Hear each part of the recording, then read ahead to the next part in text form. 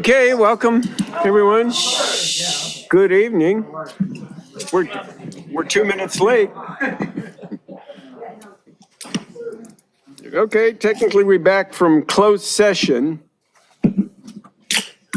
Roll call, please. Councilmember Nierenheim. Here. Councilmember Lowenstein. Here. Councilmember Kalujedovich. Here. Councilmember Obaji. Here. Councilmember Barrett. Here. Mayor Brand. Here. Thank you, Eleanor. Any items to No reportable action this disclose? evening, Mayor. Yeah. Okay, with that, and I'll entertain a motion to adjourn closed session. Motion to adjourn from closed session to open session. Second. Okay, any objection? Okay, so we are adjourned. Now I'd like to call to order a regular meeting of the City Council. Roll call, please. Councilmember Nierenheim. Here. Councilmember Lowenstein. Here. Councilmember Kalujedovich. Here. Councilmember Obaji. Here. Councilmember Barrett. Here. Mayor Brand. Here, let's all rise and salute the flag and take a moment of silence. Okay, ready? Begin. I pledge allegiance to the flag of the United States of America and to the republic for which it stands, one nation, under God, indivisible, with liberty and justice for all.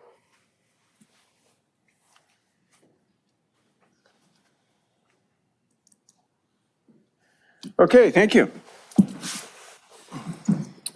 Okay, any announcements from Councilmember Ehrenheim? Yeah, a couple of quick announcements. This weekend I have my community meeting at Alta Vista, 9:30, second Saturday of the month, as usual. And Thursday night is the holiday stroll in the Riviera Village. And that starts at 5 o'clock. We'll have a ton of activities for the whole family, pictures and Santas and music. The whole area will be blocked off for everyone to come on down and roam around. It'll be a great time, lots of fun. And that's all I've got. Thank you. Okay, Councilmember Lowenstein. Hi, thank you, Mayor.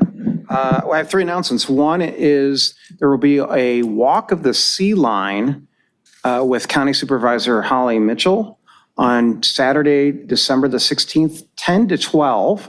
Meeting place is the William Green Park in Lawndale.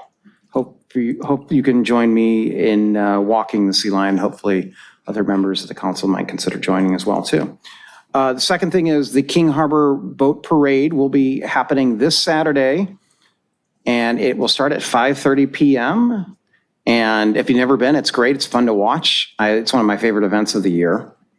And then finally, feedback. If you want to give feedback on the new Seaside Lagoon designs, tomorrow evening at 6 p.m. on the second floor of the main library in the big conference room there, you can provide feedback and help us shape what the Seaside Lagoon will look like for the next 30 to 40 years. So hopefully you can make it. Thank you.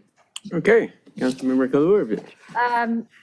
Yes, I attended the South Bay Aerospace Board meeting. We continue to discuss ways we can find military housing here in the South Bay. I also attended the Cal Cities webinar on new laws impacting cities, which we discussed lots of topics. Homelessness, mental health, sea level rise planning, ADUs, affordable housing, just to name a few. I had my District 3 meeting last Saturday. I wanted to thank Police Chief Hoffman and Deputy City Prosecutor Joy Ford for joining us. We had just good discussions about e-bikes, which we'll be discussing tonight, and bike safety, quality of life issues, and data around theft incidents. I will not have another meeting this month in December, but we will have another one in January. Thank you. Okay, thank you. Councilmember Obaji.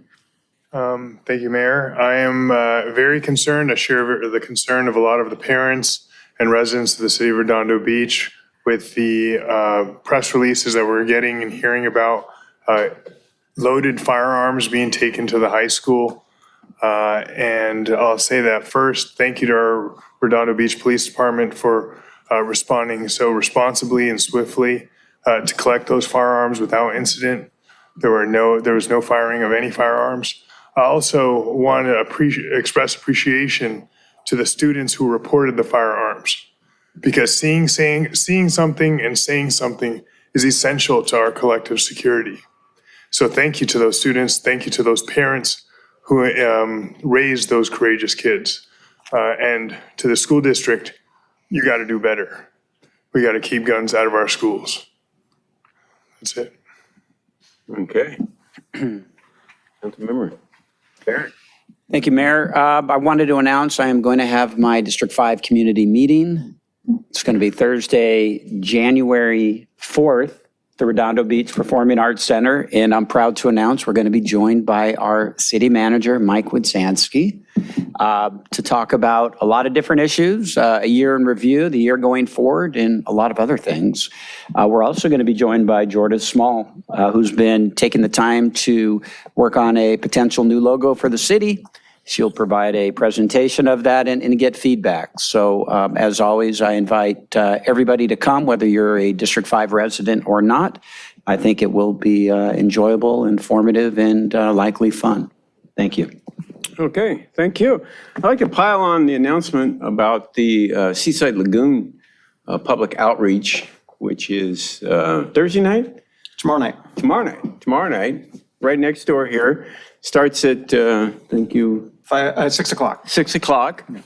It's been there for 60 years. It's time for a renew. I first went there in 1966, if you can believe that. Boy, I thought I'd died and gone to heaven coming from Dallas, Texas.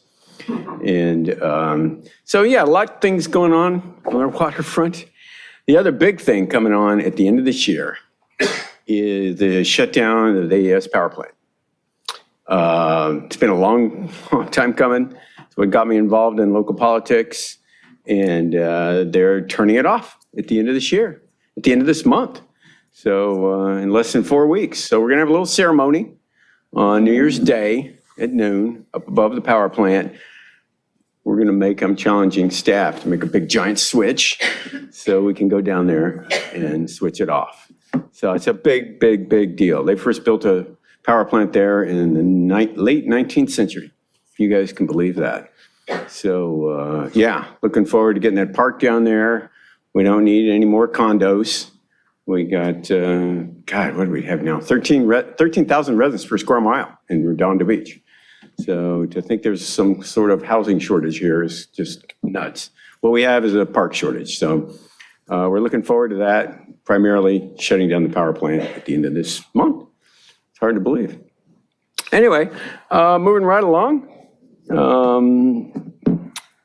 We'll go to, I guess we're going to a regular meeting of the Community Financing Authority. Well, actually, approve order of agenda. Anybody okay with the order of agenda? I'd like to make a motion, Mr. Mayor, if we may, to move item N4 after N1, just because I think that there's a resident or two here for that item. I'll second that. Okay. Any objection to moving item N4 to item N2? Is that correct? Yeah, it's in front of N2. Okay, hearing no objections, so ordered. Okay, agency recess. Item F1, regular meeting of the Community Financing Authority. Haven't seen Wendy yet tonight. Is Wendy and Colazzo here? or- No presentation on this particular item, Mayor, so you can convene as the authority and proceed through the consent calendar item. We can answer any questions you okay. have. There's no formal presentation. Yeah. I need to pull that up, and don't I? Give me just a second here, you guys. Since there's no presentation, I still got to run the meeting. That's unusual. Okay, I'd like to call to order an item or order meeting of the Community Financing Authority. Roll call, please. Member Nierenheim. Here. Member Lowenstein. Here. Member Kaludjidovich. Here. Member Obaji. Here. Member Barrett. Here. And Chairman Brand. Here, thank you. This thing's slow and pulling up. Just a second here.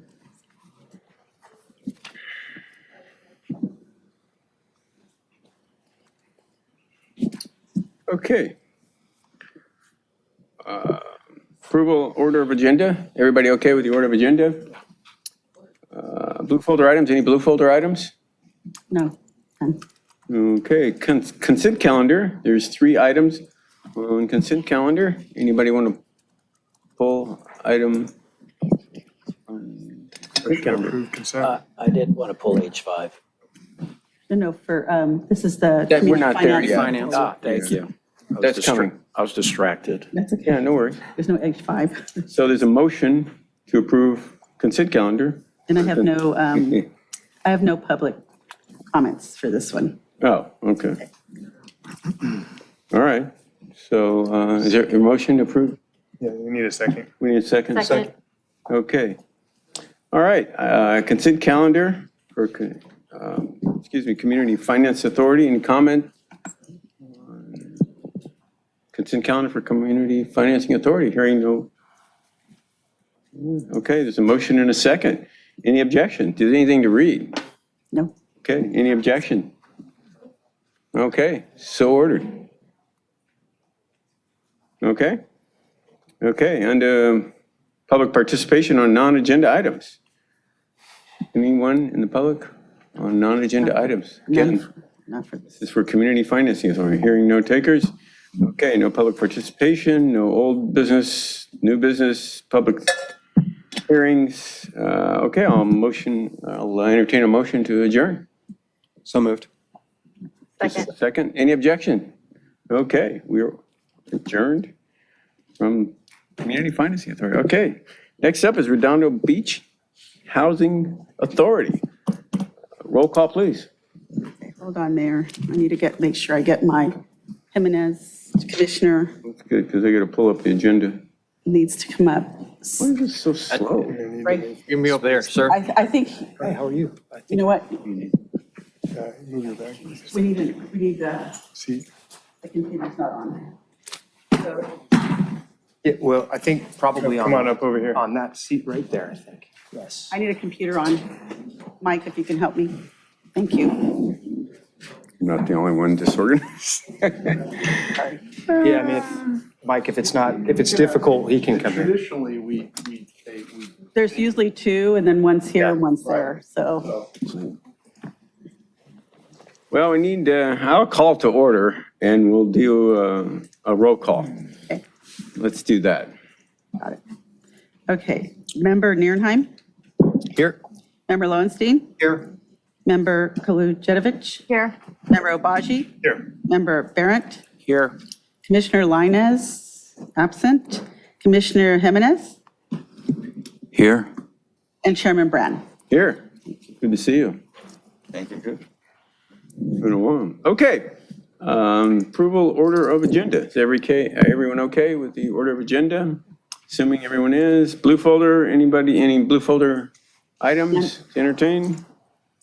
Okay, consent calendar, we got 3 items on the consent calendar. Anybody want to pull an item from the consent calendar? Anybody out in the public want to comment on any item from consent calendar? Okay, Motion to motion. approve the consent calendar items for the Housing Authority. Okay, there's a motion and a second. Okay. Any objection? Everybody okay with the consent calendar? Okay, well, yes, not quite. Okay, anything to read? None. Okay. Public participation on non-agenda items. Any comments? None. Okay. Again, no old business, but we do have some new business, a status report on Section 8 and Fair Housing Program. So take it away. Thank you, Mr. Mayor. As you mentioned, this is your quarterly update. And we have our housing manager, Ann Halika Savala, with us, and she'll be giving you the presentation tonight. So I'll hand it over to her. Excellent. Hello, good evening, everyone. So this is the Section 8 and the Fair Housing Quarterly Status Report for the months of September, October, and November of 2023. We currently have 440 families on our program, of which the majority are either seniors or disabled. Our goal, as outlined in our agency plan, is to house 633 families. The challenges that we continue to face to reach our goal are low vacancies here in Redondo Beach, negative stereotypes about our program, and the rising rents. And we do not have a lot of landlords that want to participate in our program. The table on screen reflects the Section 8 activity over the last 3 months. We were able to execute 17 new contracts, which for us, that's 3 times what we normally do. So we did very well. We renewed 82 leases. We only had 6 families permanently off the program, and mostly those were people that passed away. The average monthly housing payment is $1,413 per family, and the total amount of money dispersed over the last 3 months was $1.818 million. The following information is regarding funding for our Section 8 program. We receive our award letter, usually the first quarter of the calendar year. So for this year, we received it in March. All of our programs are fully funded. That's the Housing Choice Voucher Program and our VASH program. Right now, we get about $138.05 per unit lease. So the more units that we have leased, the more money we do get from HUD to administer the program. The other program that we administer, the Emergency Housing Voucher Program, is also fully funded. We were awarded 29 vouchers. So far, we've been able to lease 17 families. Another highlight for us is the the VASH program, which is permanent housing for homeless veterans. Right now, we have 34 veterans housed in Redondo Beach. Our goal is to be able to utilize all 40 VASH vouchers that we've been awarded. Our VASH vouchers, we're able to set higher payment standards. Right now, they're set at 160% of the fiscal year FMR. An increase in higher payment standard allows our veterans to search and secure nicer housing here in Redondo Beach. Our Section 8 waiting list. Right now, we have about 1,058 families on our waiting list. This waiting list was last opened in September of 2015. In November, we were able to pull 100 families and issue vouchers. Any applicant who wants to check the status, their status on the waiting list can call the number on screen, 855-361-9512, or they may visit the website www.waitlistcheck.com. The Housing Authority continues to refer any families who need a housing advisor or need legal advice to the the Housing Rights Center. Anyone that has help, needs help with any discrimination investigations, mediation, counseling, or just education, can call the Housing Rights Center at 1-800-477-5977.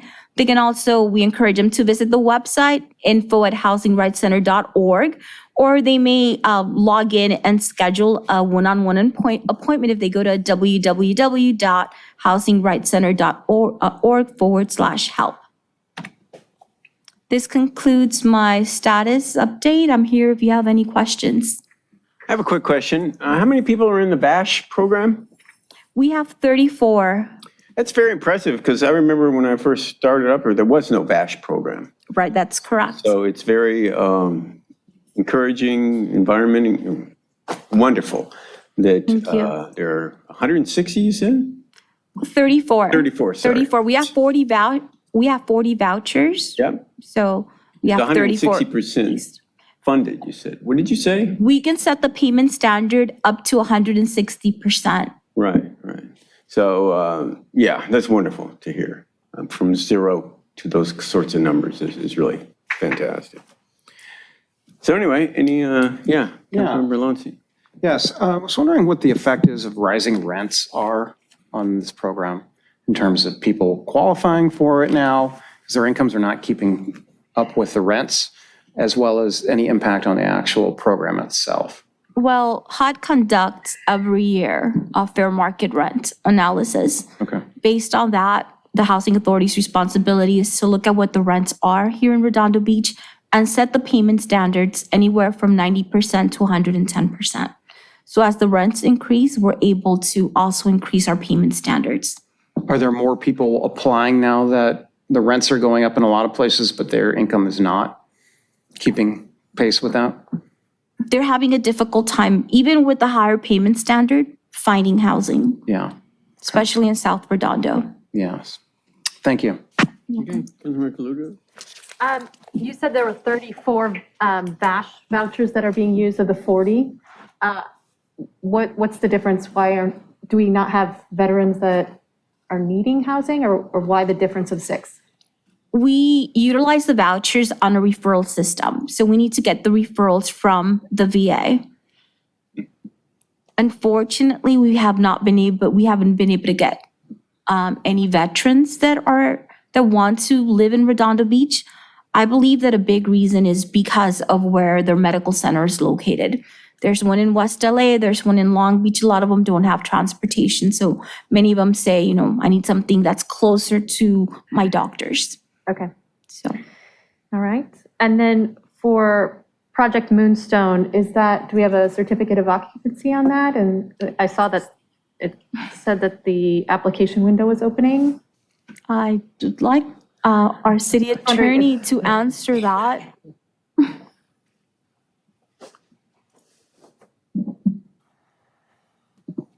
I believe the most current information is that Project Moonstone intends to complete construction in February and start leasing it up in March. The wait list, to be clear, will not become active until the completion of the change from motel use to residential use is complete. And there are some legal reasons why that has to occur. So they're just being very proactive in making certain that when it can go live, we're set up. So then what was presented here will probably change, meaning the December 8th application window? Well, the application window will probably stay the same. When it will be effective, you're just creating a wait list well in advance, months in advance of when it will be used. Got it. Okay. Those are the only questions I have. Thank you. So will Project Moonstone residents come from the pallet shelter and other, homeless, unhoused locations, or will they come will be Section 8 applicants? Or are people at the pallet shelter Section 8 applicants? Well, the council will decide when the project-based voucher program goes live, but the council gave direction that living in successful residents in the pallet shelter get priority from your housing authority in being awarded those project-based vouchers. Got it. I think prior to the project-based vouchers going live, that Century Housing has indicated they're going to work with Harbor Interfaith, who runs our pallet shelters, and will let them know who successful people who are ready to move on from the pallet shelters into the permanent supportive housing. Thank you. Okay, any more questions? All right. Any referrals to staff? Anyone? Oh, Mayor, just for the record, I have no e-comments. Yeah, no comments. Item. Yeah. Okay. I actually do have a referral. I became aware of a potential grant opportunity, home ARP. Are you aware of this? Is that something that you're looking into already? Yes, we've become aware and we are looking into it. Okay. Thank you. Okay. I think that's the first time I've ever heard. I have a question. These shelters you talked about, where there people are transitioning, they're not in Redondo Beach, or they are in Redondo Beach? The pellet, you were referring to the pellet shelter? Yes. The pellet shelter is in Redondo Beach. Okay. I was just wondering.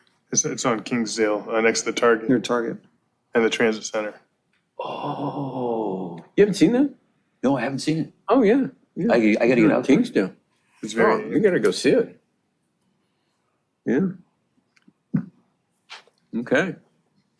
All right, no more referrals to staff. I guess I'll entertain a motion to adjourn. motion adjourned. Second. Okay, any objections? Okay, we are adjourned.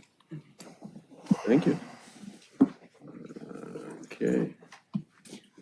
Where are we here now? Okay.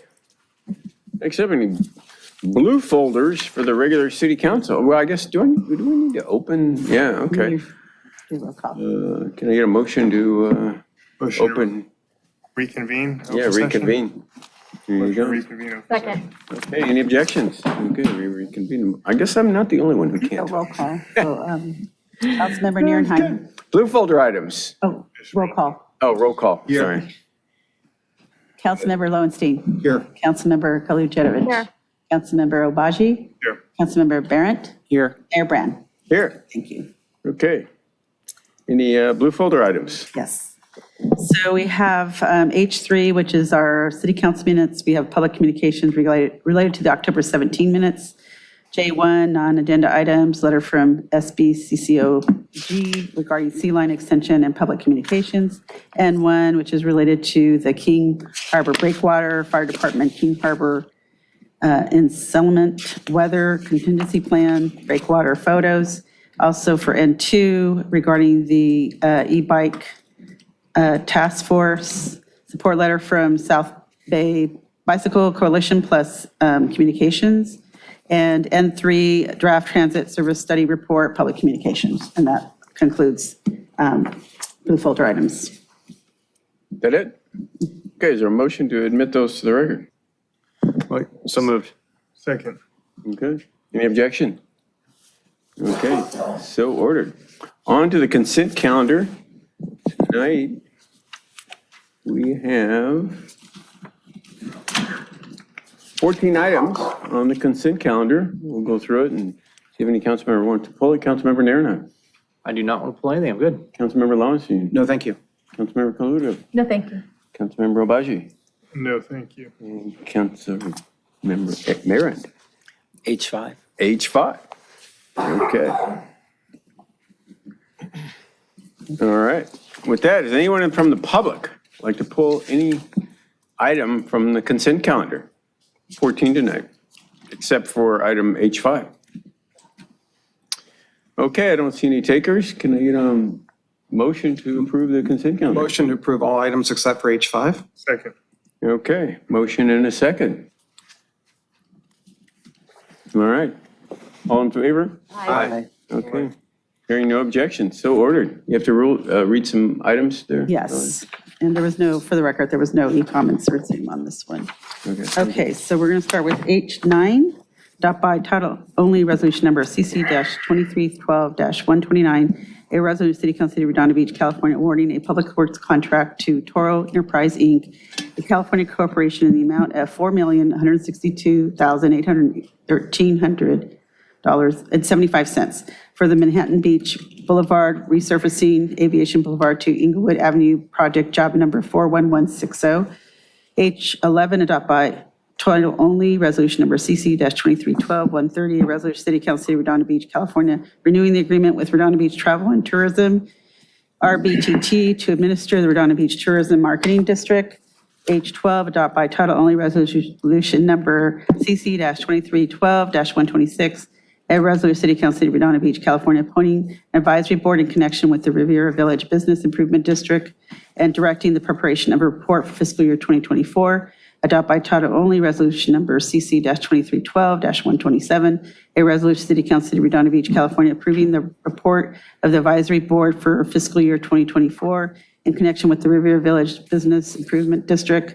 Adopt by title only, resolution number CC-2312-128, a resolution City Council City of Redondo Beach, California, declaring its intention to levy an assessment against businesses within the Riviera Village Business Improvement District from fiscal year 2024, and setting a time and place for hearing objections. There are two.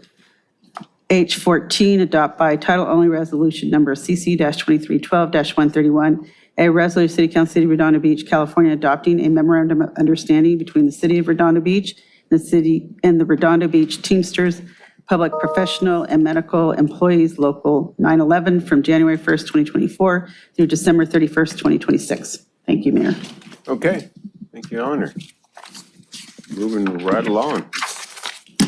On the fun part, public participation. Oh, we need to go to H5. Oh, I'm sorry. Item H5, Councilmember Barron. I only pulled it to abstain when we vote.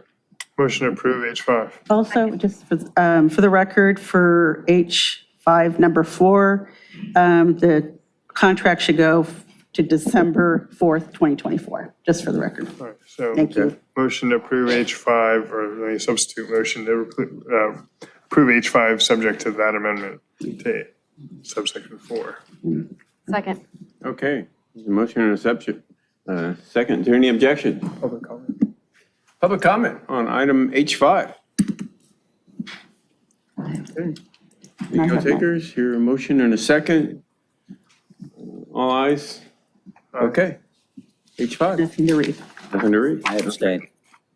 If you're, got it. Thank you. Now, item J, on to public participation on non-agenda items. This section is intended to provide members of the public with the opportunity to comment on any subject that does not appear on this agenda.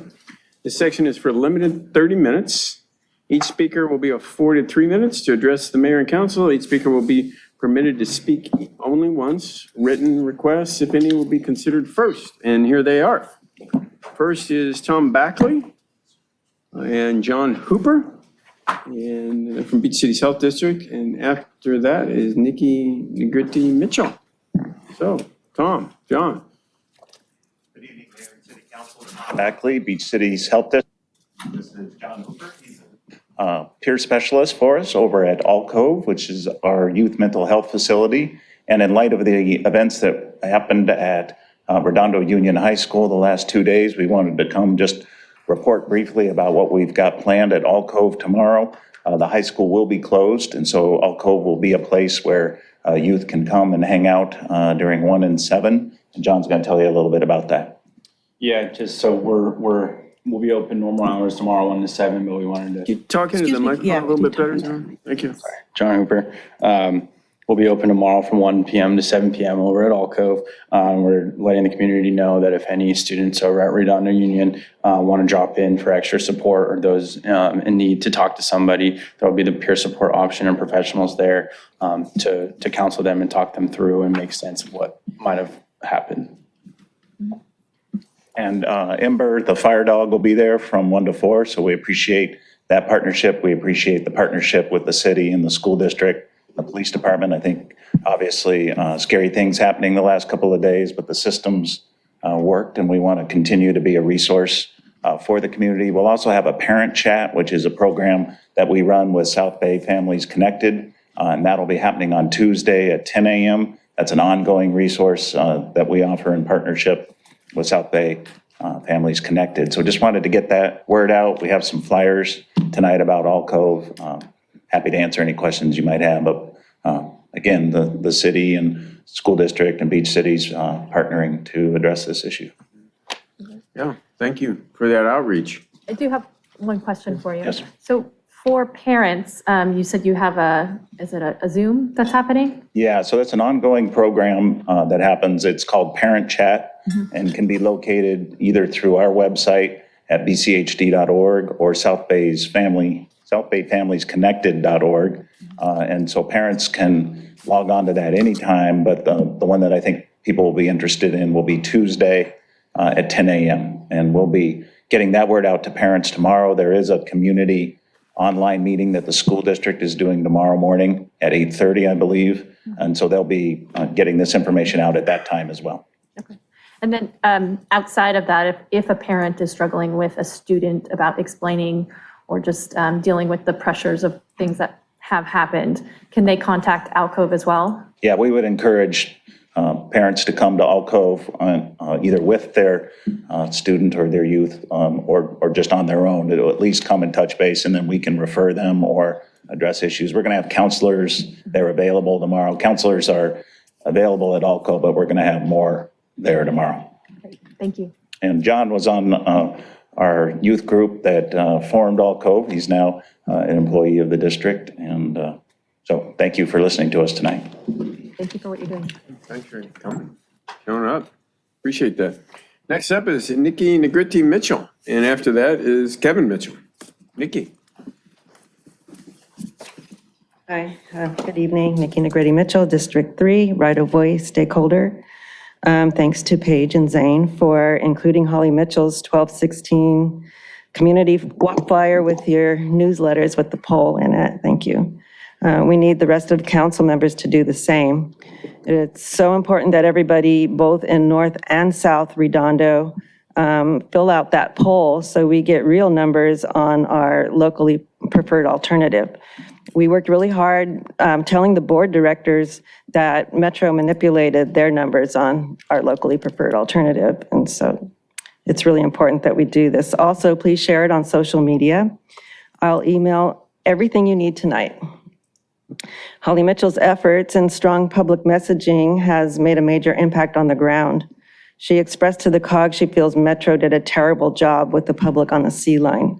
Her words, not mine. And we can show her our gratitude by getting all Redondo residents to fill out the poll, please. I want to make a couple of things clear for those who've not been able to get their head around what we're doing.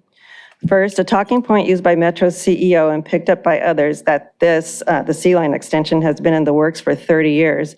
However, 21 years ago, in 2002, BNSF was at the South Bay COG discussing what to do with the right-of-way after rerouting all the freight. BNSF suggested a linear parkway, bike, and walking path was easy to do on lightly used or abandoned corridors. If this was really in the works for 30 years, then why was BNSF and South Bay COG talking about a right-of-way greenbelt 9 years into it? It doesn't add up. And sometime after that, the greenbelt got quietly shut down and word didn't make it to the real estate agents. And that was a clinching selling point for us. 17 years ago was Metro's 2006 Harbor Subdivision Transit Analysis Report, where all of the erroneous data that we've been working so hard to challenge originated from. This document should have only been characterized as preliminary and should have been fact-checked locally. Ridership will be 35% stronger on Hawthorne Elevated, and that route would also enable the Greenbelt to come back into consideration. So we, along with Metro, can plan more multimodal amenities, such as the bikeway walking path. Secondly, Metro's David Meager stated last year definitively that row at grade now characterized as elevated at grade, is no longer the plan. As we know, the current right-of-way option trenches under 170th and 182nd for necessary emergency mitigations, driving that cost up. So the 3-bar cost chart that continues to circulate is not valid. There should only be 2 bars, row hybrid and Hawthorne elevated. Metro's updates and corrections always go under the radar and unaccounted for in public discourse. We need those updates emphasized strongly so discourse can be based on facts rather than the gaslight. Motion to extend for 1 minute? Okay, is there a second? Second. Any objection? Okay, go ahead for another minute. Thank you. Wow, a whole minute. The newsletters, please, it's really important that we get the whole city of Redondo Beach to tell Holly Mitchell what our locally preferred alternative is. Share it on social media, share it on Facebook, send out an email blast if you've already sent out your community newsletter. You can put it in an email blast separately. We can bring flyers to your community meeting on Saturday, I think. Anyway, what else? There's been a lot of drama happening around this in Lawndale. And so the walk, Holly Mitchell's walk, looks like it's going to turn out really big. Say when it is again. It's the community, okay, so Holly Mitchell is doing a community walk on the right-of-way in Lawndale, as Councilmember Lowenstein announced. And Say when it is again. December 16th. December 16th on Saturday at 10 a.m. Okay. to noon. Here we go. All right, thank you. Thank you. Mr. Mitchell. Hello, Council and Mayor. Nice to see all of you here today. So yes, as my wife said, we have a big walk on the 16th, and we're hoping for a big turnout. We've been talking to residents, and they are energized. We've made more flyers. We've got other people asking for flyers, so that's all really good. We've been going to COG meetings. We've been going to speak to Metro. We've sort of been boots on the ground about this because we've sort of learned from this council that we need to talk to these people directly. We need to be in their face. We need to show our presence there. And this council has been very supportive of those efforts, and I thank you for that. As we move forward, I didn't prepare anything for this one. What we want to emphasize is that Hawthorne is actually not only viable, Holly Mitchell comes from a background of funding for the state. She knows how to get money. She's on this. So we need to look at Hawthorne as a way to be a big moneymaker for the South Bay in general. I've expressed this to the COG. There's all types of new money generators coming out of professional sports with the Clippers and what's happening in El Segundo. And this provides a way for us to sort of go forward over the next 50 years and see our cities be prosperous, which I think is vital. And that corridor in particular serves that function for the South Bay without having to run over neighborhoods. So it's there for us. We just need to get the vision out there. We need Lawndale to understand that it's in their best interest as well. But that's all I really have to say. I went to District 3 meeting. I met the chief of police. I really want to say, it's a tragic thing that's happened the last few days here, but glad that nothing really tragic happened. So thank you. Thank you. It's you guys' activism that has really turned the tide on where things were headed, and it needs to continue. Any other public comments on non-agenda items, come on down. We don't have any other more written requests. This is Holly Osborne, District 5, and this is sort of on the fly here, but I just wanted everybody to see what the flyer looked like. Okay, see the audience, you can see it too. And I just, you know, I'm an engineer, and what I see is all the numerical mistakes in DEIR. I was a systems engineer for 40 years. That was my job, review documents and find numerical mistakes, even on the stuff I didn't know about, and I was very good at it. And I've found lots of mistakes in this, and I present them in 1-minute increments downtown or 3-minute increments at the COG, and there's always difference. And this latest one, well, here's a part of my speech. Oh, you're talking about the C line extension? Yes. Yeah, okay. Yeah, we that's what didn't- I'm talking about. Yeah, I'm The just green line. making it clear for Okay, everybody. but especially the green line through the row. That is where lots of mistakes have been made. The row is too narrow, but since they bought it, they thought they have to use it. And so I first became interested in this back in 2018, when I first looked at the sketches as to how Metro would be implemented with the existing freight train. This is in the Lawndale row. I walked the row and I noted many inconsistencies in the diagrams and realized that the Metro would not fit in the narrowest part of the row of 75 feet, okay?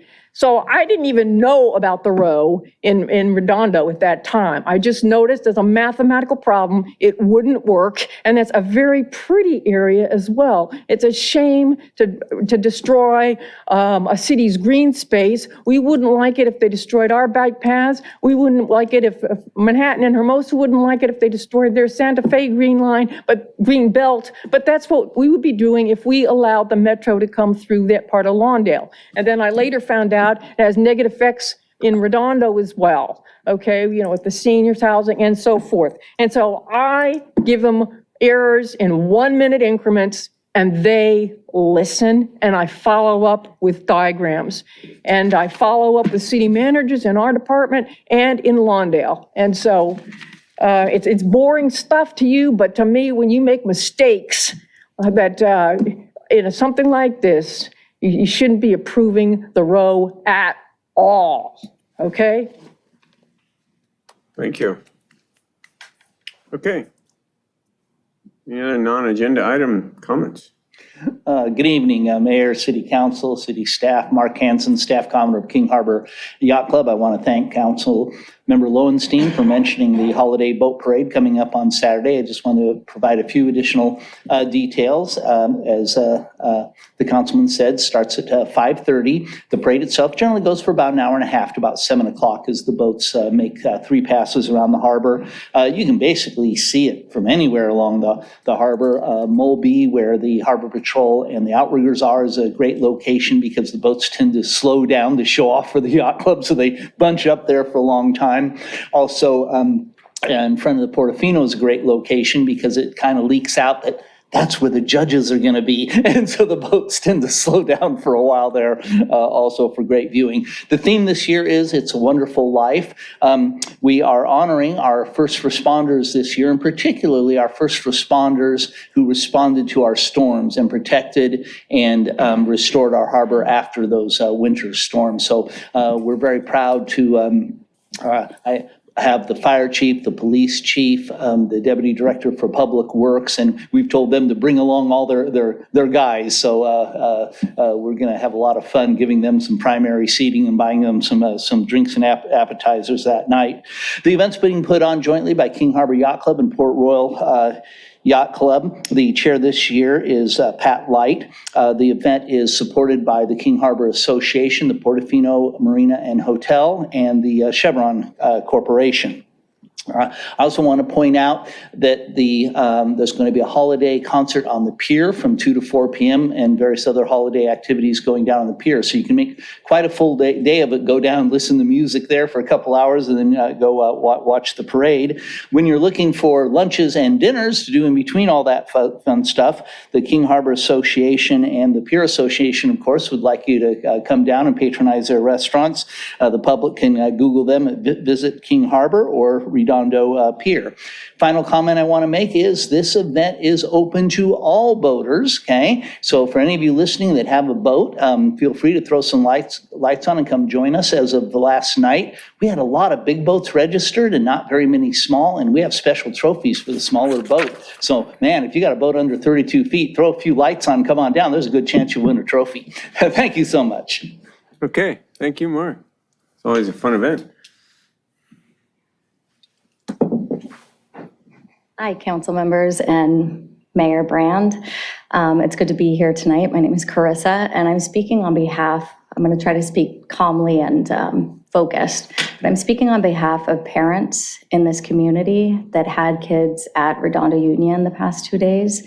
I know this isn't the board meeting, but I do know that there's about 3,500 kids that go to that school last time I checked, maybe more. And all those kids have parents that all live in this community. And we were scared. And I want to commend Chief Hoffman, I saw him today, and all the police officers that were there yesterday and swiftly responded yesterday and today. I was so thankful for having the Redondo Beach Police Department with us and for us. It seemed like everything happened very quickly on that end. But yesterday I brought up the fact to a couple of friends and I said, am I overreacting? I was very nervous about sending my son to school today. And I wasn't sure of how do we know that this isn't going to happen tomorrow? What are the details? And especially because in this time and in this world, kids have all sorts of technology. So I'm getting bombarded with kids and parents and students, all their text messages saying, there's somebody coming tomorrow. There's something gonna happen. This kid was coming on because he wanted to fight this kid, and I know that a lot of it is noise, and I don't pay attention to much of it, but it was still very scary. I ended up taking my son to school today, or he drove himself, and it was because he said, Mom, you're overreacting. I get a text message at 9:15 where he says, we're in a lockdown. And at that point, I was on campus in 2019. I was one of the therapists that responded on campus at the STEM high school shooting in Colorado. And the parents, teachers, staff, everybody that was there said everything happened so fast, we didn't even know. And for me, I ran over to the school and I stayed my distance knowing the police were doing their thing, but immediately pulled my son, and they are being closed tomorrow. I'm very happy about that. The police and the letter that was sent out, the joint statement, was important. It's closed tomorrow. I want to make sure that we as a community come together to find out how we can stop this from happening and mitigate anything prevention-wise. I don't know about taking, and hopefully I learn tomorrow more, but about sending my son to school on Thursday. And my friends are all in the same boat, and parents. I had a friend crying. I had her daughter calling me crying, saying, can you get me out of school? But her mom was in West LA. And it was a big, intense scene. And I want to make sure that you guys are aware that this is a big deal, that Redondo Beach Unified is doing what they need to do to make sure that we know that our kids are not, their lives are not in danger when we're sending them to our schools in our community. So thank you very much. Yeah, thank you. Yeah, obviously, everybody was very concerned about that. I hope a lot of you take your concerns to the school board meeting, and I'm sure you will. But I assure you, everybody's, taking a full stop and looking at everything. Okay, any other comments under non-agenda items? Joan Irvine, District 1, Mayor, City Council member, City staff, the residents who are here and out there. I'm here to talk about Keep the Esplanade Beautiful. We had our first Saturday sweep this past Saturday, and I'll have to tell you, we are getting more and more people who are coming to our monthly sweeps. They're always the first Saturday.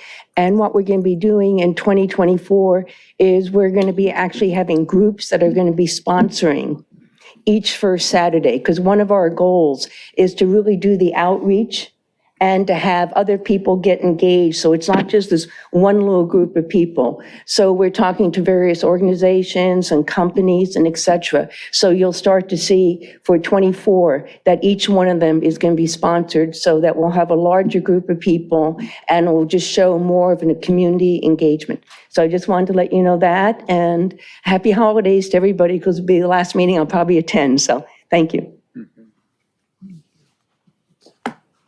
Okay. Anybody want to say anything under non-agenda items?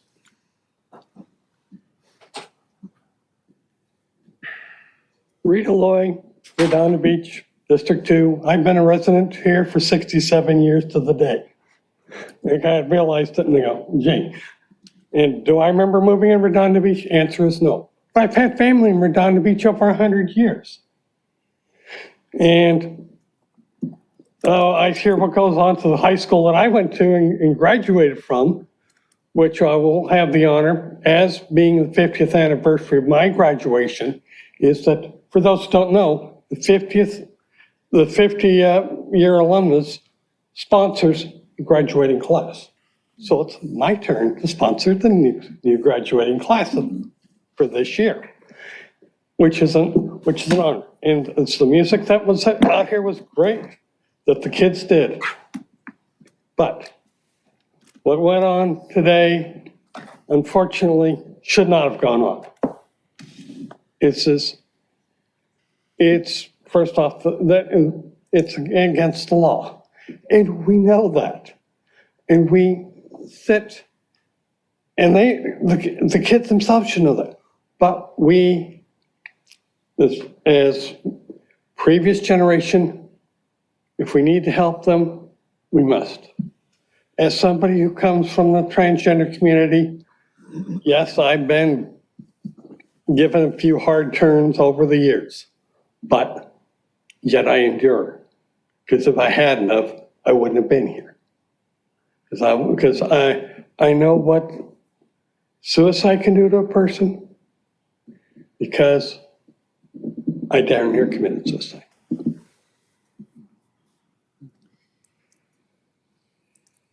Okay. Any other comments under non-agenda items? So if anybody would like to speak on Zoom, please raise your hand. And I have no e-comments. Looks like none on Zoom. Thank you, Mayor. Okay. Thank you, Eleanor. Okay, moving right along. We have no public hearings, so we'll go right to items for discussion.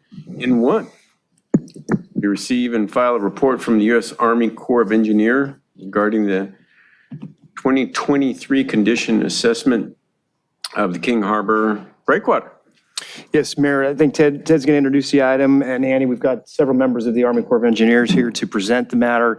I just want to thank them for coming down, being diligent in assessing the condition of our very important breakwater.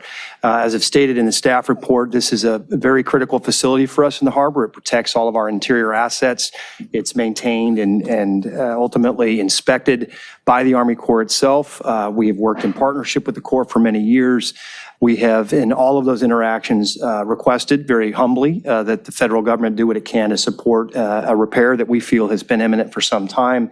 And we're grateful that the feds have added funding to their fiscal year budget to help execute that repair. The disappointing reality is that repair will not occur until this summer. So we're going to have to do our best to deal with the structural facility as it is today. You're going to hear from our fire department this evening to talk a little bit about our contingency planning associated with emergency response in the event that we have certain storm or surge activity that might give us concern, potential evacuation strategies, et cetera, if that is significant enough. But for now, we'll go ahead and turn it over to Ted and Andy and then the members of the Corps who are we're grateful they're here to help us out and walk you all through what they observe year to year on the structure itself. So Ted. Thank you, Mike. And Mike, you've done a wonderful introduction to this. Mayor, I'll tell you that since in my 8 years of being here at the city, I have met multiple times with the Army Corps representatives. They have come out here on an annual basis and we've been in constant communications. So as Mike said, we're very grateful for their oversight and we're very grateful that they actually have the funding to move this project forward. We'll let them introduce themselves more clearly later, but we're joined tonight by Jim Fields, Blake Horita, Chuck Mesa, and Chris Hayward from the Army Corps, two of which I've met multiple times out in the field. As Mike's mentioned, we do have two presentations for you, one that Andy will introduce for the Army Corps group that's actually starting to show on the screen, and then we'll have our fire department talk about their contingency plan for our winter of 2023. Real quick, as a point of order, did the agenda change around? Did we have N4 in front of N1? Oh, this is first. Oh, this one for- okay. One and then four. Okay. H4 is next. Correct. N4 is N4 next. Okay, sorry. So with that, Andy, I'll go ahead and hand it over to you. Yeah, I don't have much more to add other than to invite Chuck Mesa up, who will be giving the presentation for you tonight, and I'll be advancing the slides.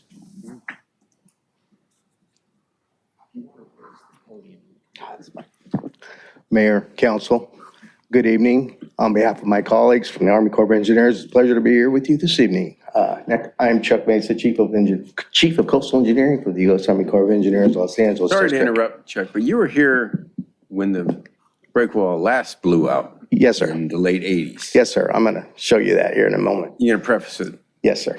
Thank you. Yes. Because a lot of people have no idea why we're concerned It's, about the break first wall. slide. Next slide, please. On January 16th to 18th, 1988, we had the storm of the century that was born out of the Gulf of Alaska and bore down on Southern California. I don't need to tell you the outcome of that storm event, but I did want to point to that little green star there. That was me.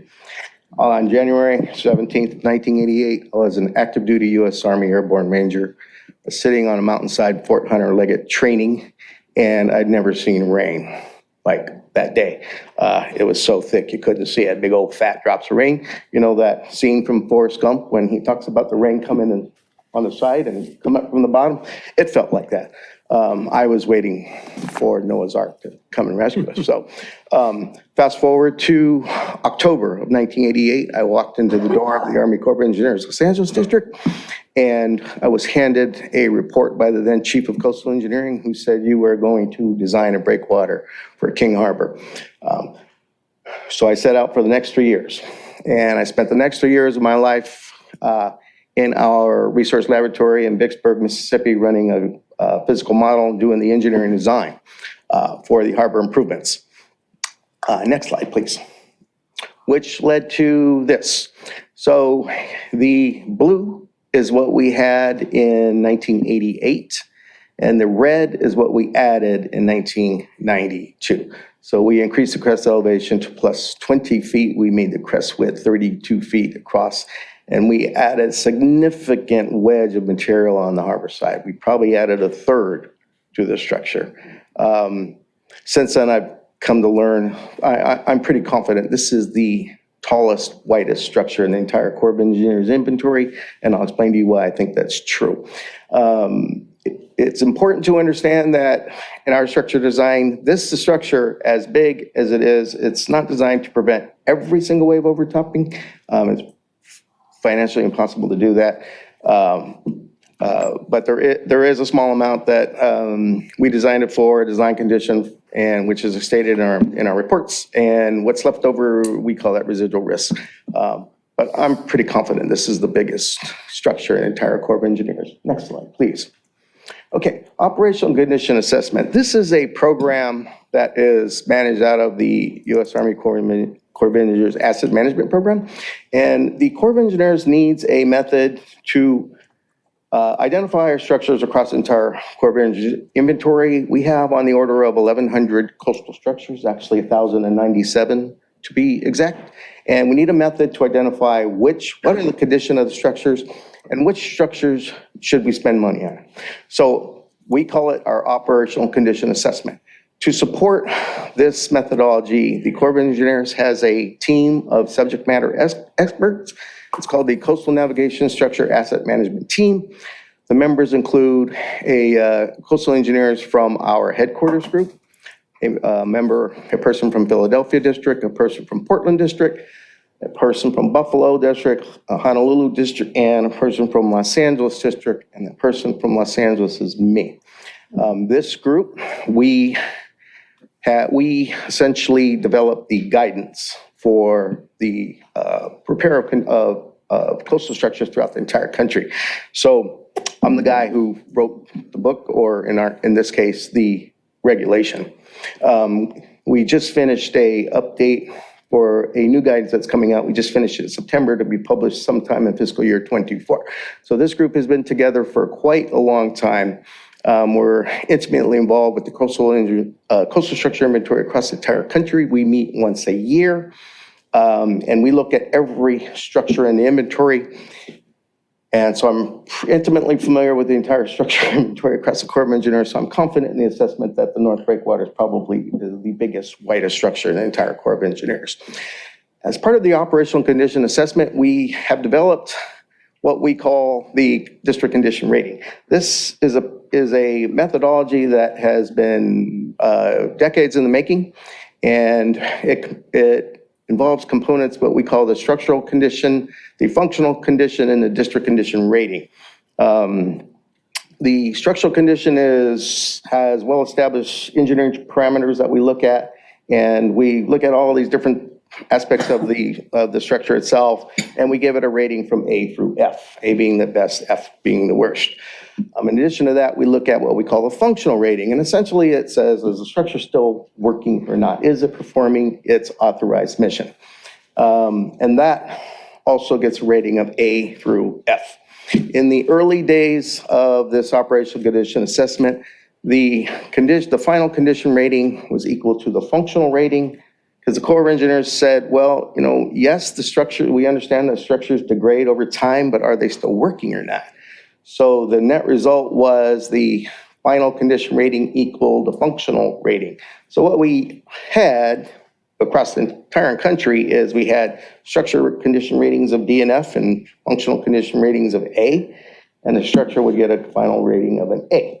So it's very common to get essentially an F-A combination, and we had screamed across the entire country because what we were seeing was structures were degrading over time, and the Corps wasn't putting in the resources necessary to keep these structures. Yes, sir. Question, when you say functional condition, are you referring to, is that keeping water out on a regular day, or is that keeping water out during a storm? Whatever the purpose of that particular structure is. So this applies to breakwaters, jetties, groins, all the navigation structures we have in the entire Corps of Engineers. So whatever that mission of that structure is. So it's a combination, for a breakwater case, the North Breakwater, basically the wave overtopping over that particular structure.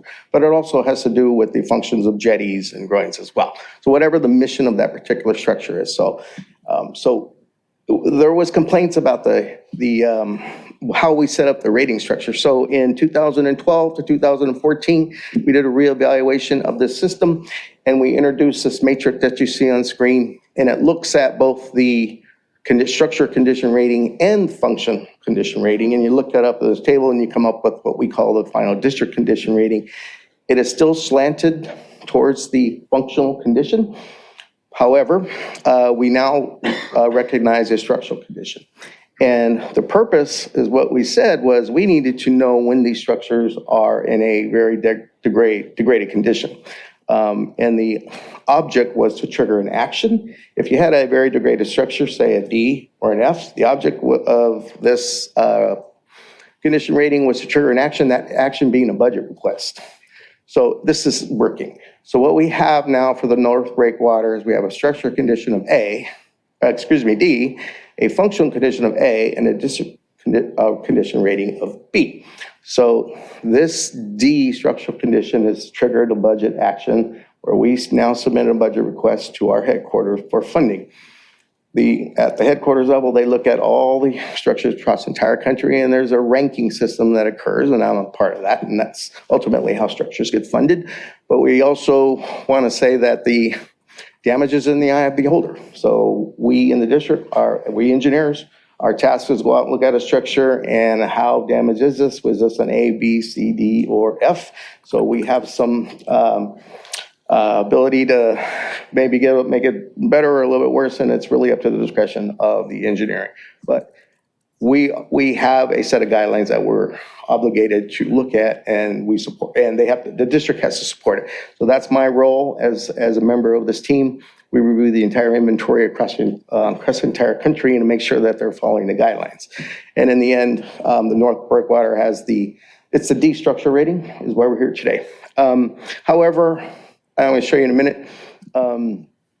Given that the size of this structure and the damages, even though, yes, it is a D rating, it's a very, they're very targeted deficiencies in the structure.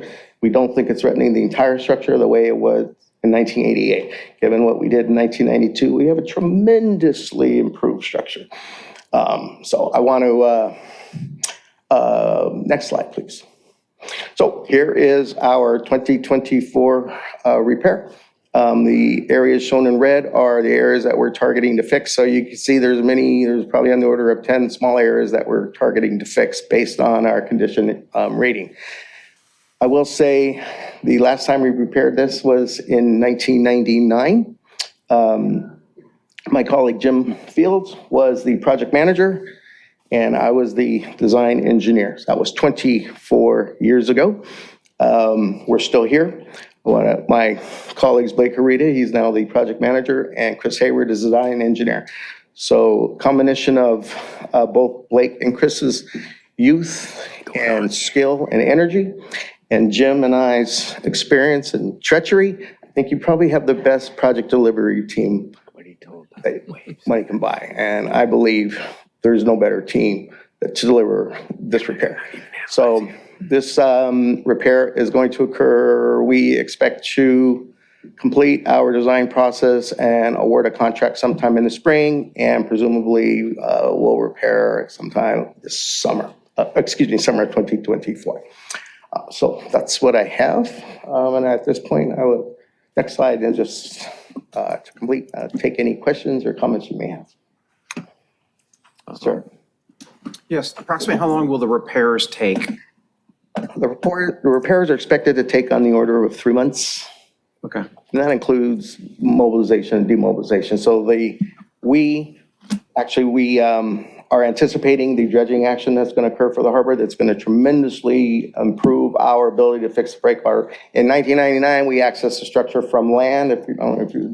We used the yacht club's land as a storage area. Hopefully we won't have to do that. We can access the structure from water, which will be just minimize the disruption to the harbor itself. Something on the order of 3 months. Okay. And you're aware that we are dredging the area on the other side? Yes, we have been the harbor coordinating side. with the city engineering staff for several years on that issue. Okay, this is the million-dollar question. What do we do this winter? How do we deal with it? Because obviously we're going to have to survive this winter.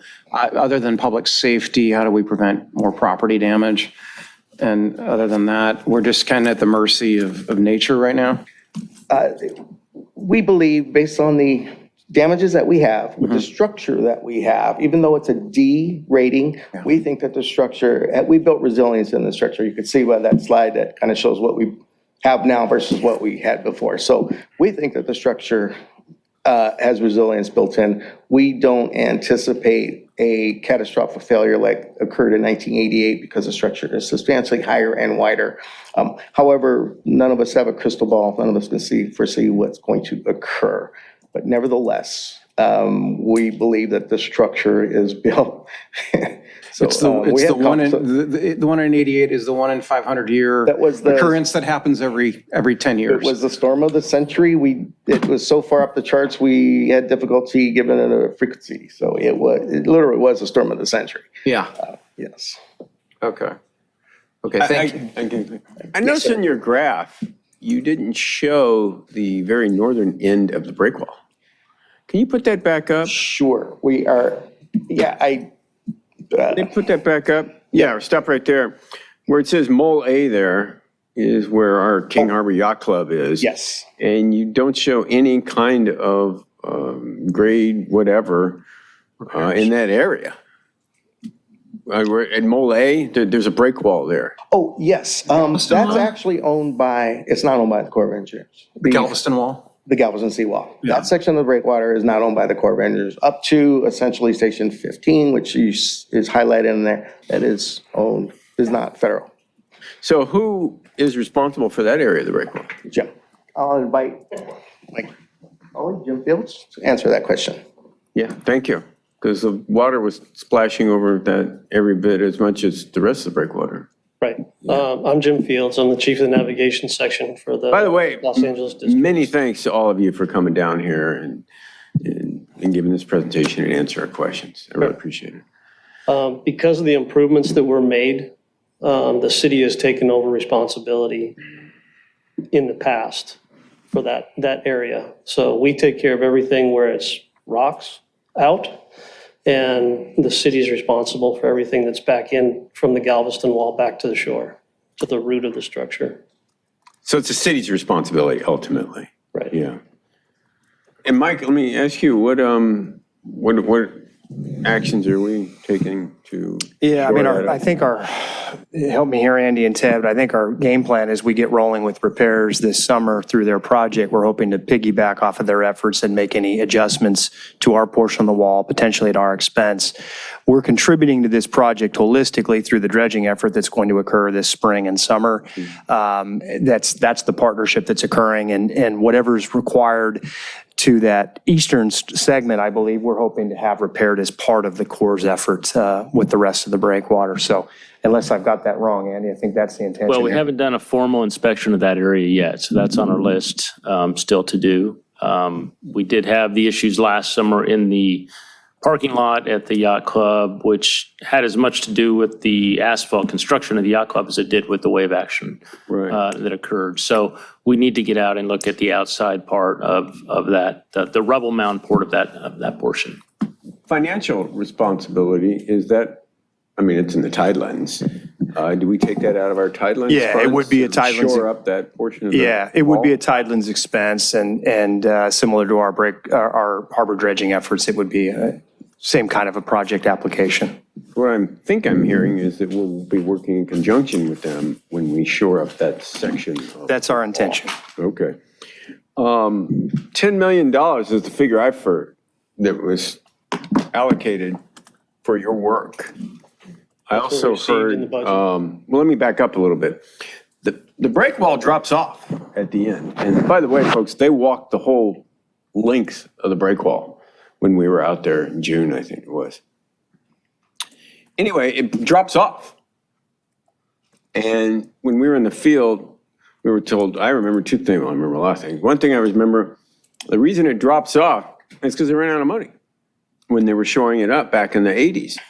And the second thing I heard was $10 million was a figure I heard. Maybe I shouldn't be asking two big questions at the same time. But I heard that $10 million wasn't going to be enough and they're going to need more money. So. On the issue of the, you're talking about the very farthest end of the North Breakwater. It's a lower crest elevation. That was a joke that we used to make, that we ran out of money. Oh. In fact, our physical modeling, our physical tell the ocean modeling that that? I spent 3 years in our laboratory, it showed that just raising breakwater wasn't getting the wave reductions in Basin 3. So that triggered the extension of the South Breakwater. So the South Breakwater is doing most of the work there. So we didn't necessarily have to raise that last end to achieve the wave reduction in Basin 3. So yes, it looks awkward. We didn't actually run out of money. We didn't need to raise that section. Okay, that's good But to hear. I do want to mention that we are repairing the very north end of the breakwater as part of this work. The very I didn't what? show it here. The north end of the breakwater, the You very are? far end of the breakwater. It's not shown here, but we are Oh, you are? repairing that section. Yes, we're not raising it. We were just, because it's pretty damaged, and we are going to fix that But as you're well. spending money on it. Yes, we are. Yeah.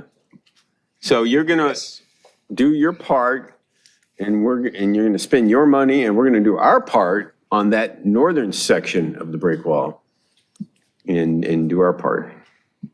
Is that? Chuck, if I This can- is the first if I I've can heard help you, this. I think you're talking about the lower section of the breakwater. Yes. At its north end, where it elevates, that's where you're making these repairs. Yes, the very lower, where the navigation is, the lower section of the north breakwater. Yeah, that's south. We're going to The fix that southern as tip, well. so the northern portion of the southern break wall. Okay. Yeah. Right.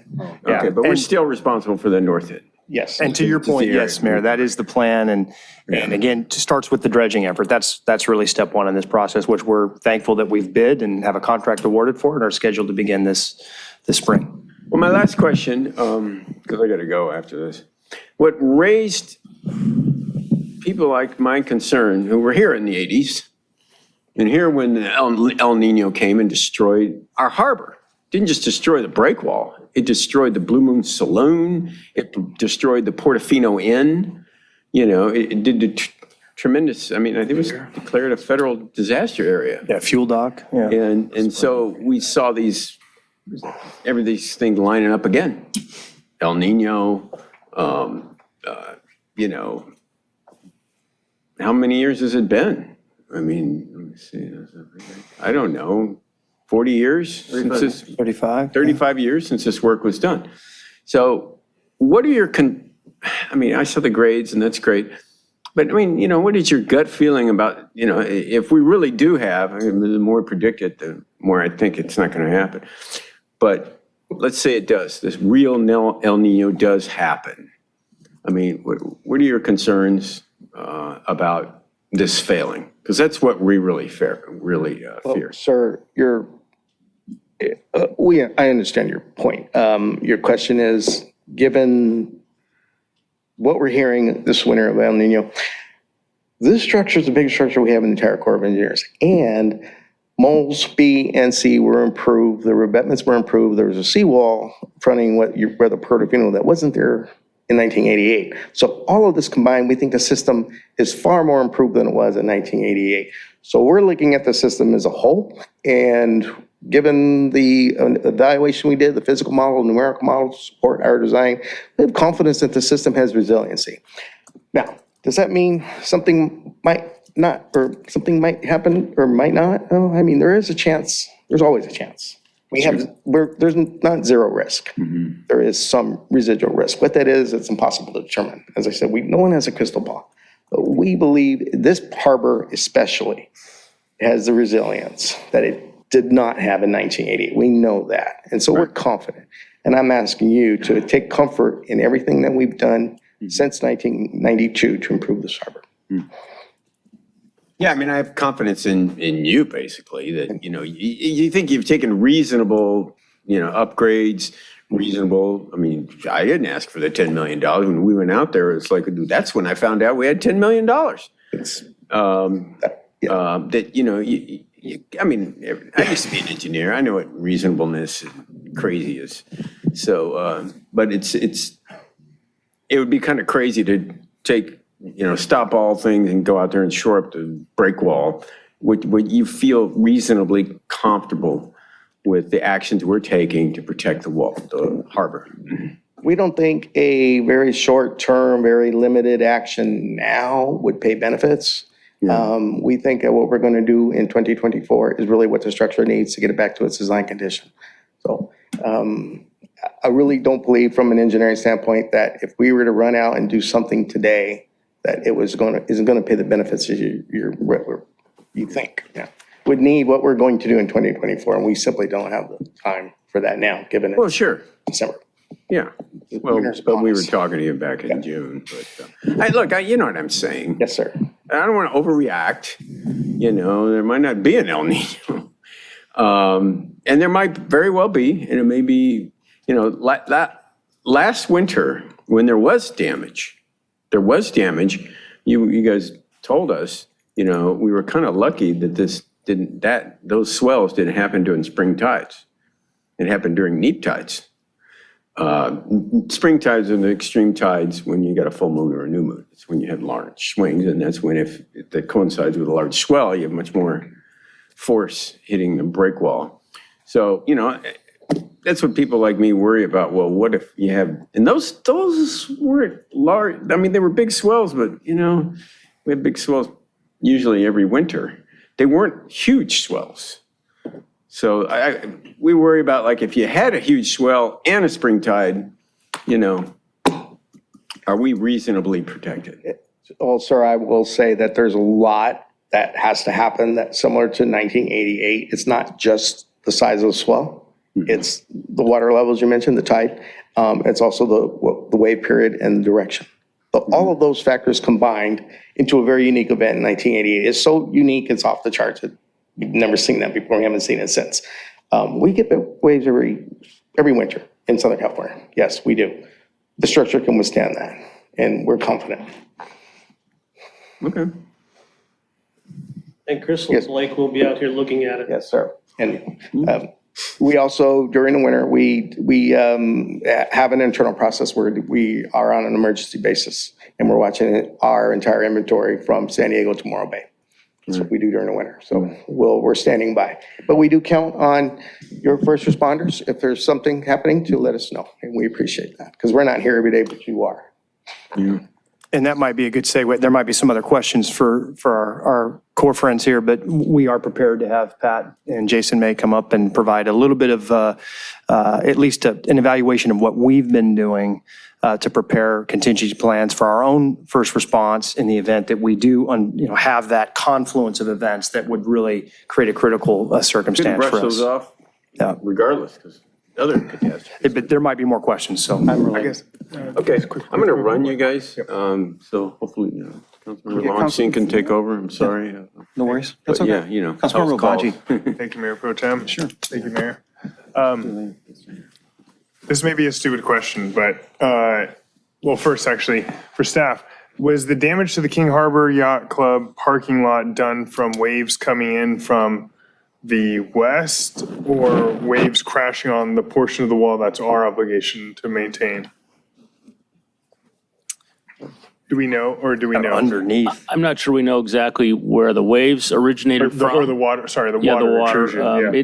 That corner is the vulnerable corner. That's where it takes the brunt of the action. The corner where the parking lot starts on the. Parking lot is kind of behind the Galveston wall portion. Okay. But not sure if all the uplift forces that created that damage to the parking lot came directly opposite that Galveston wall or other locations. And so are you all aware of the damage that occurred there, the intrusion on this graph? Essentially, right where your improvements start, that was essentially the intrusion point. You were all cognizant of that. You saw the pictures of damage and the like, right? Yes. Yes, sir. That section is, the damages are twofold. One, from water coming over the top and actually impacting the water. And the breakwaters are permeable. That's the way they're designed. So you get water flowing through. So you get an uplift force that was just mentioned. So both of those are contributing to damage that occurred in the yacht club parking lot. And that has occurred more than once over time. Okay. So that area is vulnerable. I will mention, if you don't mind me taking 20 seconds, during the physical model study, we observed the curve having damages. I observed it most of the time. And that area it's because of the influence of the submarine canyon. What it does is it bends these waves and it aims it right at the bend, which is also why they have a big left that breaks there. And so that big left that everybody surfs is also what's causing the damage right at the bend. And it's also causing the damages at the parking lot. So it's just a accident of geometry, of the orientation of the structure and the submarine canyon and the direction and period of the incoming wave. So all of those things have to happen all at the same time. Okay. And so do we lose out by having the Army Corps of Engineers design this whole repair, and then we piecemeal the rest of the Mole A with some other engineers or some contractor and repair that? Or is there some sort of method to contract the Army Corps engineer to do this all at once, kind of make a holistic sound system here? I don't think that there's a real loss by not going with the Corps of Engineers, because it's basically two different types of repairs.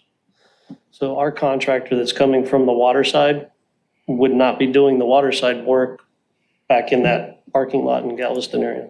Okay. Thank you. But there is a mechanism. We do see this in our dredging operations, where a port or harbor will ask us to do work. We call it contributed funds. It's a very long agreement between the local entity and the federal government to do that. It takes something on the order of a year, but it can be done. Because we recognize that, yes, this equipment's big to mobilize and it's expensive, but there's nothing that says you can't do this yourself. As Jim mentioned, that portion of the work should be done, must be done by land, because it cannot be done by water, where we're expecting the work in 2024 to be done by water. So it's different plant operations doing the work. So we can certainly discuss it, but there is a mechanism, and we do it on occasion. Understood. Yeah. Thank you. Okay, is that it? Thank you. Councilmember Narenheim. Thank you, Mayor Pro Tem.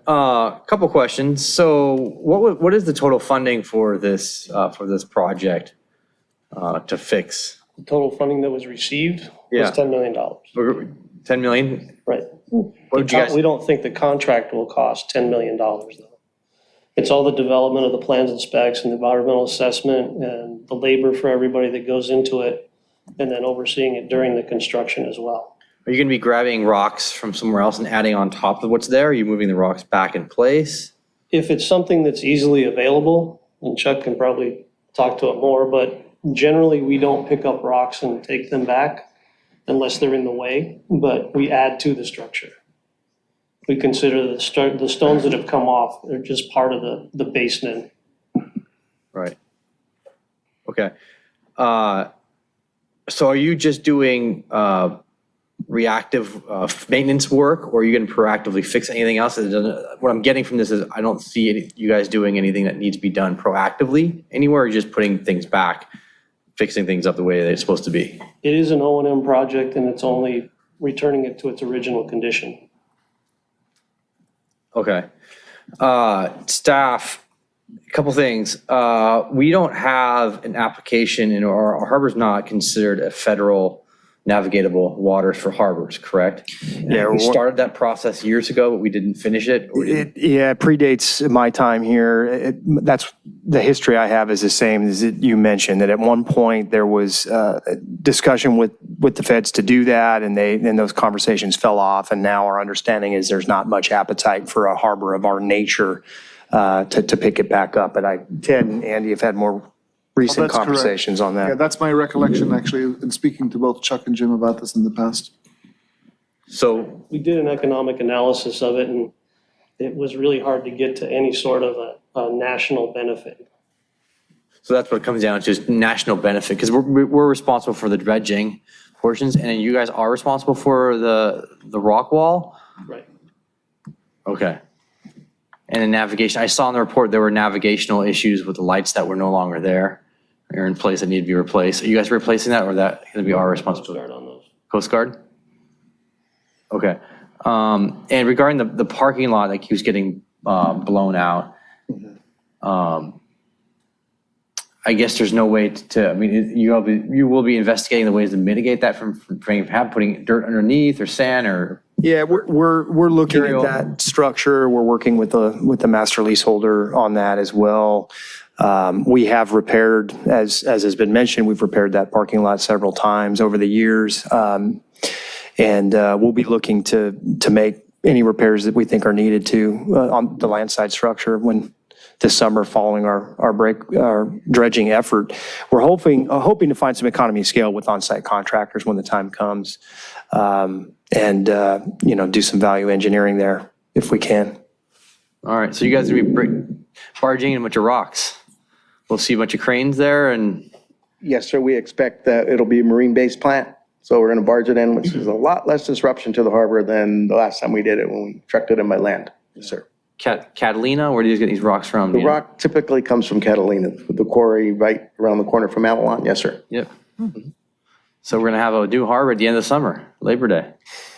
Breakwater. Breakwater, dredged, it'll be dredged, it'll be cleaned up. Yeah. It'll be Fingers crossed. 10 million plus a couple $1 million. Yeah.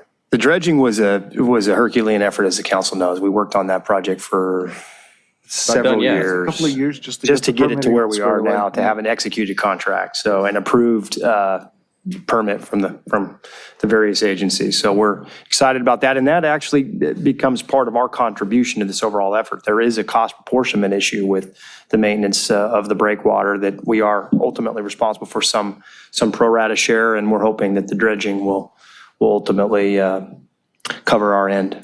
Okay. Well, yeah. I was just going to say, one word of caution, sir. Jim mentioned that we have $10 million and we like to think that's enough, but we've all seen what a price of a 2x4 at Home Depot is since COVID. And we're seeing prices explode for dredging across the country. So we got our fingers crossed that we need to make a design to match the funds that we have. We think we have it right now, but it just never know. So just the word. It's the world we live in today in 2023. The only request I have is make plenty of habitat for lobsters. Big ones. Okay. 1 footers like this big. Yes. All right. You can do that. All right. That's So- it. Thank you. Okay, thank you. Thank you, gentlemen. I'd like to ask Chief Butler, Jason, if you wouldn't mind coming up. Just want to ask a couple questions in terms of our public safety preparedness. And Mayor Pro Tem, they do have a presentation set of slides that we can bring up. Okay, great. Why don't we start with that? Excellent. And we won't interrupt you like the other commission. Too soon. Good evening, council members, Mayor Pro Tem. Patrick Butler, interim fire chief and harbor master, and I have with me Chief Jason May. He's the chief of operations and has a lot of background in contingency planning. I'm gonna let Jason kind of cover most of the information, but let me just kind of start off with, we look at the triggers in kind of three buckets. What's the wind doing? What are the waves doing? And what's the tide doing? Like the mayor talked about the tide. So wind, waves, and tide begin to be our triggers for the 3 levels of response we're gonna have. And our response matrix is not designed for what the current structures right now. We're thinking beyond that, because God knows we could have the biggest breakwater out there, and it doesn't take much for Mother Nature to overwhelm that. So with that, the fire department looks at contingency planning with 3 areas of focus: life safety, incident stabilization, property conservation. Life safety is get everyone out of the way, like a fast-moving brush fire or an event. Second piece is how do we keep this thing from extending beyond where it's at? And then the last piece is the recovery effort. How do we get folks back in business? How do we get the folks out there to inspect it? And this earlier this year, we had an opportunity to walk the breakwater with everybody. We've been working closely with the Corps, Zoom calls. The city managers coordinated a lot of our conference calls with them. So with that, I'll let Chief May kind of go into the overview of what we're planning on doing and any questions. Evening, Mayor Pro Tem, council members, city staff, public. It's an honor to get to present to you tonight, and I'll walk you through kind of our modeling and our anticipated actions as a city staff. Next slide. So right now and through the balance of the winter, summer, any given time, we're always monitoring our weather at a 14-day window. I'm looking for the potential landfall, the risk, impacts, and the confidence in that projection. And our 2 primary sources for information are the National Weather Service, and then also using a windy app, which is you have on your phone. And that's specific to Redondo Beach. We're very fortunate in the city. At the National Weather Service, we actually have a member that works there will give a spot weather forecast specific to Redondo Beach at any given time. It's somebody that used to be the fire chief of Redondo Beach, actually has his son working in the National Weather Service. He has a very vested interest in our welfare. So when we have large weather fronts coming through, he gives us kind of a spot weather specific to us and what we can anticipate. So we try to be as accurate as possible. Not to mention that Chief Butler is somewhat of an amateur meteorologist, as an avid pilot, and is always monitoring weather, given his extracurricular activities, but he's always got a close pulse on the finger. And I used to work for the Weather Channel, so there you go. Yeah, but we were very fortunate to have that young kid because he runs the complete weather briefing for the entire state. And so he gives us kind of some personal touch on it, but thank you. Yeah, it's Ryan Cattell, whose father, Chief Cattell, Bob Cattell, was the former fire chief when I started with the fire department, hired me. His son now works for the National Weather Service, so he's very attentive to our needs, which is a great asset to have given our current potential El Nino winter. Before I start on our storm response levels, I want to really emphasize that while the fire department's presenting tonight, this is really an interdepartment, interdisciplinary approach towards our problem solving. So when we talk about some of our asset deployments and resource deployments, it's really a heavily collaborative effort with Public Works, Mike Klein, Ted Simon, community development, and our partners at the police department. So when we talk about briefings, we're going to be having briefings with all those partners for the lower acuity swells. Next slide. So our storm response level, though, this is our typical winter storm as it approaches our weather. We're monitoring it from that 14-day window towards us. And then kind of this is what our general criteria is, although each storm is very specific. So kind of we're looking for winds between probably 20 and 30 knots, projected swell heights under 15 feet, and a predicted high tide less than 5. So none of these really high and low tides. And this is just a typical winter storm with us. Make sure we're doing our interdepartment coordination, specifically with Public Works, police, fire, and then community development, depending on that. Public sandbag stations will be opened up. We will consider closing Yacht Club Bay with collaboration with the Yacht Club, keeping them apprised of our decisions. And then patrolling the harbor, specific if we have any heavy weather impacting that area. So this is just typical winter storm. Our response level 2, next slide. It's kind of, we had one of these storms basically last year. Again, our swell direction is very specific. We have specific directions that are going to impact the breakwater heavily. We monitor those. And then the north, northwest, and west winds in those ranges. We practiced this with Hurricane Hillary when she made landfall and was coming towards the LA area. So we had a virtual EOC, which means a Zoom call with the relevant department. As we progress with our response to these, we start with basically a city response at our level 1. A level 2, we start coordinating with our area resources and potentially statewide resources. And then we get to our 50 years, 100-year storm level. We're talking about state level resources to support our actions. So in this type of storm, we're expecting, considering shutting down the Horseshoe Pier, obviously involving the Waterfront and Economic Development Department in that decision-making, notifying all of you, and also working collaboratively with Mike Klein in staging public works equipment in critical locations, specifically the beach that's adjacent to the breakwater in front of the chart house. We have a lot of sand movement on that area. We don't want wave action coming up and over Yacht Club Way, so we try to be as proactive as possible with what the anticipated actions are. We also work collaboratively with our other cities that can provide us with resources if we do need to take any significant answers. So cities of Torrance, El Segundo, LA County, LA City that can assist us if we do have a significant operation. And then we'll also upstaff both Public Works and our Harbor Patrol personnel. Our finest and highest level, our final and highest level preparation is storm level 3. This is that predicted 50, 100-year storm, kind of what we're probably the most concerned about with this approaching El Nino. We were lucky again, we had that test with Hillary in the late summer, early fall. And then also we had that significant storm in January, which caused so much damage to our harbor, which did have significant swell heights above the 20-foot range at its peak. So that did test us there. We did get some good experience within that.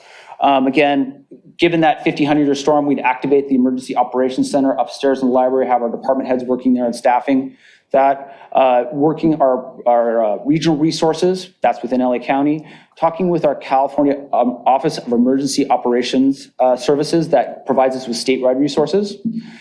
We do have a trigger point, and this is based off the Army Corps of Engineers report and testing in 1990 about swell heights inside the harbor. What a trigger point would be where we would consider evacuating the harbor west of Harbor Drive.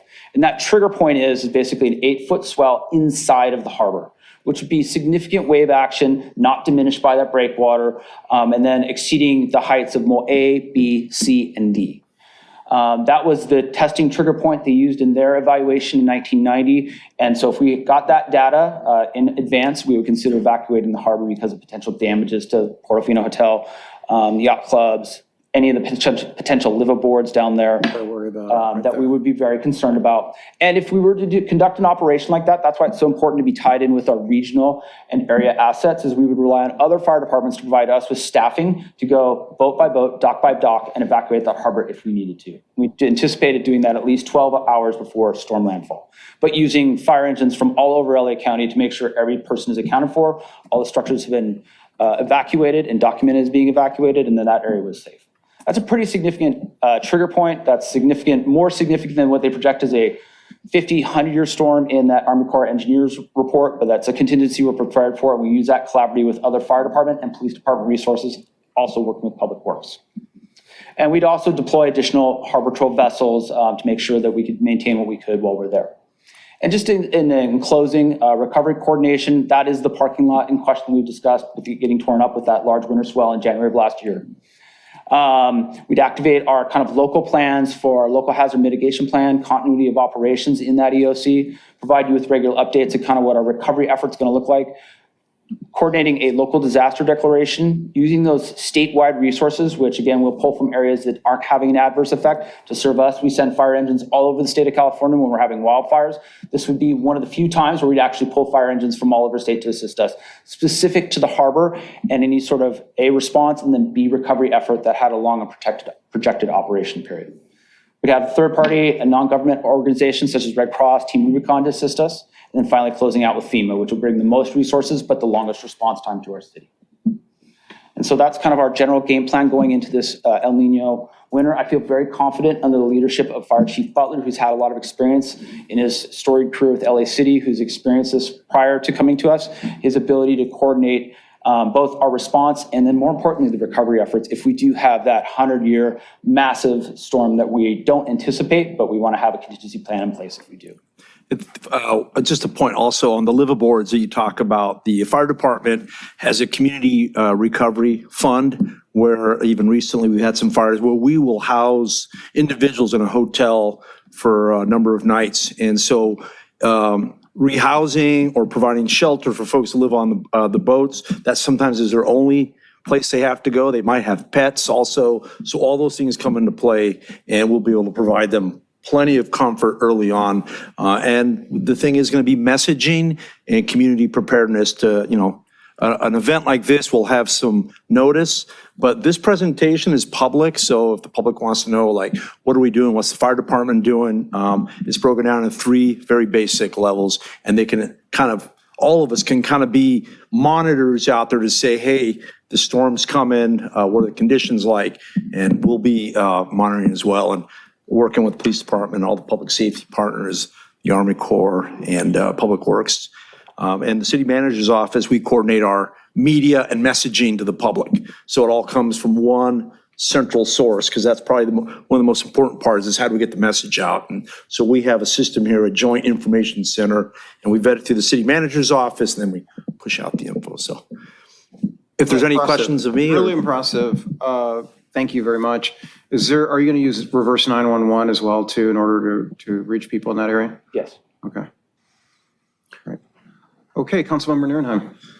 Thank you, Mayor Pro Tem. So real quick, Division Chief May. So you talked a minute ago about resources in the harbor. I know we talked about not having a federal fund. It doesn't pan out, but we do have the boomer, which is the boat boomer. That is, you know about it. You obviously know about it. You want to explain what the public boomer is? So we have a number of resources in the harbor that are specific to serve Chevron in the event of an oil spill that are staged there 24/7 for any sort of oil leakage. It's a vessel that is also a commercial grade vessel that could assist us with moving, larger objects in the harbor and is staffed 24/7 as well as a response vessel. In addition to any tugs, one of the slides up there had a large tug with water coming over the breakwater. There was a tug stage there for the tankers, which would face the same problem we would with large surf, but could also be an asset to us if we did need to move large objects around in the harbor. Yeah, we also act as the supply base for the tankers off El Segundo. You mentioned a minute ago about getting outside resources, but I didn't hear any mention about the CERT program. We have the CERT program that's going. Could we use CERT program graduates for notification and any issues, actions that we have of that matter? Yeah, the CERT team provides a valuable support effort to any sort of emergency operations that we provide to the community. So things like coordinating, where we're going to stage all the fire engines, to even, providing a place to put people when we temporarily remove them from their structures, and then coordinating, as the chief mentioned, our community relief fund, which is a nonprofit run by firefighters that will temporarily house people until larger non-governmental organizations can provide a longer-term solution, like Red Cross. Yeah, the CERT team plays a very valuable role in not only stabilizing their immediate area, so if we have CERT members that live in the harbor talking about their neighbors, coordinating search efforts, but also like a support effort to any emergency operations that go. We wouldn't want to place them in harm's way, but they're there to support our operations. We graduated a class recently, and Captain Mahoney is kind of our program coordinator. He's in contact with all of them. We have a roster of them, and also Chief Regan kind of oversees that. As well, we have disaster management training for our city employees, and we have a mechanism to bill in case there's a federally declared disaster, and all those pieces were part of the strategic plan we have in place, and we use them currently for wildfires if we get called up for that. So CERT was really helpful for us during our fish kill event a decade ago, and was very responsive and a big factor in our recovery efforts there. So, and I commend the department for rebooting efforts and rebuilding the CERT program as it stands today. Yeah, a group of volunteers in this community who are willing to help out and are trained could be extremely valuable, especially in those types of events. So just want to put that on the forefront for everyone who wants to be part of the CERT program. All right, that's all I've got. Thank you. Thank you. Councilmember Barrett. Thank you, Mayor Pro Tem. The Community Relief Fund was mentioned, the charitable fund, and I just wanted to say we had a positive experience with that in District 5 recently. Thank you, Chief Butler and everybody else, where we had a resident whose home unfortunately suffered fire damage. They were put out, and that charitable fund came into good use. So thank you guys for doing that. Much appreciated. Our current head of the nonprofit is engineer Arnold Menjivar. He's recently taken over that program. But when people give us donations to the fire department, typically it goes to that community relief fund, and then it temporarily houses people if they're put out because of a fire, significant water damage, any sort of impact, and then provides them with also money to buy clothes, because if your house catches on fire, you have no clothes, that type of thing. So, and it would have a great setting for this particular type of response. We have a significant living bar community that's very important part of Redondo Beach, and could be temporarily housed until, again, those larger non-government organizations get involved. And provide We have longer-term solutions. existing agreements with Redondo Beach-based hotels that provide us a rate, and so that's really collaborative. And the last fundraiser was by a Girl Scout troop, and they raised over $1,000 for this. And it's on our social media page, but we do have a lot of folks to come out and support it, and we do use it. And like firefighters, a lot of times we don't advertise all the great things we do. I try to do it as a chief, is to highlight it, but we have those programs. And so in case you guys need anything like that. Terrific. Councilmember, are you finished? Thank you. Councilmember Rabaji. Just a quick comment. I got to see the fire department's last presentation to, I forget which commission it was, but I appreciate what a close-knit community the Harbor Patrol has down there with the liveaboards and all the folks who use the waterfront. And just a quick follow-up question on that. Do you all know where the people are residing on the boats? Or is it going to be like a knock-knock if there is an evacuation, where you have to go check every boat, et cetera? Our Harbor Patrol is very knowledgeable about that community. They're very plugged in. Like we would anywhere, whether it's a wildfire or a harbor, we would still go boat by boat, area by area, make sure that there's nobody on that vessel, and then move on to the next one, just to be 100% sure that that area is evacuated. So somebody may elect to sleep on their boat overnight, not be aware of the storm that's coming, so we want to make sure we capture 100% of the area when we're searching anything, whether it's a apartment building or the vessels in the harbor. So we would go vessel by vessel. That's why we need so many people to be involved with that process, and we would call on those regional assets, because it can be a very time-consuming but very important process if we are evacuating that area. Awesome. Thanks. Okay, thank you. Thanks so much. Anybody in the public would like to speak to this item? Great job.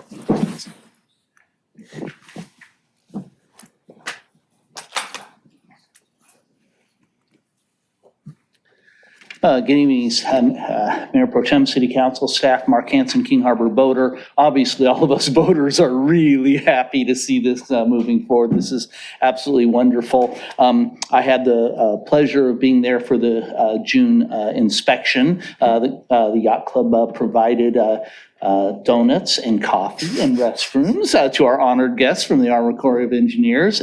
Councilman Lowenstein was there. Mayor Brand was there. And afterwards, when they got done with all of their work, Mayor Brand and I treated them for lunch at the Yacht Club. So that was all fun, but these guys are just absolutely great.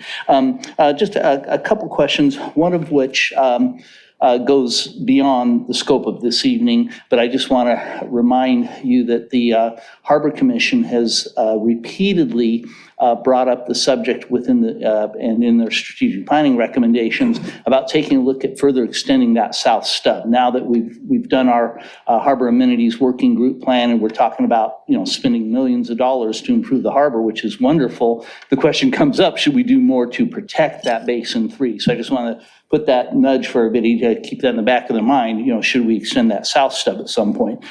Second part, at the north end, there's talk about, in fact, I got to tell you, Mike Aker from King Harbor Marina, myself, and Bill Brand, none of us really knew until that day in June that the city was responsible for everything from the Galveston Wall back. And I see Councilman Lowenstein on his head, where our jaws kind of dropped at that realization. I heard the word piggyback used to say, okay, to work on our part, could we coordinate, somehow efficiently with the Army Corps? The problem is, I think that is a very expensive undertaking, and we don't have a bunch of money in the Tidelands Fund. So, boy, I think we got some real thinking to do about what we're going to do for the part we're responsible for. Some years ago, chunks of cement were falling off of the Galveston wall, and, the city sent some folks out, but I can tell you most boaters that watched it said, well, that wasn't really a structural repair. They were slapping some cement on it to make it look pretty. And then, of course, we've been talking for years with the waterfront development. Well, gosh, are we going to have to raise a bunch of areas eventually 4 or 5 feet? And is that going to apply to that mole area? I mean, to think about trying to raise that breakwater and that cement wall up 4 feet, just a mind-blowing, potential expense. So anyway, I think we got a lot of thinking left to do at both the north and the south end here. All right, thanks so much. Thank you, Mark. Anybody else like to speak to this item? Okay. Commissioner Carlson. Hi, Roger Carlson, District 3, and also a member of the Harbor Commission. Thanks a lot for doing this, and thank you guys very much for coming.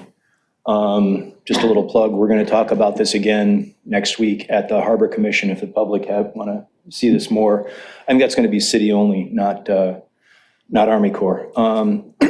2 things. I'm concerned that Nixle or the South Bay Alerts doesn't work as well as it used to. I signed up back in the Nixle days, and my wife and I are both on it, and we often don't get the same alert. So maybe that's something for the city council members to send out. I'm not sure how to sign up for it anymore. I've tried to re-sign up, and for example, the stuff that's happened at the high school the last couple of days, I didn't get any of those. My wife got all of them. So the South Bay alert system's not working as well as it might. Second thing I'd like to say, another thing we could do is just prepare other parts of the harbor for these storms. And I'd suggest walking the docks. I don't know if that's harbor master and harbor patrol, or if the responsibility falls to the marinas. But, there's a lot of older boats, a lot of boats that don't have good mooring lines, a lot of boats, don't have bilge pumps. I'm not sure, how well prepared we are. I know the harbor patrol has pumps, but I'm not sure how we find a boat that's sinking other than, someone happened to go there. So that's another thing we could do, is just walk the docks now, look around and see what conditions things are in, see how hard they are, see how soft they are. I know the yacht club pulls everything out, but in other harbors we don't. That's it. Thanks a lot. Thank you. Are we using Everbridge now? Yeah, Pat, why don't you come up and talk to the alert system, current status? Yeah, the South Bay Alert. So once a month, we have a meeting with our representative from the Area G. And so if you go to the website, Alert South Bay, there's 14 cities that belong to it. And if you go on there, you can click. And I think to your point, Commissioner, you have to subscribe to that piece. But also I know at our dispatch center, Jason Kilpatrick can put out a Nixle.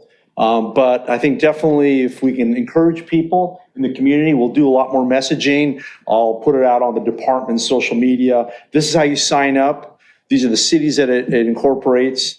And then the last piece is the wireless emergency notification. So that one takes a little more coordination, but that's the one that, pretty much hits all our cell phones when there's an Amber Alert or a Quake Alert. So we'll make sure we get the message out there. I have heard the same discussion points, and it's a common theme in a lot of communities where some people will get notifications, some don't. Which one do I sign up for? And we just want them all centralized going to Alert South Bay.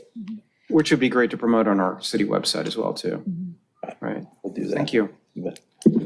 Any other comments related to this item? Anything on Zoom? Motion to receive and file a report from the U.S. Army Origin. Okay, is there a second? Second. Okay, are there any objections to that? Okay, thank you all for coming. Thanks very much to the U.S. Army Corps of Engineers. Thank you. Thank you very much. Thank you. Okay, we're now on to item N4.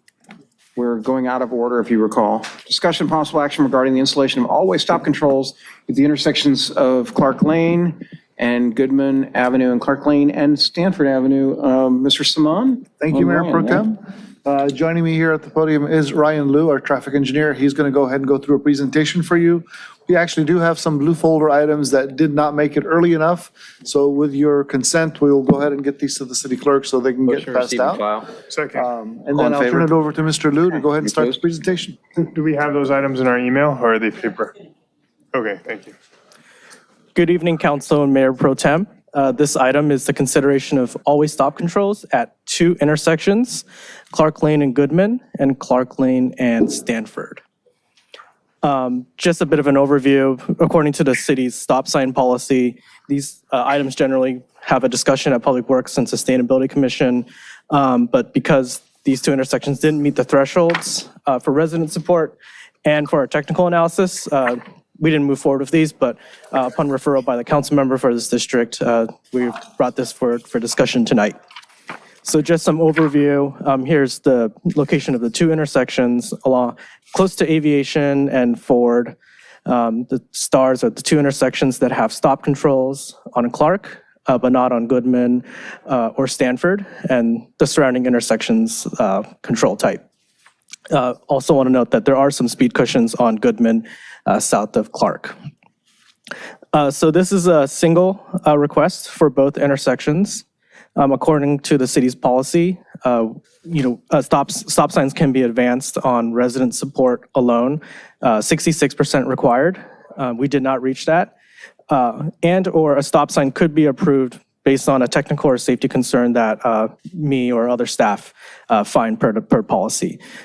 Based on our analysis, neither intersection was brought forward to the Public Works and Sustainability Commission for consideration because we didn't meet the resident support, neither did we find a technical or safety concern. So at that time, we considered the matter to be closed. But I think afterwards, the District 4 council member decided to bring these forward for city council discussion and potential approval. So digging deeper into each intersection, this is the Clark and Goodman intersection.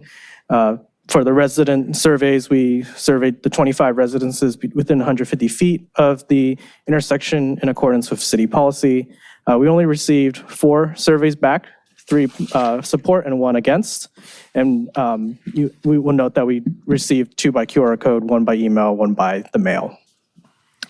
At the other location, there are 34 residences and or businesses within that zone. We received 13 surveys and this one had 12 positive responses. We did our safety analysis and we did not detect any sightline issues at either intersection that would warrant the installation of always stop controls. And we ran a collision analysis at both intersections and did not find any reported collisions that could be potentially corrected in the 5-year history for each intersection. So per the policy, we didn't take these 2 intersections to commission for discussion, but they are brought forward for you tonight. After noticing for this item, we surveyed the residents again. We received 1 email opposing the always stop at Stanford and Clark, neutral for the other intersection, and 1 email from another resident opposing Goodman and Clark, but neutral at Stanford and Clark. So happy to answer any questions. Okay. Councilmember Rabaji, did you want to speak? Sure. Obviously, I bring these issues up when residents request them. Residents have seen pop signs pop up around the area. I do appreciate this blue folder item from Mr. Vicky and Brian Betts, appreciating that there is a speed bump on Goodman. So that affects my opinion there. But let's hear from the members of the public and the neighborhood who have come here for this item. And then I'll expand my opinion. So anybody who would like to speak to the item, please step up to the podium and tell us your name and where you're from. I assume a lot of people would be from District 4, but anyway, that's the area that's impacted. So 1 at a time, please. You have 3 minutes to speak. And what intersection you're in favor of a always stop sign? Okay, Hi, thank you. I'm Josh Rogers, District 4. Thank you for having us. And thank you for Councilman Obaji for putting it on the agenda. Yes, those two intersections, Clark and Goodman and Clark and Stamford, I don't know if you recognize it or drove by there, but they are on a hill. At least the Stamford and Goodman is in the middle of the hill, and the Clark and Goodman is at the bottom of the hill. And typically, just about every weekend and probably throughout the week, we do get people who are may have gone to the beach. They come back on a bike, on a skateboard, a scooter, and they do run those stop signs. In fact, when I initially put a request in, I had a video. I just happened to be taking pictures, and boom, there was a guy running a stop sign at Goodman and Stamford, and then again at Clark and Stamford and Clark and Goodman. So you should have that in the record, I'm hoping. Just to give you an example of what happens there. You mentioned there were no reported accidents, and the key word is reported. I did have a neighbor a couple days ago tell me that there was an accident a couple weeks ago, but obviously it wasn't reported. I believe it was someone on a bicycle. They did hit a car. They ran the stop sign.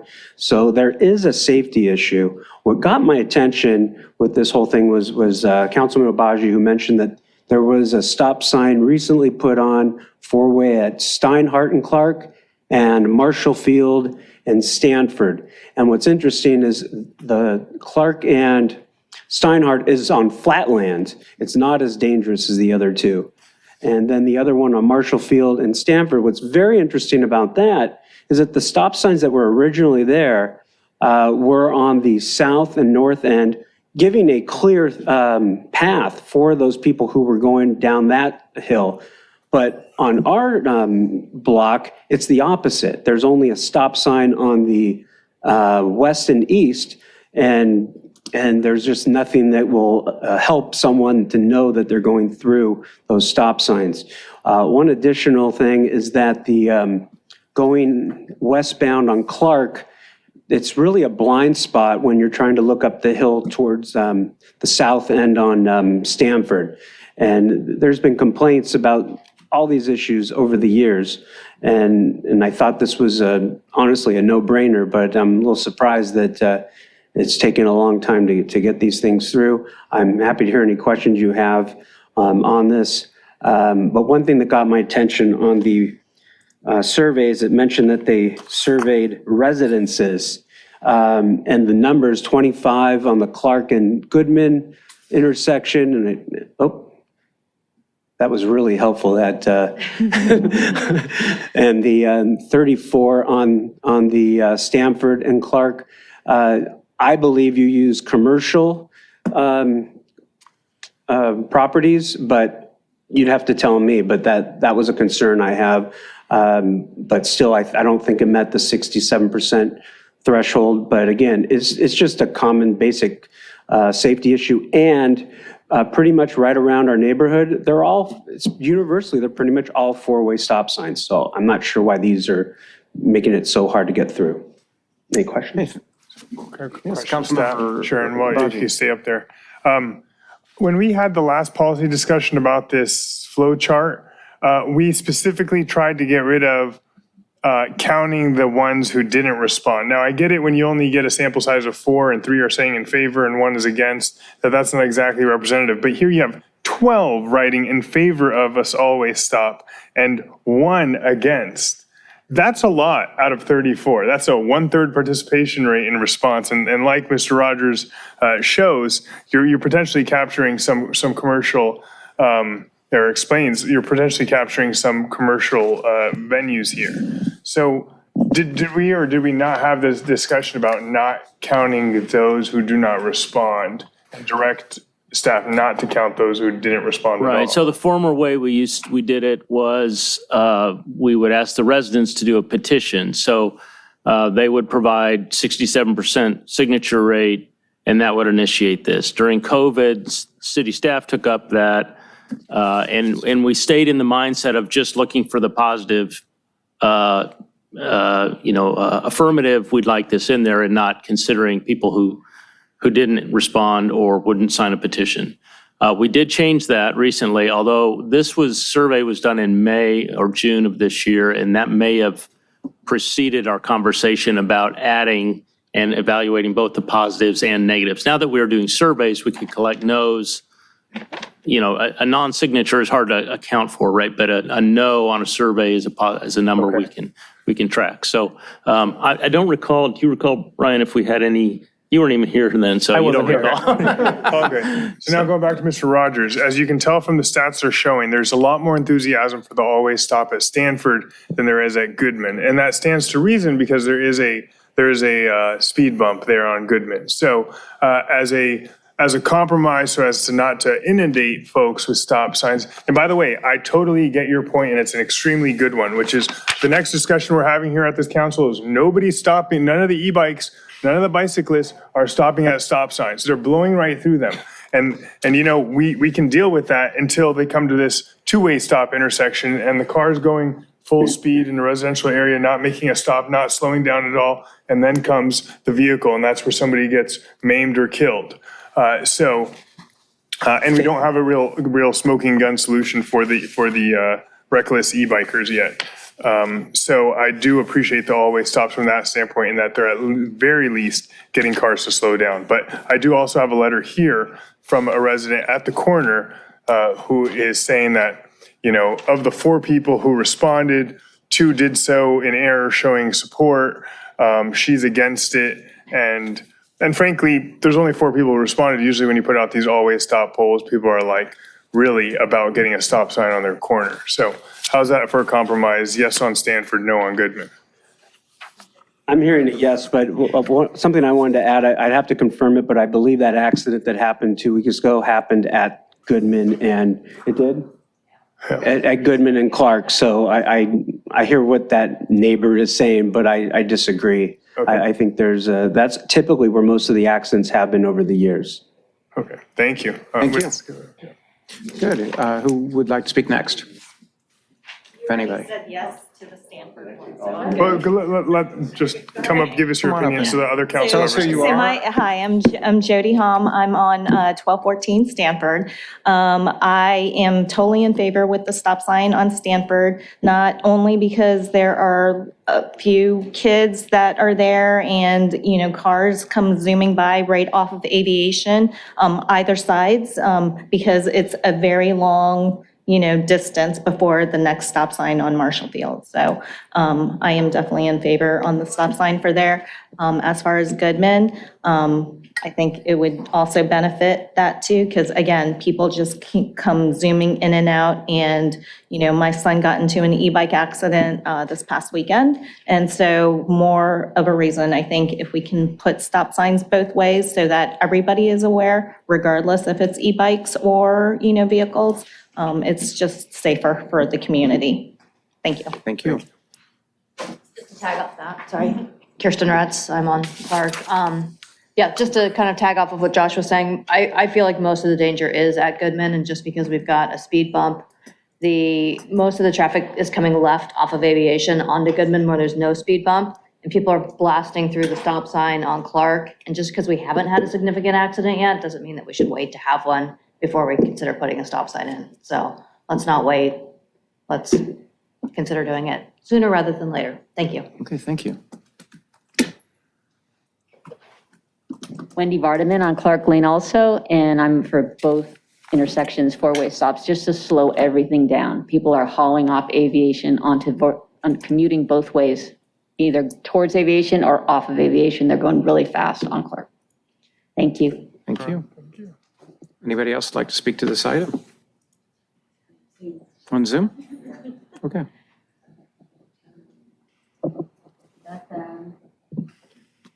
Please tell us who you are and if you're in District 4 or another part of the city.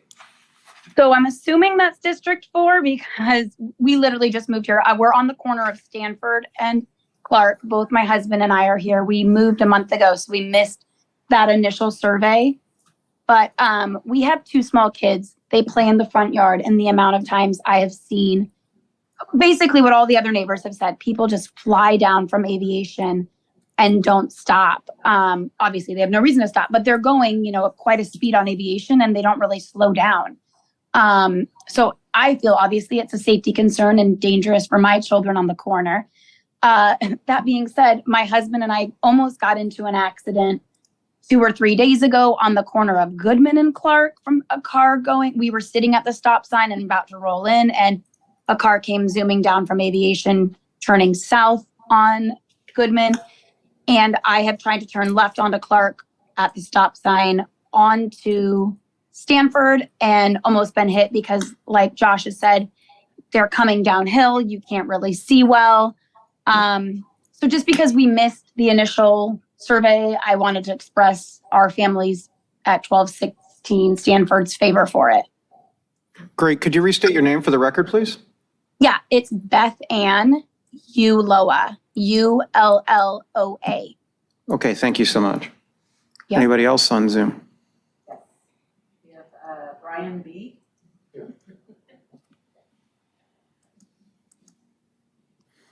Hi, can you hear me? Yes. Hi, I'm Brian Bettis. I live on the corner of Clark and Goodman as well. And in due respect to all my neighbors, I love all my neighbors. Personally, I'm against the stop sign, at least at Clark and Goodman. Like we said, a letter did go out in June asking for people to either who wanted the stop sign to say so, and only 3 out of 25 or 12% were in favor.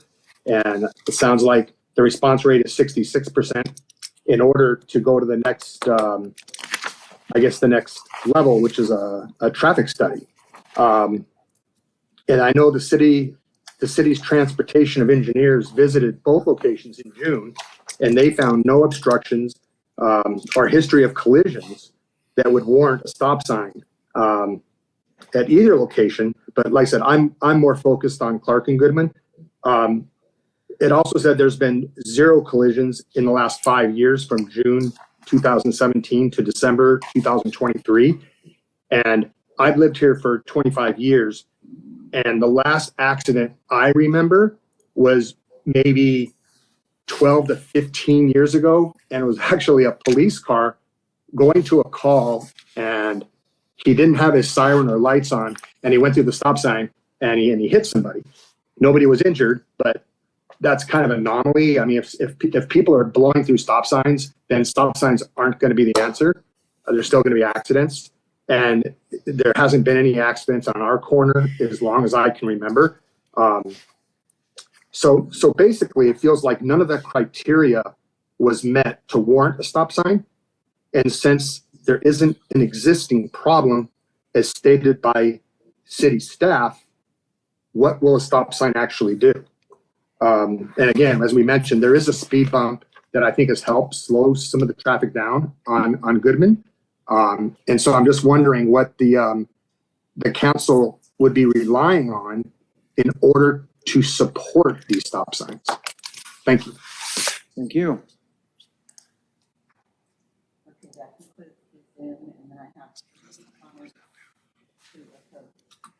3 all opposed.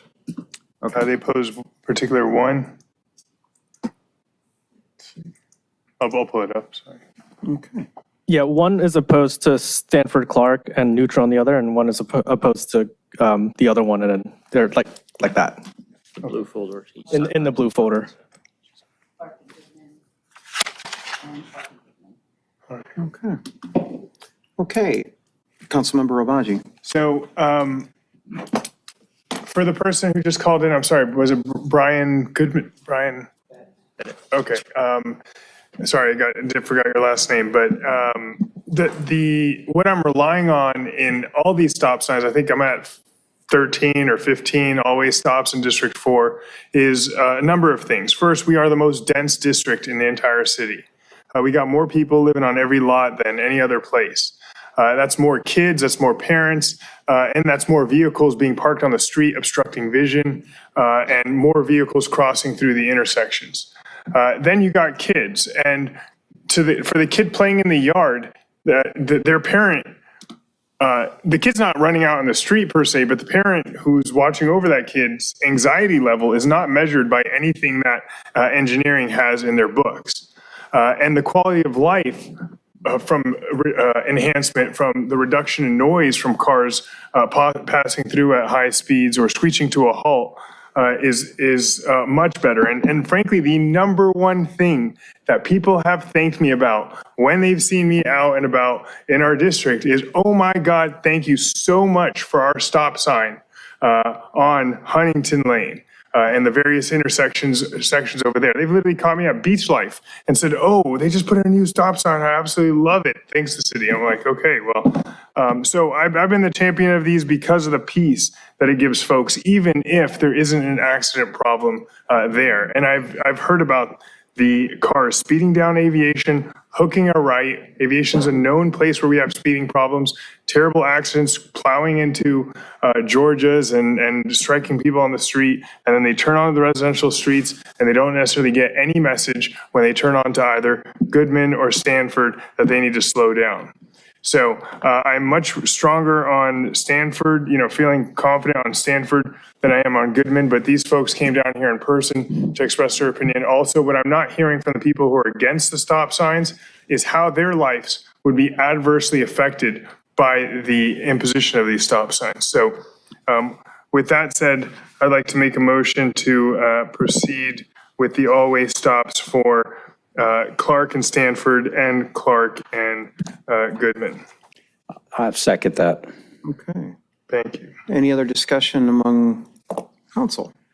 Yeah, I think I would like to make a comment that, I think we need to consider how our policies are made. And I'm just putting this out there. If we are going against maybe a structured policy that's allowing us a method of putting up stop signs, does that open a legal argument? If we didn't put a stop sign at one intersection and a resident was complaining about it, but we did it arbitrarily at a different section, is that going to be an issue if there's, an accident with a child or someone running the stop sign on an e-bike? And that's just something I'm kind of cautious about. If people are just coming to ask for it, but the data's not showing it, that it's needed, I think we should be a little more cautious about just putting them up. It does seem like there's a lot more support here than what was shown in the surveys that you would put out for this, the Stanford and Clark, as opposed to Goodman. So that seems reasonable, but I think the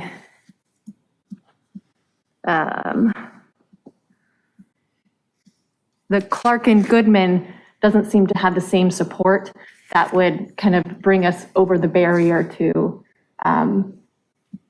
warrant it at this point. Okay.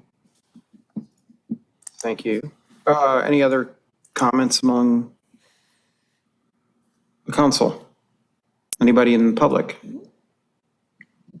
Okay, there is a motion on the floor and a second. Could you restate the motion one more time? Always stops at which Always corners? stops at the intersection of Clark and Goodman and Clark and Stanford Avenue. Okay. Why don't we do a roll call vote? Councilmember Nierenheim. Aye. Councilmember Kaljarevich. No. Councilmember Obaji. Aye. Councilmember Barrett. Aye. And I myself. The motion passes 4-1. Thank you. Thank you. You got your stop signs. Okay, now back to the agenda. Item N2, discussion and possible action regarding police department efforts to enforce safe e-bike use, forming a city e-bike task force and approval letter supporting Assembly Bill 530. And quick question, Mayor Pro Tem, if I may, should we take a 5-minute break or no? It's up to the will of the council. I throw that out there. Anybody? I'm okay, but Did 2 minute, if anything, 2-minute break. I mean, All right, let's do I'll make a motion for a 5-minute break. okay, all in favor? 8:20, 8:27 and Let's change. say 8:28 just for a little bit of Let's leeway. do it. 8:28, we'll start again. Sorry, Johnson. We'll be back.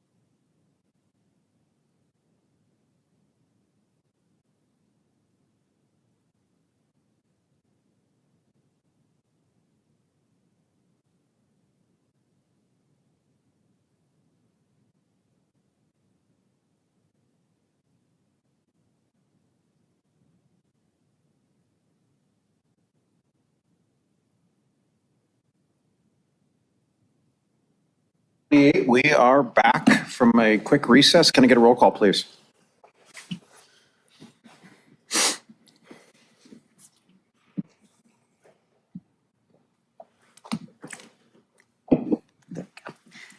Councilmember Nierenheim. Here. Councilmember Lowenstein. Here. Councilmember Obaji. Here.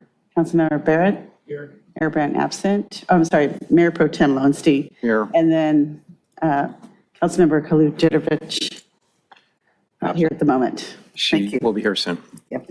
Okay, into discussion and possible action regarding police department efforts to enforce safe e-bike use. Chief Hoffman. Good evening, Mayor Pro Tem and Council. Can we put the presentation up, please? Got it. Great.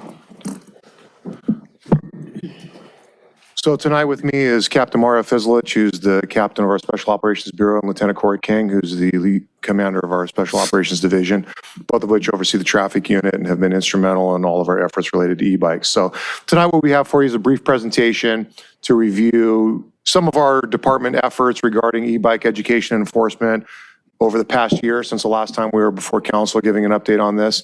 And then also to provide some options for a task force or other methods for soliciting public input so we could look at all options when we're addressing e-bikes.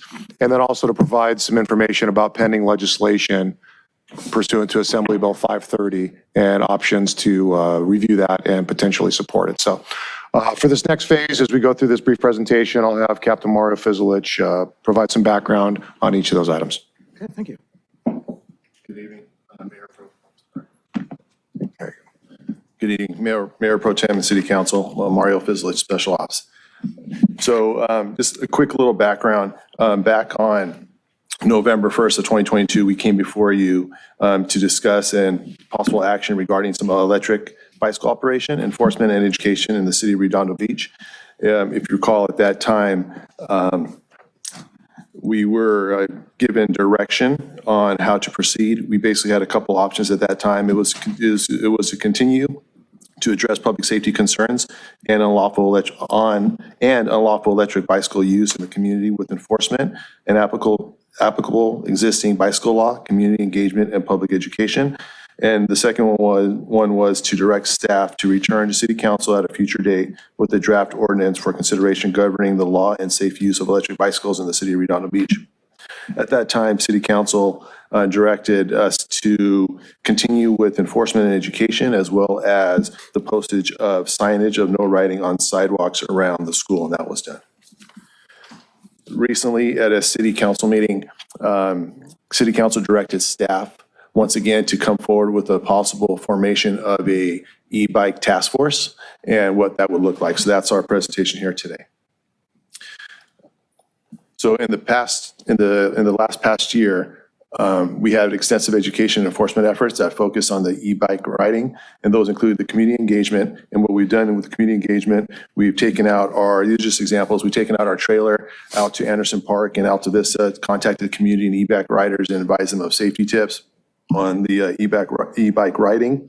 We attended city council district meetings, and we also spoke about e-bike safety and safety tips at our Coffee with the Cop events. We conducted social media outreach.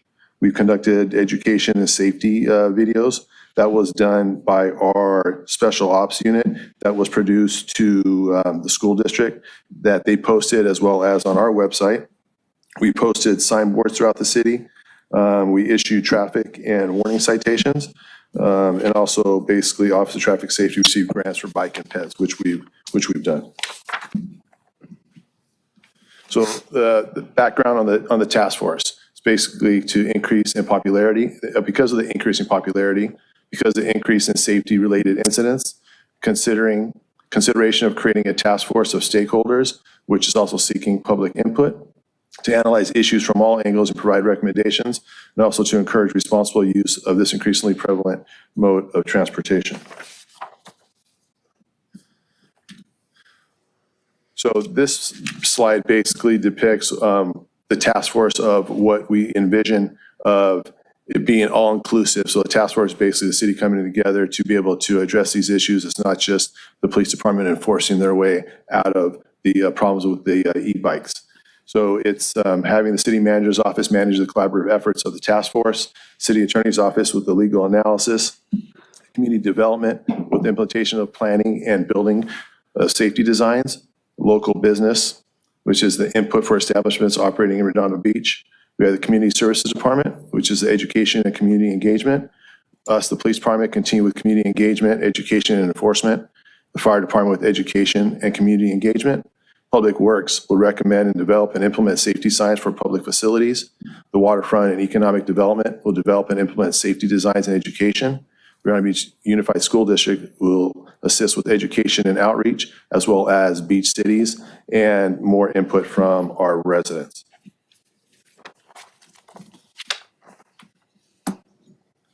So basically, the last is the letter of support for AB 530. AB 530 is basically dealing with legislation with e-bikes. And it aims to amend the section of 21213 of the California Vehicle Code, which governs the use of e-bikes. The passage of AB 530 would add age restrictions and licensing program, and as well as forming a stakeholder working group to have ongoing discussions. So these are the recommendations or options that we present to you tonight, is to receive and file the e-bike update report and presentation, continue education and enforcement efforts promoting safe operation, direct the city to create an e-bike task force or publicize and host public meetings seeking stakeholder input, and approve and authorize a letter of support for Assembly Bill 530. Thank you, Mario. And I'd like to add a couple of things to the council's consideration here. There is no obligation under any circumstance to direct us to form a task force or to, in a sense, encourage us to form the task force through city manager's effort. We know that this is a pointed issue in the community. There is a balance to our level of resources and commitments and what we have currently under our charge. The alternative to the task force would be to continue to have the police department sort of lead the e-bike effort, work with the district, work with residents to gather input, and then, as we have done in the past, report back findings and recommendations to city council. So we've got both of those options on the table. Don't feel compelled ultimately to say, unequivocally, we must have a task force to address this problem. That is one possible solution among a few. The one thing I would strongly recommend we not do is if you were supportive of a task force, I would strongly suggest we not form a Brown Act subcommittee task force that is ultimately directed by the city council and then must be supported through our traditional clerical efforts. That we really don't have the bandwidth to manage. The additional time and energy that goes with noticing public meetings really creates a lot of additional labor and work. So that I would strongly discourage. As it pertains to Assembly Bill 530, this was referral that had come back. We sort of commingled this item. There's some really good things in that bill, we think, on the state regulation basis to help us with future enforcement. There are some things on a policy basis you may not all agree with. So you've got a couple of options there. You could support the letter, support the bill as written, and simply provide our traditional letter of support that we would pass on to the state. You could say support with perhaps some suggested amendments. You could say we want to monitor this and then ultimately come back and wait to see how it's amended through the process and then perhaps consider support. But ultimately what I will say from a staff basis, and Joe and the team have talked about this, state regulation is needed for us to, I believe, be more successful in the form of e-bike enforcement. We don't want to local ordinance our way out of this problem. It's going to take state-driven rules that apply to all cities, city by city by city. What we do in Manhattan Beach and Hermosa Beach and Redondo Beach needs ultimately to be consistent among the three if we're going to be successful. So we strongly advocate for some level of state regulation to be created. And what final form that takes is obviously a policy consideration. So we will continue to work hard to enforce e-bike safety in our community. And that's our update tonight. One of the major things that we're trying to incorporate here is that it's the awareness component. And by bringing these to you and being able to do these presentations, it's just another way that we're raising the awareness and we're making people aware that we want feedback from the public because people have good ideas. This isn't something, we haven't thought of everything, but we're willing to try anything or at least consider it. So the task force was one option, but that could also be done through hosting well-publicized public meetings, a town hall meeting or virtual meetings, and gathering feedback in those methods. But really what we want the public to know is that we want your ideas. If you have a good suggestion, please give it to us because we cannot enforce our way out of this problem. And then as far as the Assembly Bill 530, again, it's awareness. We want to make sure that the public and the council knows that at least there is some legislation that's being talked about. You know, whatever our position is at this time, no problem. But at least it's being considered. And legislation at a state level for a statewide problem is likely the most appropriate course of action as opposed to local legislation that would not be widely spread and known by people that are going back and forth through the city on a bike path that connects multiple towns. So anyways, the awareness is a huge part of it, and happy to answer any questions, talk about any of our efforts related to that. Thank you for the report. I have two questions. The first question is regarding the task force. Have you considered including somebody from the South Bay Bicycle Coalition as a member? Of course. We will like to have as many people as possible that would be considered a stakeholder offer their feedback. And that could be through a task force or through having a meeting and participating in the meeting with us. And then it doesn't have to stop there. Then you develop those partnerships and relationships and continue to get the feedback as we work on this problem. This isn't a problem that's going to be solved in the next 3 months, 6 months, or 1 year. So it's going to take ongoing collaboration in order to continue to make incremental improvements. So I think that having a member of the South Bay Bike Coalition as part of it, and we've already reached out to them on some items. Some have worked out well for us, others haven't. But I think that having that partnership will only enhance our efforts in this area. Okay. And my other question is, I received an email the other day from one of my constituents who said his 16-year-old son made a mistake. He showed me a $397 summons. And I'm wondering if there's a way we can have a program where kids, specifically kids, but I guess adults as well too, much like when you have a speeding infraction, you can go through a school for education. Have we thought about doing that as well? I realize that we do it through, is it us that we're prosecuting this as an infraction? Yes. Have we thought about actually implementing our own program where we can actually have kids go through an education process or adults go through an online education process and have either reduced or waived? Well, I don't know if we thought about that. Citations typically are going to be going to juvenile court for juvenile violations, and usually diversion, which could be traffic school, would be a portion of that. The majority of those fees are implemented by the courts. So, it's a challenging one because we get asked to conduct enforcement and write citations, and then when we write tickets, people say, why are the tickets so much and why do we have to go to court? Well, my personal belief on that is that there needs to be a balance between citation enforcement and warning cites, because warning cites, juveniles do not have to report those to their parents. Nothing goes on their record. We give them a cite to try to get their compliance through cooperation. But once they realize that there's no teeth in that, it has limited effectiveness. Where an actual traffic citation, and I understand that that's an expensive fine, that's mostly court fees though, does have a longer lasting consequence and implication because it does require a court appearance. The parents do have to be notified, and traffic school would be an option. So as far as a diversion program that waives the fees, we would have to work with the court to come up with something like that. I think it could be an option, but I'm not certain what the timing on that would look like.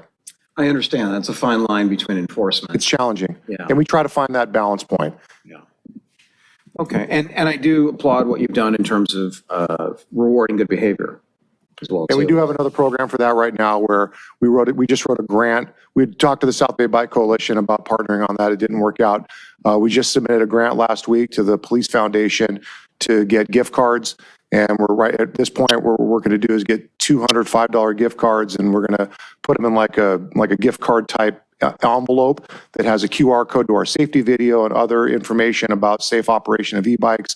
And we're going to actually stop people for doing things right, wearing their helmet, properly buckled, stopping at stop signs, and hand those out to encourage the safe operation of e-bikes and reward the good behavior. And that's just another way that we're using the educational component to balance the enforcement efforts. Thank you so much. Okay, Councilmember Barrett. Thank you, Mayor Pro Tem. Sure. And thank you, County Beach Police Department, for your presentation. E-bike safety is one of the biggest components of traffic safety, which is a large component of public safety in Redondo Beach. It bothers me when children or adults blow through stop signs on e-bikes and don't look anyway, no helmets, texting, whatever it may be. And it bothers me not just because I'm concerned about those children or those adults, but I'm concerned about residents who are trying to walk safely into a crosswalk, walking a pet, what have you. So it is a big deal. And I know that you've done quite a lot over the last year plus to educate and to do outreach to the community. And it definitely, in my opinion, has made a big difference. I've seen it not only in my neighborhood, but every single school day I'm at Redondo Union High School, and I've seen your enforcement team out there earlier, and I'm seeing a difference. I'm seeing children wearing their helmets, properly fitted, not all the time, but it's definitely making a difference. And to your point, there's always more to do. There's always more to do. And I like the idea of a community meeting format versus a task force. Do 2 or 3 meetings, as you said, in person, online. Residents welcome. There's no hierarchy. I'm on the task force, you're not. Everybody's welcome. Chaired by either yourself or a designee to get feedback from those residents as to what they'd like to see. And also from the business community, from the other groups, how can we get them more involved in the education campaign? And I've heard some pretty good ideas already, that need to be run to ground. There was talk about maybe doing a licensing program through Redondo Union, where if you don't pass a safety test, take and pass a safety test, you don't get a sticker to be able to park your bike at school. And if you can't park your bike at school, you likely can't bring it. That needs to be kicked around a little bit. But I think the point is we should definitely do that. And I'd like to, if we do go down that route of a community meeting format, I'd like to attend, as I'm sure others on the city council would. Report back, I would say, hopefully within 6 months. Let's hear that feedback. And that kind of segues into AB 530. I'd like to hear more about, should we make the minimum age of riding an e-bike instead of 12? Should it be 13? Should it be 14, 15? Should it be 11? What should it be? And so we can consider that as a council. And to the Mayor Pro Tem's point, there's potential criminal penalties envisioned, perhaps in AB 530 at a minimum infractions. What do the residents think about that? And hear from them. And after getting that feedback, give recommendations to the state on Assembly Bill 530, because to your point, it sounds like we need sort of a uniform code of conduct, if you will, from a state level, rather than a patchwork of ordinances through the city. So those are my thoughts. If you have anything to add to that, Chief Hoffman, I'd love to hear it. And I'd certainly would like to hear from the rest of the council and the public. Yeah, those are all very valid points, and we could pretty much do any meeting format that you decided upon. I'd be, just to offer a suggestion, we could do an in-person meeting in North Redondo, we could do an in-person meeting in South Redondo, and we could do a well-publicized virtual meeting over the course of the next several months, and then report back to council within 6 months with the common themes and findings from those meetings. And maybe at that point, Assembly Bill 530 will be out of Transportation Committee, and there'll be additional data or statistics that we could report on that for you as well. Okay, thank you. Thank you, Mayor Pro Tem. No worries. Thank you. Councilmember Nierenheim. Thank you, Mayor Pro Tem Lowenstein. Sure. So, a couple things. First of all, thank you for all the enforcement you've been doing on the Esplanade. People have noticed it, and on PV Boulevard and everywhere else. Traffic and e-bikes, bikes, everything. People, it's what is in front of their face all the time. When they see stop signs, people not adhering to the stop signs, they notice it, especially when it comes to bikes. The Esplanade is particularly so because there's so many people that show up there, and then the places around the schools. Regarding community meetings, the first one I'd be willing to offer up to is my community meeting in January. I'd love to have you guys there. You guys can talk about the stuff that's happening on Prospect. We can talk about that offline. I think we've gotten to the point where we have education, we continue education, continue outreach, but I don't mind the tickets going out. I mean, if we're enforcing leaf blowers with real tickets now, we should be enforcing this. This is far more serious. And if it goes on a kid's record and it's on there until they're 18, and then they have learned a lesson. If it's just $397, parents are going to wise up really quickly and take that bike away or figure something out. We're not here to be the parent, but we are here to enforce. And I think that's the number one thing people are complaining about and seeing about. And I'll just tell you, Chief, like the thing I've heard the most, is residents seeing an e-bike violation of someone running a stop sign, doing something blatant, and an officer being right there across the street seeing it as well. And then the resident being like, hey, pointing, and the officer's like, well, it's not mine, I'm going here, and it can't get up to him, and it's got no teeth. And the no teeth argument, just pulling the kid over and giving him some sort of citation or warning or something, it does something, and the residents see that happen. And that's why I'm not in favor of doing passing any more laws. Just have what we have, and let's just enforce the heck out of that, and just go down that path. 100% agreement with that, and do a larger, broad meeting with all of our stakeholders. Agreed as well. When it comes to the task force, city manager, how busy are you guys? I mean, how busy is the police department? I mean, how much do you guys have on your plate with all the improvement projects that we've got going on? Everything we've got going on right now, it seems like it's a ton. It's a ton, no question. And there are a lot of pressing issues in the community we'd like to see through. I think when this task force concept was brought up, it's been almost a year since we last talked about that. Time is flying, but that was kind of at the time the thinking that perhaps that would help raise additional awareness, show the city's really committed to this. I think this community's learned a lot since then. I think our department's learned a lot since then about the efficacy of enforcement, the efficacy of community outreach. So I don't see the task force as carrying quite the same necessity that it perhaps was perceived to have a year ago. I personally think at this point we can be very successful with direct community outreach, input gathering to business stakeholders and members of the residents and key folks in the community who might have quality suggestions for us. And I think that would be the more effective, cost-effective way to continue our outreach efforts. Yeah, I agree with that. Just the other day, I saw the signboard on PV Boulevard right by Prospect there, so no commercial trucks. It's a great response, didn't think about that. Now commercial vehicles, no. It's effective, people see it, it's in their face. I think, to your point, Mr. City Manager, what we've done over the course of the last year has dramatically improved and helped. I think we continue going on down that path. When it comes to AB 530, I looking it up here and there. For the most part, it's been gutted. Pretty much all of it's been gutted. And Sacramento does this, where they have a bill and they gut and amend it. So the biggest stuff in here has been taken out, and all what's left right now is licensing, and no kids under 12 can use e-bikes, and then under 16 licensing and education. But other than that, there's nothing really left in AB 530. So I don't think we should get involved at this point in time. Sacramento's going to do their usual, just change everything right away, or at some point in time, gut and amend, and then all of a sudden we're sitting here with an entirely new bill. So that's where I stand on that. And I believe in continuing down the path of education and talking to the community and having continual and adding the enforcement component regardless of the outcome for the kid, because issues have consequences.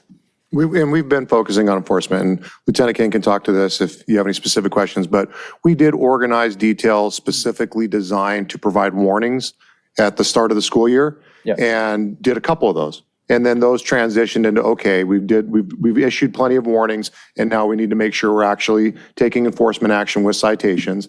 And, it's a balance. I mean, discretion and when to issue warnings versus citations is one of the critical factors in law enforcement.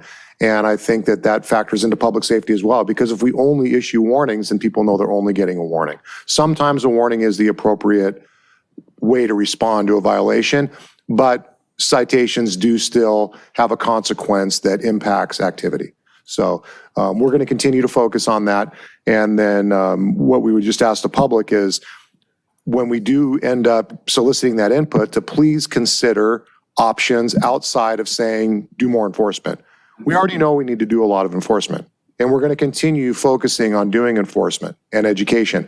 But we want to hear the ideas from the public that maybe we haven't thought of yet to really truly create that partnership so we can think outside of the box and be on the leading edge of e-bike education and enforcement issues to mitigate the problems and have Redondo Beach as a leader.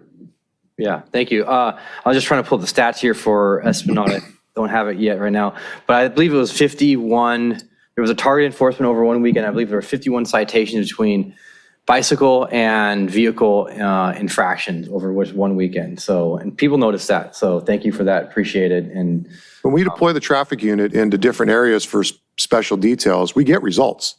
It's just, it's a 6.2 square mile city with about 1,700 stop signs. And, you know, 1,702. Well, I kind of estimated. The last count, I think, was 1,635, but I think we're getting close to 1,700 now. At any rate, we have to decide where we're going to focus those resources. Obviously, you've noticed some on the Esplanade and at PV and Prospect lately, and then there's been some up on Artesia and Manhattan Beach Boulevard. We've been, deciding where to do those details because they are effective. It's just that we have to be strategic in deciding on those. All right, thank you. Thank you. Councilmember Obaji. All right, follow-up question. Thank you for the presentation, Chief and company. Follow-up question to Mayor Pro Tem's is, if a person is cited for an e-bike infraction or a bicycling infraction, there is no e-bike academy that they can go to or online e-bike school that they can get credits for so it doesn't go on their record. Is there yet? No, not that I'm aware of. Right. Traffic school is traffic school. Right, and so this is I think the problem that we're facing, which is there's education going on, but there's nothing taking account of whether the kids have actually been educated or internalized the information that they're being taught. I was brown acting with Councilmember Barrett today while I was at the car wash, and as soon as I hung up, and Mom, essentially, I was like, I overheard your conversation. Oh my God, you need to do something about these e-bikes. My son is walking in the park and he gets hit by an e-bike and doesn't even hit the ground with his head, but gets concussed because of it. These e-bikes are heavier than a regular bike. They're going faster. F equals ma, right? The force is going to be greater when you get hit by an e-bike. And unlike a car where you have to go through a driving test, they just give them this expensive e-bike and say, go for it, with no sort of accountability for how educated these kids are on e-bike safety or the operation of these e-bikes, or even making them acquainted with the vehicle code. So that's why I feel like I really would like to try to show Sacramento, hey, we need something here and some support here. With that said, I hear Councilmember Barrett saying that, hey, we don't know what this bill is, what it's going to become, what's the best age. And I hear Councilmember Nierenheim saying, we don't know whether this sausage essentially is going to be kosher when it comes out or not. And so, I think we're in a tough spot here, but the residents are demanding that we do something to address this issue. And my concern with just, sending the officers out to do more education is that we're not really doing anything to hold the kids accountable. So another question I have is, how many accidents, do you have a gauge of how many e-bike related accidents we're having in a given month on average? And the seriousness of those accidents? I think Captain Fizlich has some data on that. Yeah, I do. Since we were keeping record, because before it was just indicating just a bicycle accident, it wasn't distinguished between an e-bike or a bike. So as of account started in April of 2022, for the year of 2022, which was from April till December, there was 21 bicycle traffic collisions and there was 19 e-bike collisions. And then for January of 2023. Sorry, is the 19 in addition to the 21 or part of? It's in addition to. It's in addition so there's to. bicycle versus e-bike. So there's slightly more bicycle collisions versus e-bike collisions. Okay. Correct. And then for this year, from January to date, basically end of November, there were 15 bike traffic collisions and there were 21 e-bike collisions. Right, so the popularity is on the rise or usage is on the rise, right? Correct. So 1 to 2 per month. And, it's a Reported. right. And it's a good thing to have that people are using this environmentally sound micro mobility to get around and reducing the number of cars on the road. But so I guess, to conclude, I'd favor not a task force that meets here and consumes resources. I favor the education that you described, South Redondo, North Redondo, with an emphasis on getting feedback from the community as to what they want to see, what they think could be effective and the like. I guess, what do you find, I guess a question that I have is, what do you find is the most effective method, effective tool for teaching? Are you showing them videos? Like, I remember growing up, they show you videos of people in a bad car accident where they fly out of the car and, I forget what those videos were called. Red asphalt. Yeah. What is it? Red asphalt. Yeah, red asphalt. There you go. Sure, I remember Right. that. So is it, do you tell the students about, or the kids about the bad accidents you've seen, or do you just kind of rehearse, here's how you check your tire pressure and this is how you put on a helmet, kind of? We made a video. It's on our website. We have an e-bike safety video, and we plan to include a QR code to that when we do the enforcement. And pushing that out, maybe it's time to do another social media push to share that video. And we work with the school district so that it could be shown in the high school and the 2 middle schools. And the way that we made that video was we used students and police officers and faculty to talk about e-bike safety, the laws pertaining to e-bikes, the typical types of violations that we see. We didn't want to just have police officers talking to the camera. So we actually brought in students and had them talk. Lieutenant King can probably provide specific detail, but I would encourage everybody to go to our website. I know the website's kind of in a transitional period this week, but under our videos, you can see the e-bike video there and see what we're working on. And it was successful. I mean, we got a lot of really positive feedback from it, and there's nothing that would prevent us from doing a series of e-bike videos. And each school year, we have a different one that goes out. They're a little bit of work, but they're not that much work. And if we can get additional traction by having new content, then I think that would be very effective. All right. So, yeah, support the police department continuing and with your efforts and getting us feedback. And in addition, I'd like to express some support. By the way, when we do express support to our state legislators, do we do it to the chair of the subcommittee or to the entire subcommittee? What's the most effective way to kind of communicate? I think it depends on the status of the bill and where it's heading next. A lot of times we submit a letter of support to the author of the bill so then they can carry that as they advocate going forward. In this case, the bill's clearly evolving, and we may want to emphasize certain points that we're, as a policy matter, that we're concerned with. I'm not sure we're prepared tonight to lay those out for you. I think to Councilmember Barrett's comment, if that is something you'd like to see us come back and consider, we should probably do a little more analysis. But it would likely be to all members of the Transportation Committee, or it would just be us laying out specifically what we'd like to see in the form of state regulations and then shipping that off to the Assembly Speaker and the Governor's office. Sure. So if we could get some, as part of the outreach and the feedback, get some recommendations from the police department and frankly from the incidents that have occurred as to, should there be an age cutoff, or is it simply if you pass the test, you're qualified? And That's sufficient, right? Yeah, that's sufficient. So, but I think otherwise we're generally in agreement. Yeah, I think so. And to Chief Hoffman and his staff, I don't know if you have the granular data as to the ages of those people involved in the bicycle and e-bike incidents, but that could help inform us, at least anecdotally, for what it's worth, as to whether, what should the age cutoff be, if anything. So I just. Yeah, I don't think we have that data right now. I'm sure we could get the analysts to break that down, but that would probably have to be a report by report analysis and would take a little bit of time. If you think that would be of a benefit, if not in your experience, it wouldn't be. I don't think it would be a problem if that's something that the council would like to see, just to better educate Another yourself. data point, perhaps? We can certainly pull that up. And we do have, we did prepare a draft letter for AB 530, and it was attached to this item in case you wanted to see kind of how we had it structured. And I'd be happy to pull it up if you wanted us to. Councilmember Kalajarovich. I think you all covered almost everything I was going to ask, and it sounds like you would prefer kind of continuing with the outreach that you're doing now as opposed to a task force. think that would be the most effective way. That seems fine. And you do this well, but if you can also let us know about these community meetings so that we can do our outreach with our residents. You know, I'm sure we all get a lot of emails about e-bikes complaints, and it's nice to respond to those emails with, you know, an upcoming meeting about that. Please attend it. It is important to you. Please attend it and have those residents there.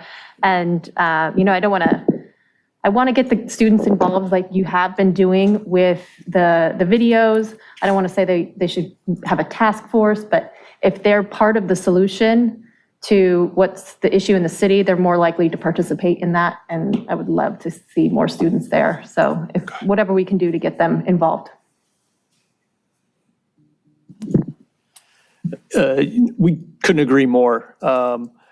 Something I think that we need to focus on is not only the students, but who's buying these bikes, right?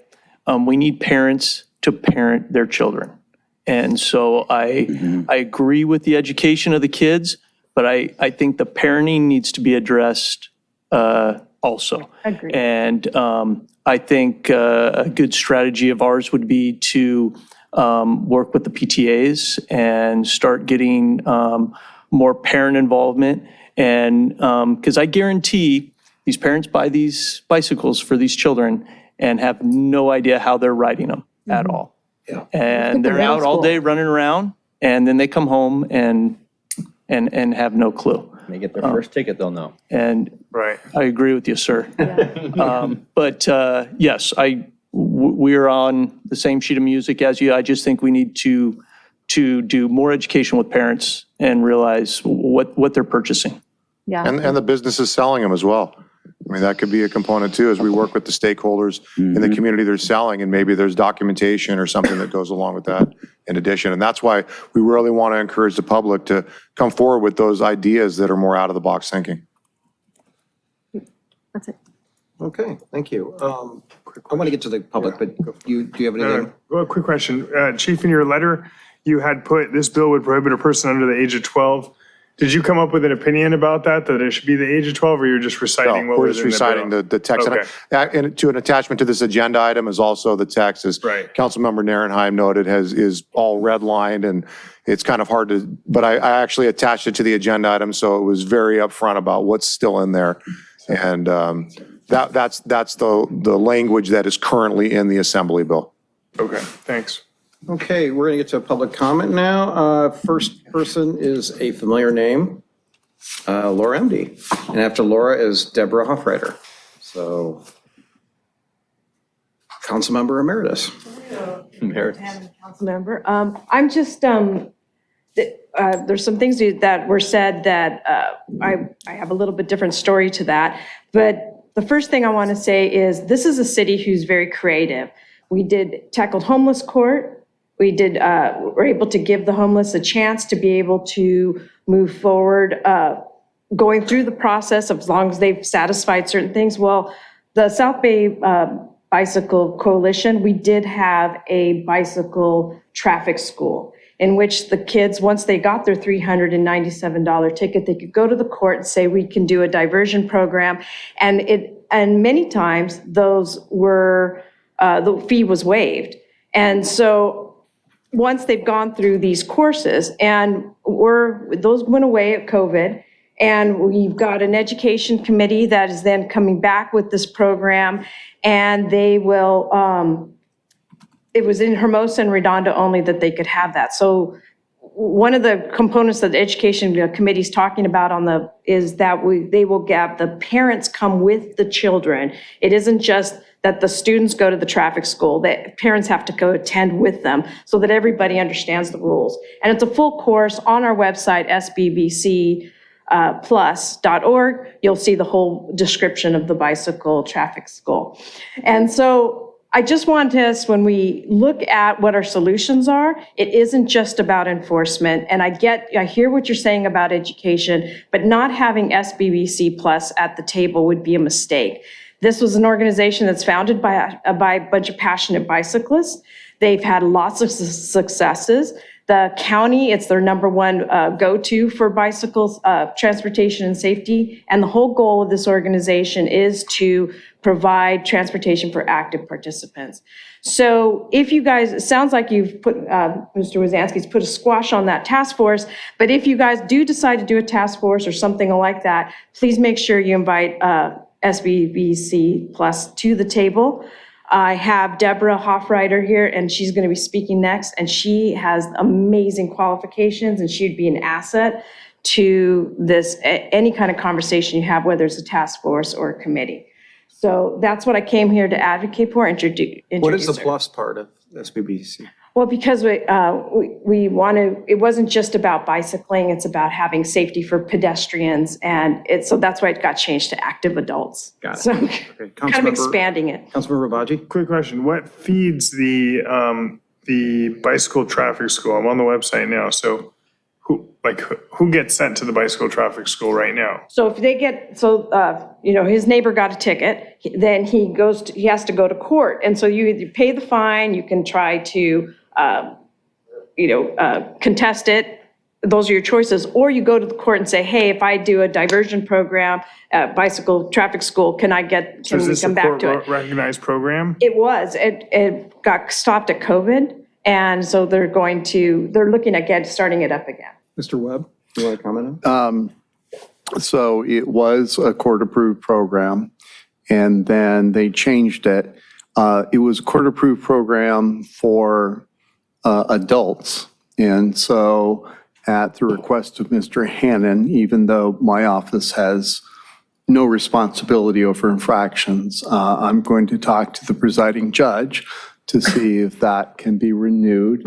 It appears to be a sole commissioner who made the decision not to accept the program. It may be more challenging for e-bikes because Torrance no longer has a juvenile traffic court. And as I think we've had a couple of discussions, all of the cases, there's not one in Torrance, there's no longer one in Englewood. So all juvenile traffic citations go to downtown LA. So if the council wants to put something in there, I could, if you want to direct me to, I could try and talk to Assemblyman Succi to do a pilot program to have some sort of court approved, or I'll check with Judge Honeycutt to see if he can put us in touch with, speak to the juvenile court, traffic court, to see if they'll consider it. But right now, even though it worked well, according to Mr. Hannon, I truly believe that, there's no input into that system.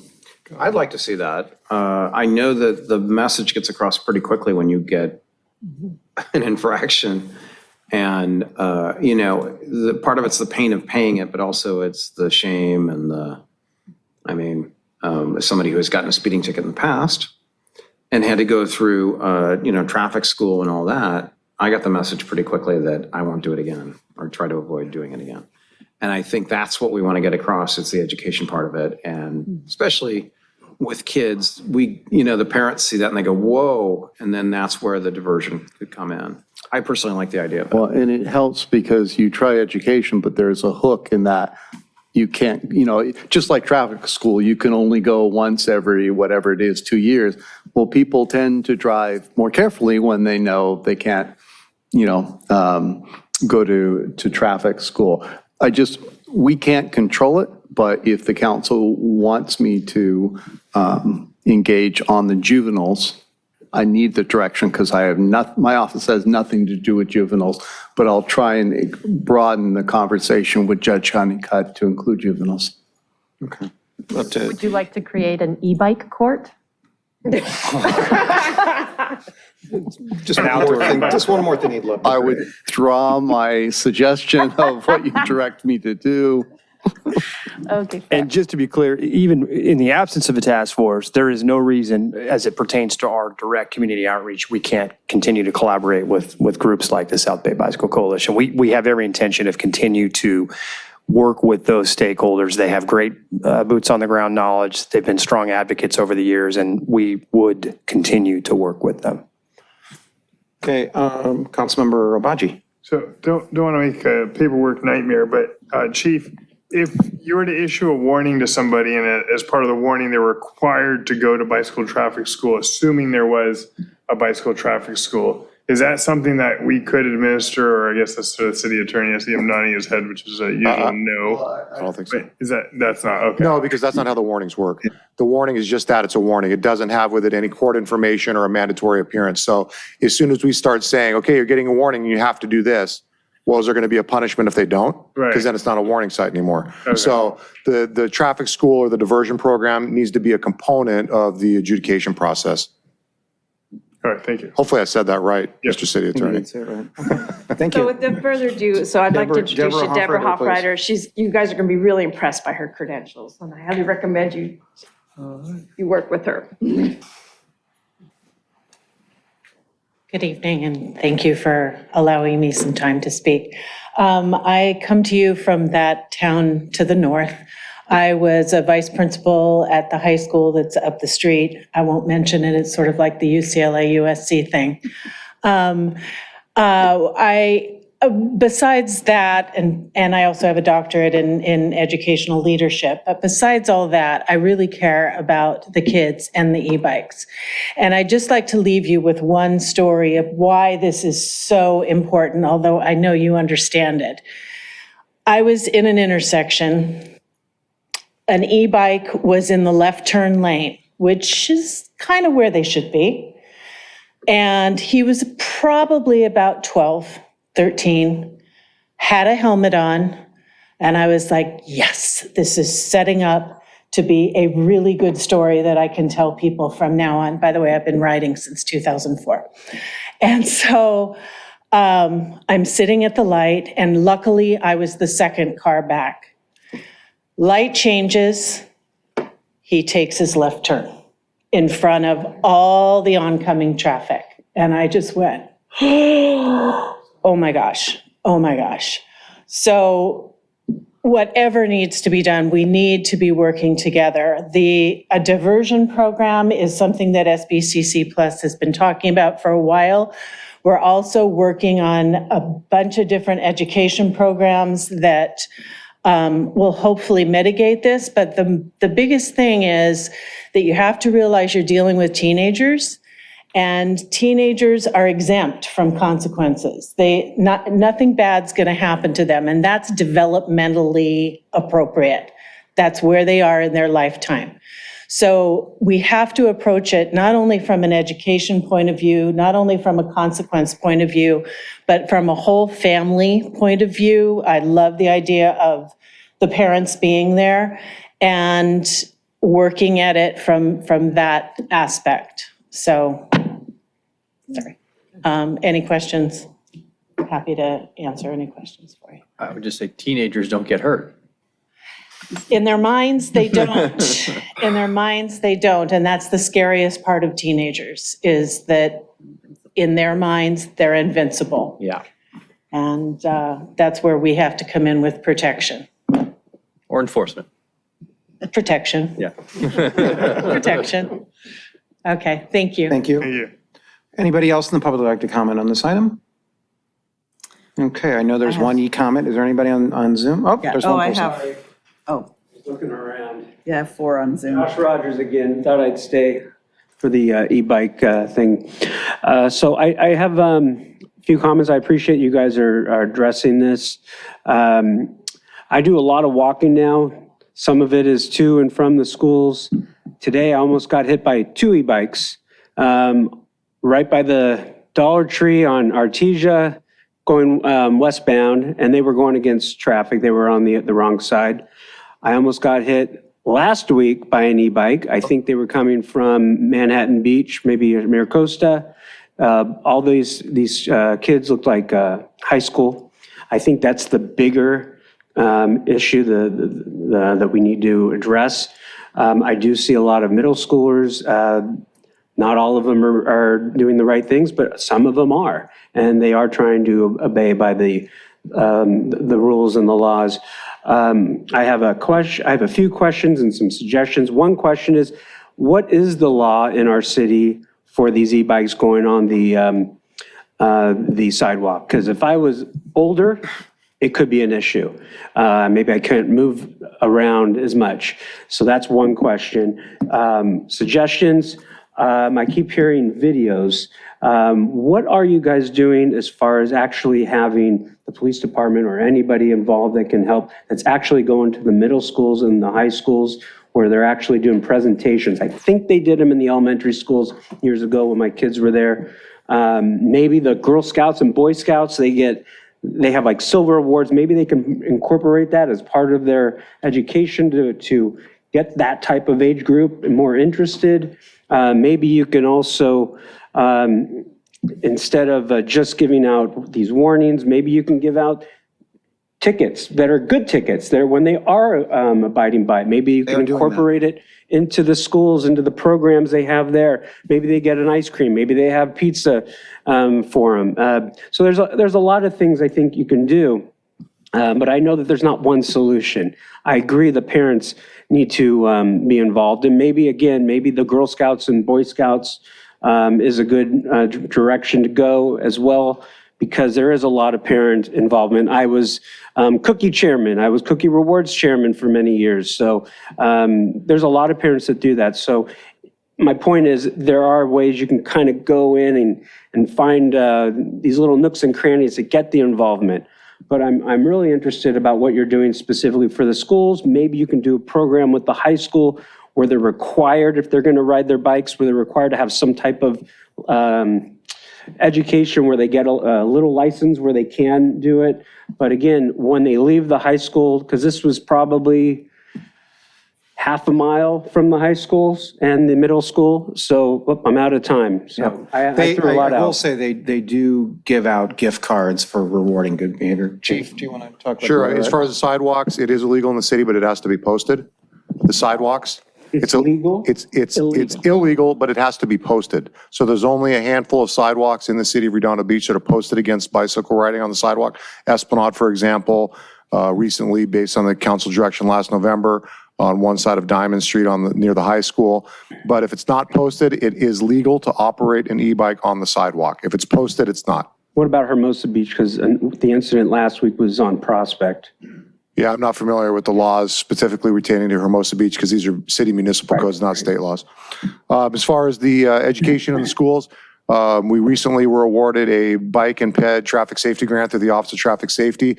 A lot of that funding is used for bicycle rodeos. We partner with the South Bay Bike Coalition to do those bike rodeos. And this year, those bike rodeos are going to be focusing on e-bike safety. So that's all planning, and that grant was just signed last week. And you're doing them on campus.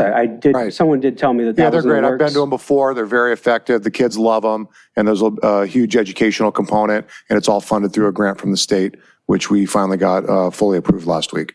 And we partner with the South Bay Bike Coalition for those. And then, as Councilmember Lowenstein mentioned, we're doing the program right now with the, instead of citations, to catch somebody doing good, and we give them a gift card to a coffee shop with inside of a sleeve that has educational information and a QR code to our safety videos so we can hopefully promote additional safety. Is there a way to incorporate that so that it ties into the schools so it's word of mouth and say, oh, wow, I got a gift card, and then where there's, because if they get it away, they might just tell their parents, they may not tell their friends, where it kind of. Yeah, I think that there's a lot of ways we can do that. One, I think the kids are going to share that information, but also we have a very robust social media program. So as we start rolling these programs out and we have all the schools that are participating and we push that out, people are going to see it. So we can share photos and talk about these programs, and it's a great way to share all these incentives in the programs that we have out there for educational purposes. Thank you. Appreciate it. Anybody else like to speak to this item? Looks like two people or one person wants. Good evening, Mayor Pro Tem, Council.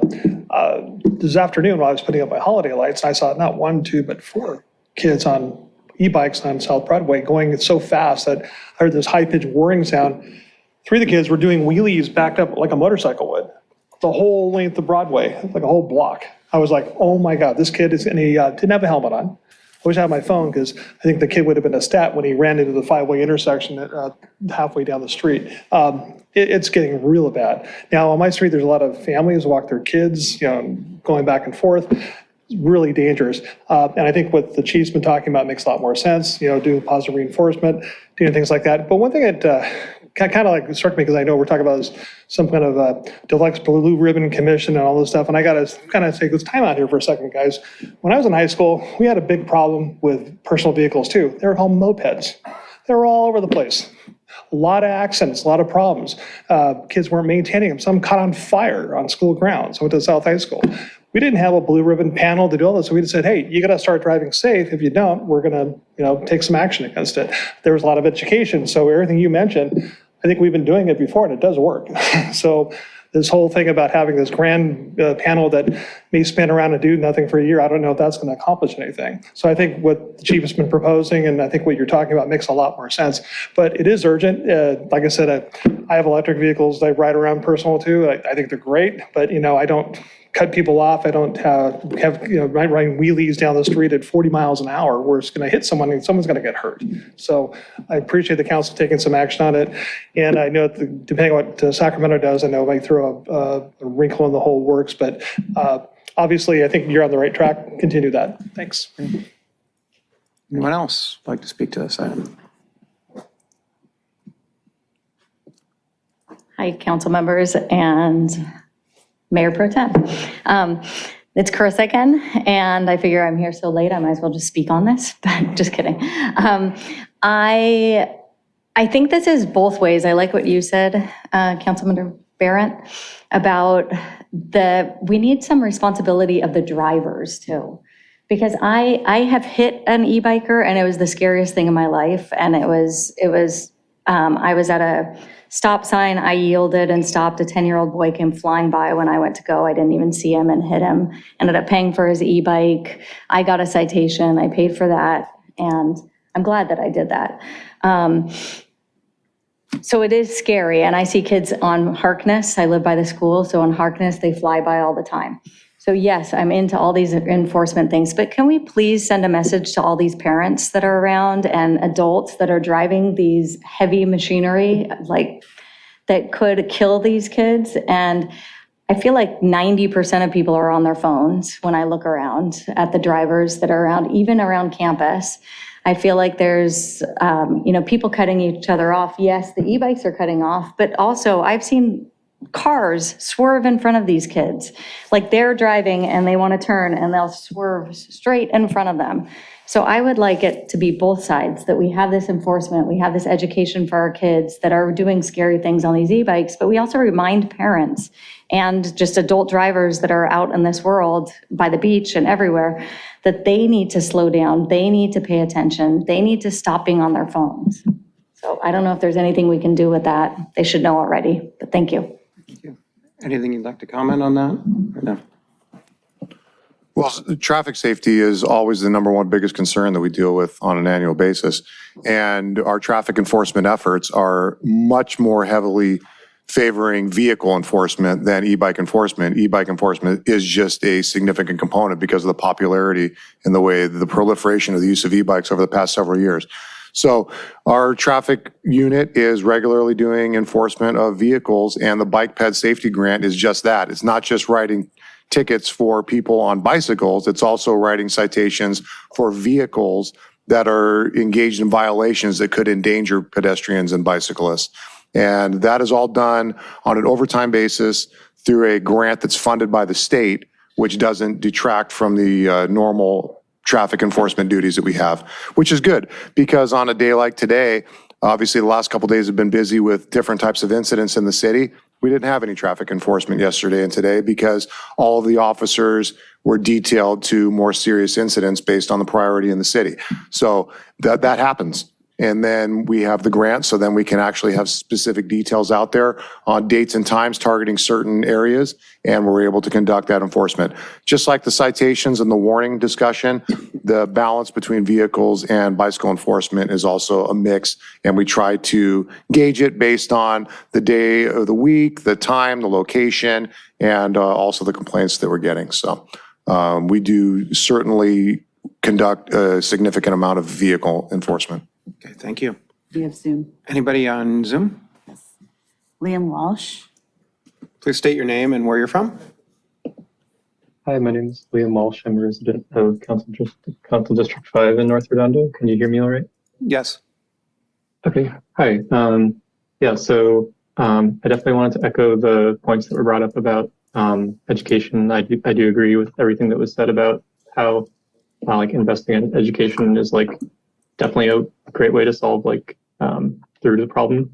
One thing that I wanted to bring up that wasn't super discussed earlier is what we can do from an infrastructure standpoint about building safe environments for people to bike, drive, and walk. And I think, as we all know, like roads in Southern California have been designed to maximize for like car throughput, which means like kids having to sit in the left turn lane, like the other commenter mentioned, on bikes is like not a safe place for them to be. If the city can help invest in building protected bike lanes throughout the city and developing a connected network, that can help isolate bikes from both cars and pedestrians to help just reduce that that collision zone and just help everyone be safer getting from where they want to go, and like not feel scared if they like want to go bike somewhere instead of driving, because I think everyone's brought up that like e-bikes are a huge growing trend, and it's a super positive thing on like the environment and like getting outside and exercise and all that. And like just think that we should really embrace this as an opportunity to build like safe infrastructure so that can like complement the popularity. And like, yeah, would just urge the city council to to make that a priority. Like obviously the education, I agree, is also important, but we can't forget like the changes we can make to our built environment to make that like safer for everyone in the community. Also, specifically regarding the proposed AB 530, I think like education and most of those points are super important. Regarding licensing specifically, I'm not super like, I think like bikes should like the great benefit of bikes is that like the bar to enter and get on a bike and go somewhere is incredibly low for anyone with like any socioeconomic status. And if we're going to go require IDs, I think that becomes a bit of an equal opportunity issue. But like, yeah, just hope that we can not forget like the infrastructure side of this and make a strong investment in our streets. Thank you. Okay, thank you. Anyone else? Yes. Christina Miller. Hello? Yes. Oh, good. You can hear me. Wonderful. My name is Christina Miller. I am from District 3. I was hoping just to make a couple comments. To be honest, everyone stole my thunder. I want to echo all the speakers and everyone that actually has come before me because there's been a lot of wonderful discussion about this issue. I do want to re-emphasize a couple of things. I do think I see it as really three-pronged kind of approach to help with e-bike safety or just to help address e-bikes. And one is, number one is education. And I do think there's a component of that is directly targeted towards children. And there's some one that is also targeted towards the greater community and parents. I do think it should be two separate approaches.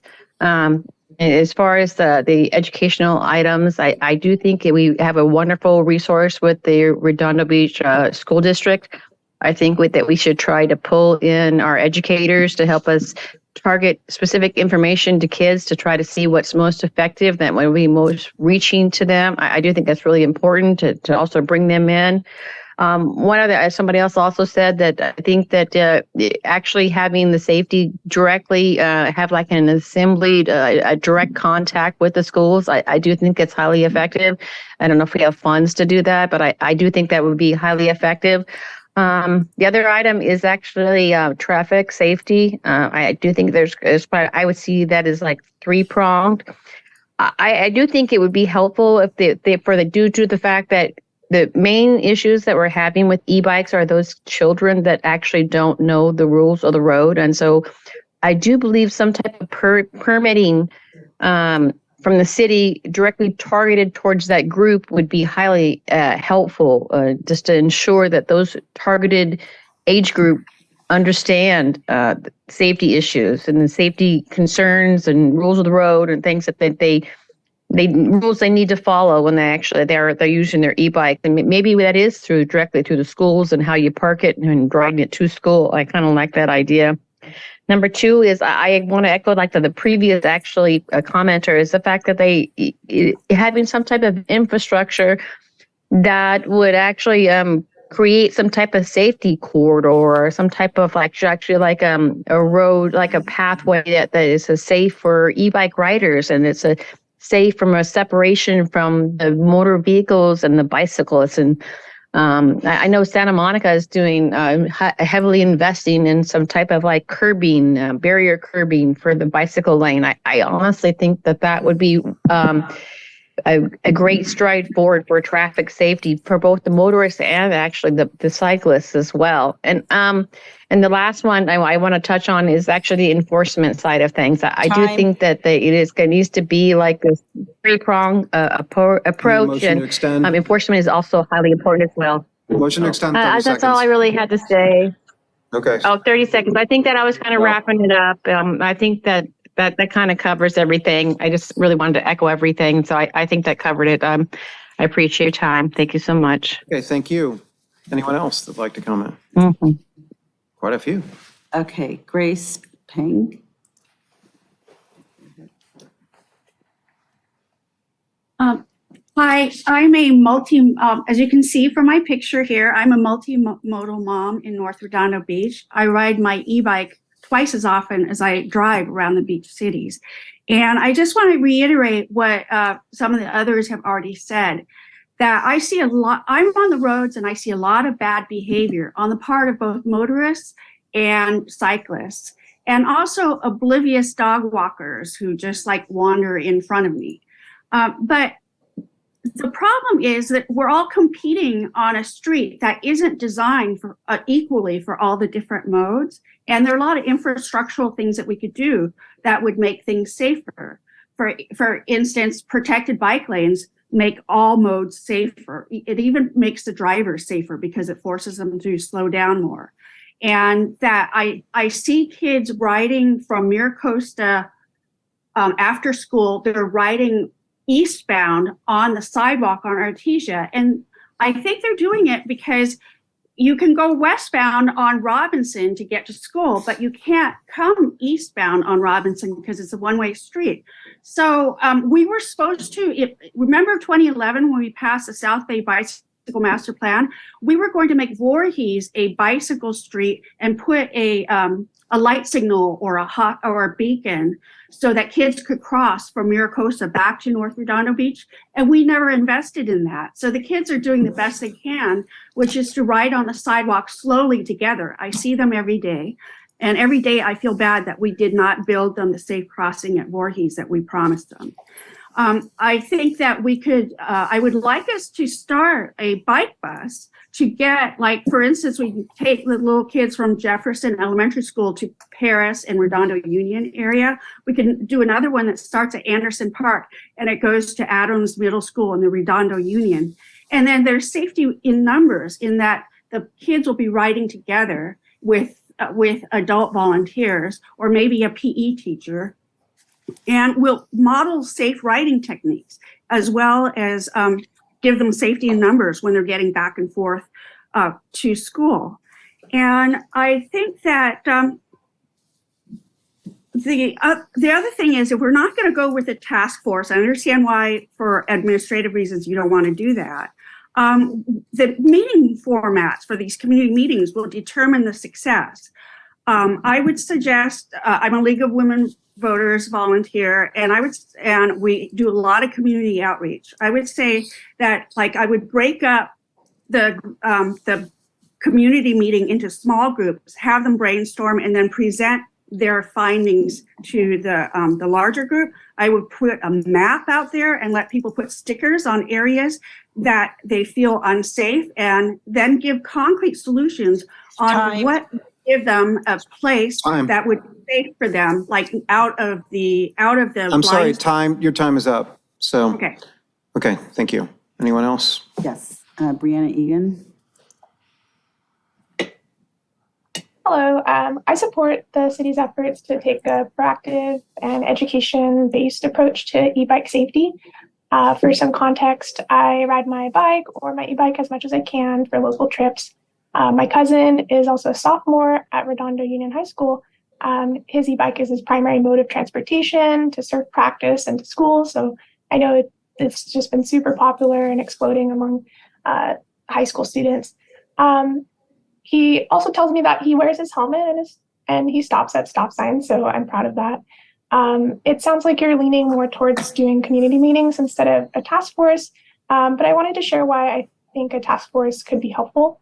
I think it could also be administered by any of the agencies. So if not the city, maybe the school district or Beach Cities Health District could be the lead. And I think including stakeholders like students, Beach Cities Health District, South Bay Bicycle Coalition, as well as community members and public works would be really helpful. And definitely include people who bike as their primary mode of transportation. So what I'd like to suggest for a task force or a working group could be to continue that proactive approach, take a wider scope, not just education and enforcement, but also focus on infrastructure. I like what others have said about the need to implement things like traffic calming to slow down cars and address distracted driving, but also to make roads safer for all of the uses like bikes and pedestrians. So the Netherlands actually has similar legislation to AB 530, but they also have networks of safe protected bike lanes. So safety starts with high quality bike infrastructure. Here's some additional ideas to share. I think that the task force or maybe the meetings can allow people to identify the streets where there are conflicts between bikes and cars and streets that can be prioritized for protected bike lanes. And also the group can work with city staff and planners and the community to build quick build bike lanes using paint, planters, curbs, and bollards, maybe starting with one street and moving on from there, see how it works. A little bit of funding and a lot of volunteers can go a long way to doing something like that. And Cal Bike, the statewide organization, has a great guide on building quick build bike lanes. So I suggest looking into that. And in summary, I support this effort, but I do think that infrastructure is key. And I think that a task force or focused community meetings could be a key driver to working on that. Thanks. Okay. Okay, that concludes the Zoom, and there's only one e-comment, and that supports it. Okay. Is there anybody else that's not spoken in the public? Okay. Would anybody like to make a motion?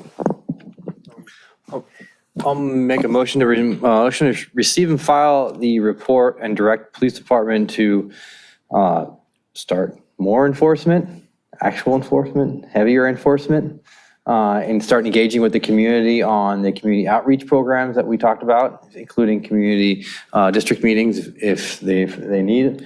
And AB 530 to watch and let us know when it gets going again, what is the guts of AB 530, what direction they plan on going, and is there anything else? I was thinking, conduct their education and give us feedback as to what the community is telling you. Also, what recommendations you have for us to make as it concerns AB 530 in a letter, and then come back with an opportunity for us to send an AB 530 letter. In 6 months for an update? Want to do that? Yeah, sure.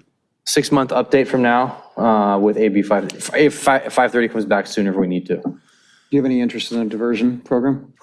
Yeah, but do we? With Mr. Webb? And direct the city attorney to Direct the city attorney to try to get the court to approve a e-bike safety class there you go. Okay, 3. for diversion purposes. Yeah. Okay. And I would say not necessarily come back with recommendations as to how to proceed, but to report on what you get. Status, yeah, update. Status, yeah. And then Sure, we as a council will consider that carefully. Understood. So we'll come back in 6 months with an update on the status of AB 530, with recommendations that we've gleaned from hosting community meetings, whatever we've been able to do over the course of the next 6 months. And then obviously the direction for the city attorney's office, we can include that in that report also as a joint report. Or maybe not even recommendations, but report back as to what you heard from these community meetings, and then we could discuss next steps. We want the police officers' recommendations when they see the accidents on the street. Yeah, I think. Or feedback. We can report back on the feedback and comments from the public that we obtained during the meetings. Okay. Yeah. Is everybody clear? Understood. Yeah, everybody clear with that motion? Is there a second? Is there a second? Okay. Thank you, sir. So there is a motion on the floor and a second. All in favor? Aye. Anybody opposed? Okay, motion passes 5-0. Thank you, gentlemen. Appreciate it. Thank you. Okay, item N3, discussion possible action on the draft transit services study report for the Beach Cities transit system.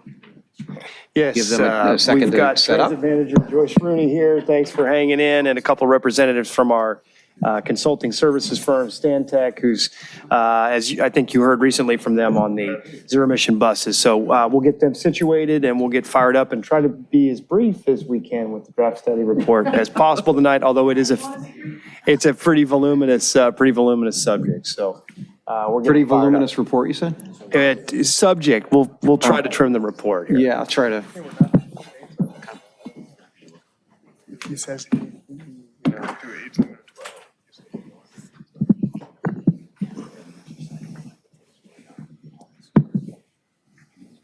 Okay, Joyce, you're up.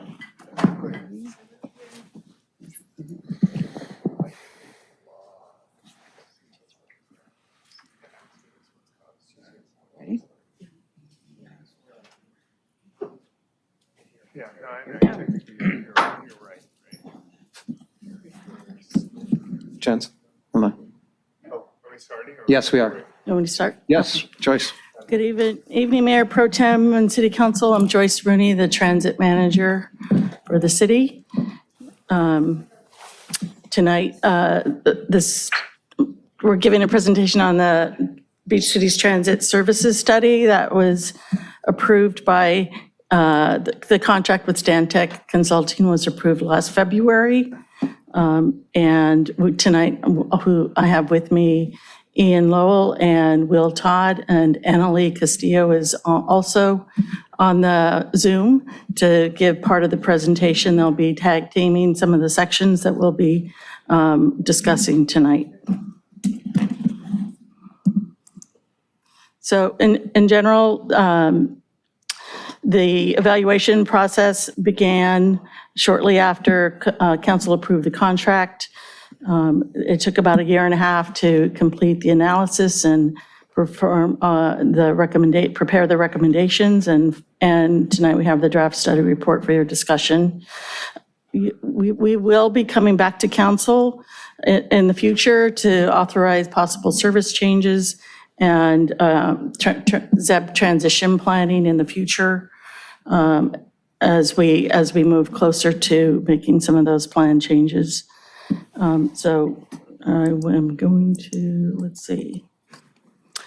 The part of the study was completing a comprehensive review of the BCT system and services operated by our contractor, Transportation Concepts.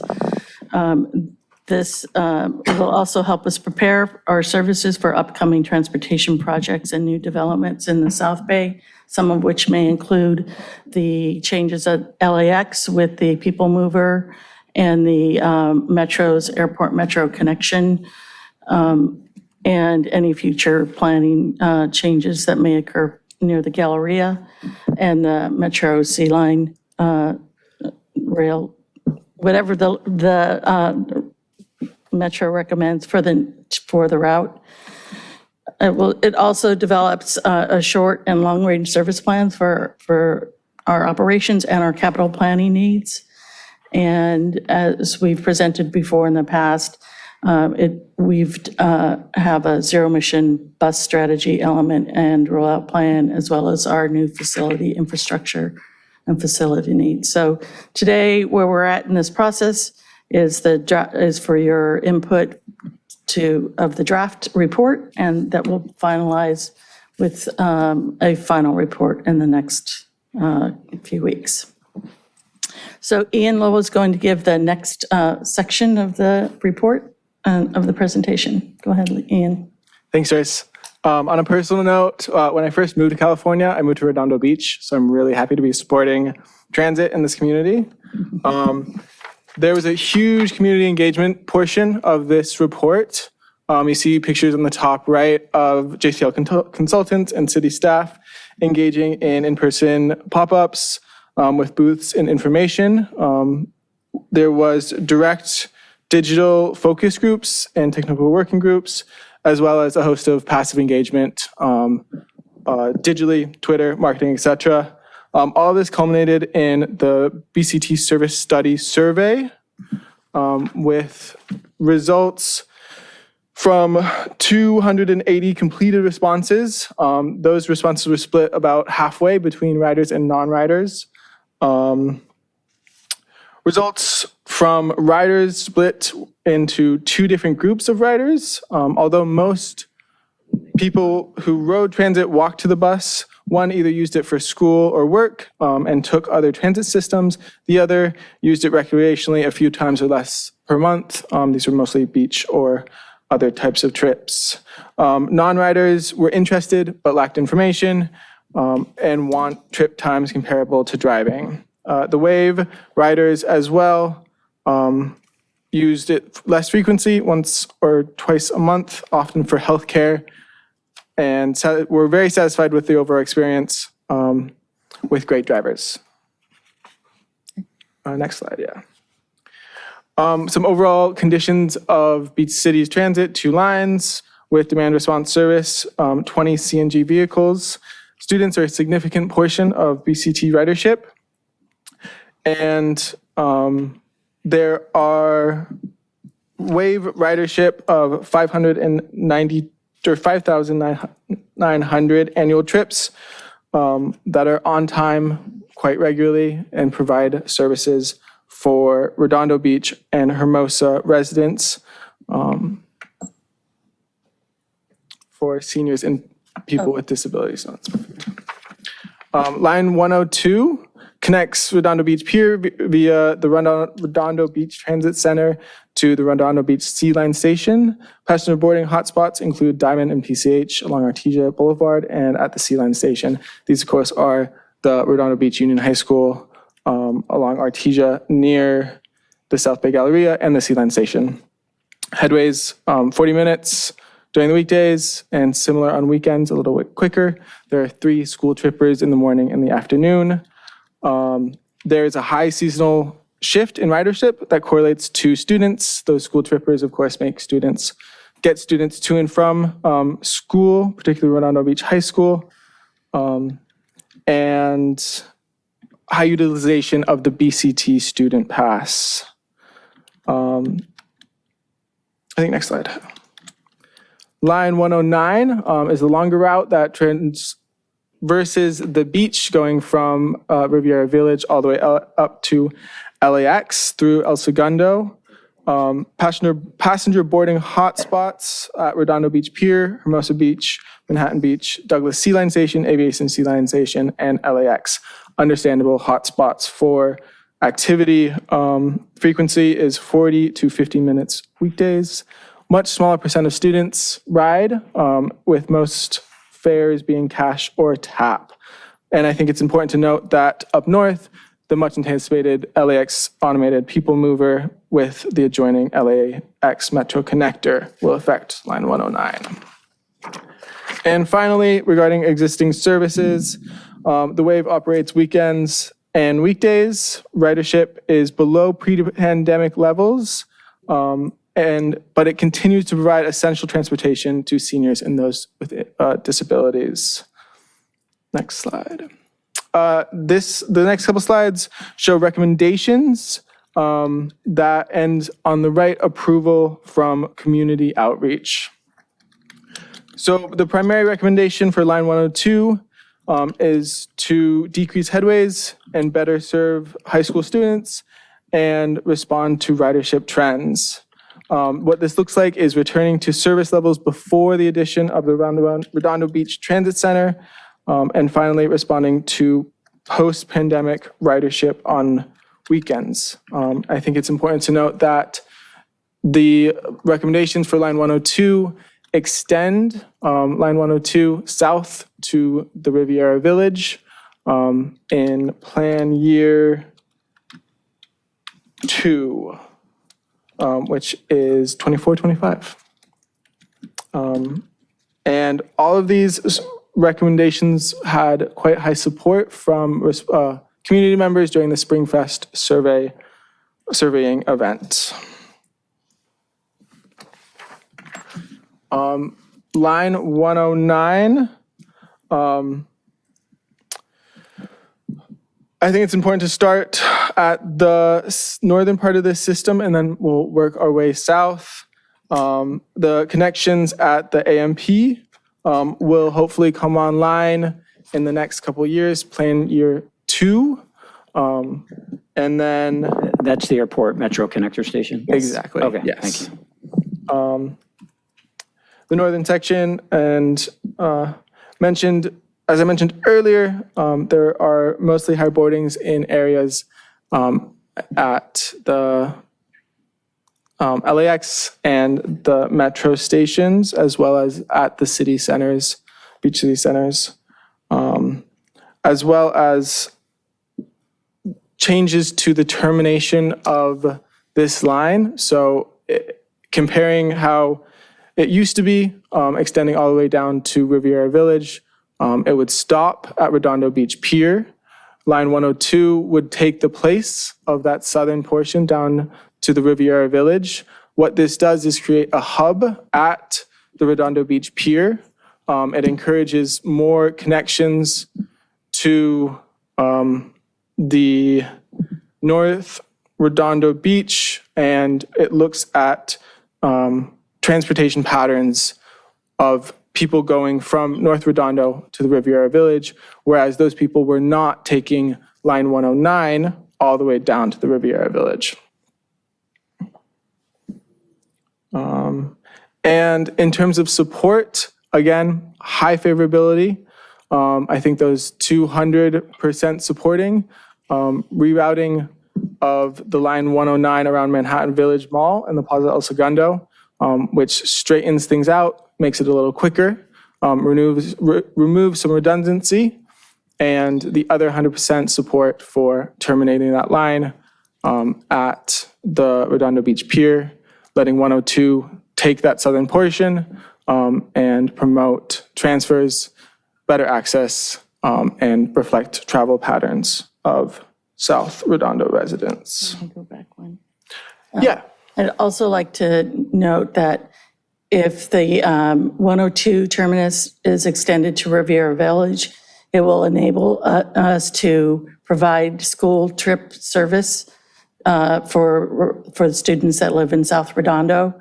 Currently, anyone who lives around the Riviera Village and along Catalina up to Diamond would need to take 109 and then walk to the high school from Diamond and Catalina. And if we extend the 102, basically swap the endpoint between the two routes, then we could actually provide additional school service for students that live in South Redondo along the 102. Okay, we'll go to other recommendations. Super.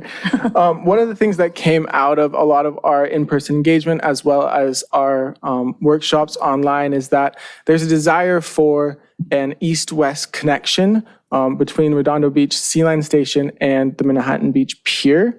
A little history on this is that LA Metro discontinued their line 126 along this route due to low ridership.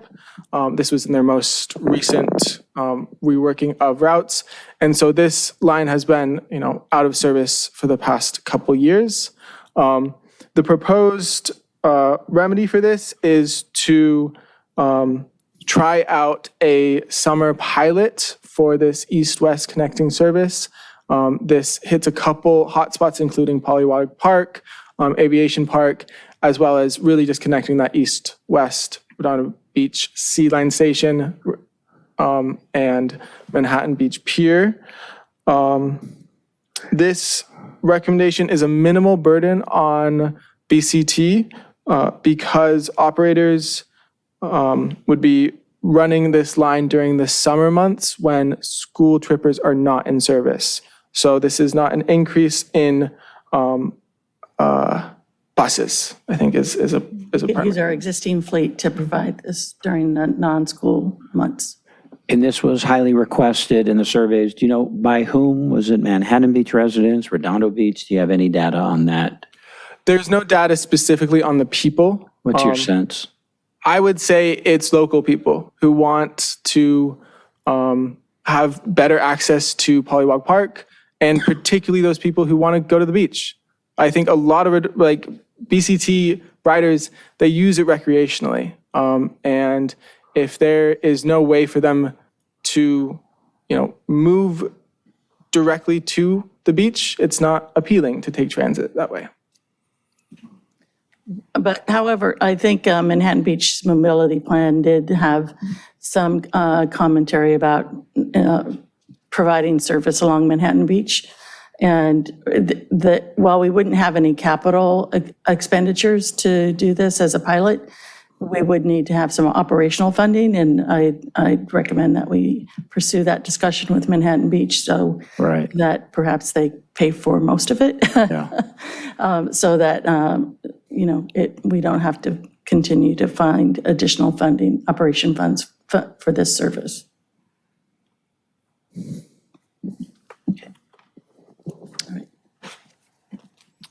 Regarding the wave, primary recommendations were increased outreach and engagement. This is a population that may be changing their travel behavior as they age, and it's important to give them more options of how to access their services. So leveraging as many options there are to access the populations that are served by this specific service. And a long-term improvement is technology improvements. There is scheduling and software that is needed to improve, and that could be or using your phone to order a demand response service, as well as enabling tap cards on wave vehicles. And a long-term recommendation is opening this up to the general public. There are a number of ways to do this in a kind of conservative approach to identify target demographics that could be using on-demand services point to point.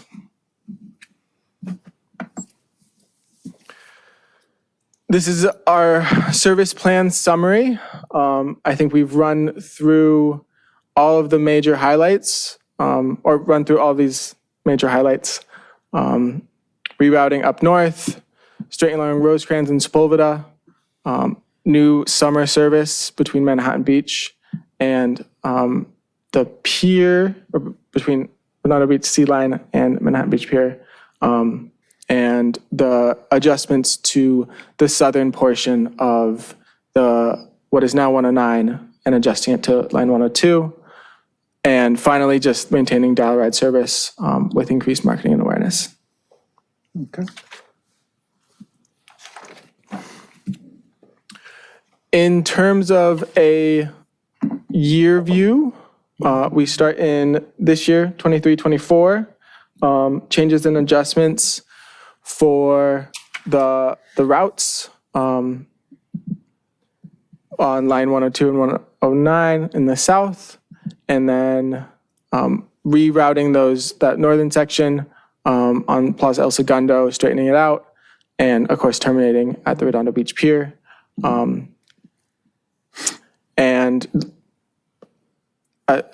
Looking forward to the potential of a Manhattan Beach Boulevard connection. Line 2, We hope that the airport metro connector will be open at LAX. That's the only thing in year 2. Year 3, Sunday service, increasing that to match Saturday service. I believe that's 30 minutes on line 102. Then in year 3, 25, 26, Manhattan Beach Boulevard Link, opening it up for a trial in the summer. Year 4, increasing service on line 102 to 35-minute headways during weekday peak periods. It is currently 40 to 55 minutes during peak period, and continue to adjust and monitor the Manhattan Beach Boulevard Link across this whole 5-year period. Look at different ways to increase wave ridership. And before we go to the next section, I just want to remind you that any service changes need to go through a public outreach process. So we will return to council requesting approval to start that process. It's usually would take about 3 to 4 months to complete that process with public meetings and public input for any service changes. Obviously, any increase in service will need to also come back to council with a budget plan to increase our budget. And then from there, there's additional domino effect to our real-time feed needs to change, signage changes need to be made, enunciator changes, all the backroom type of operational items need to be rewritten and created so that it will likely not happen this in this calendar year or fiscal year 23-24, but we can initiate that process, so we could likely see more changes happen in the year 2 of the plan.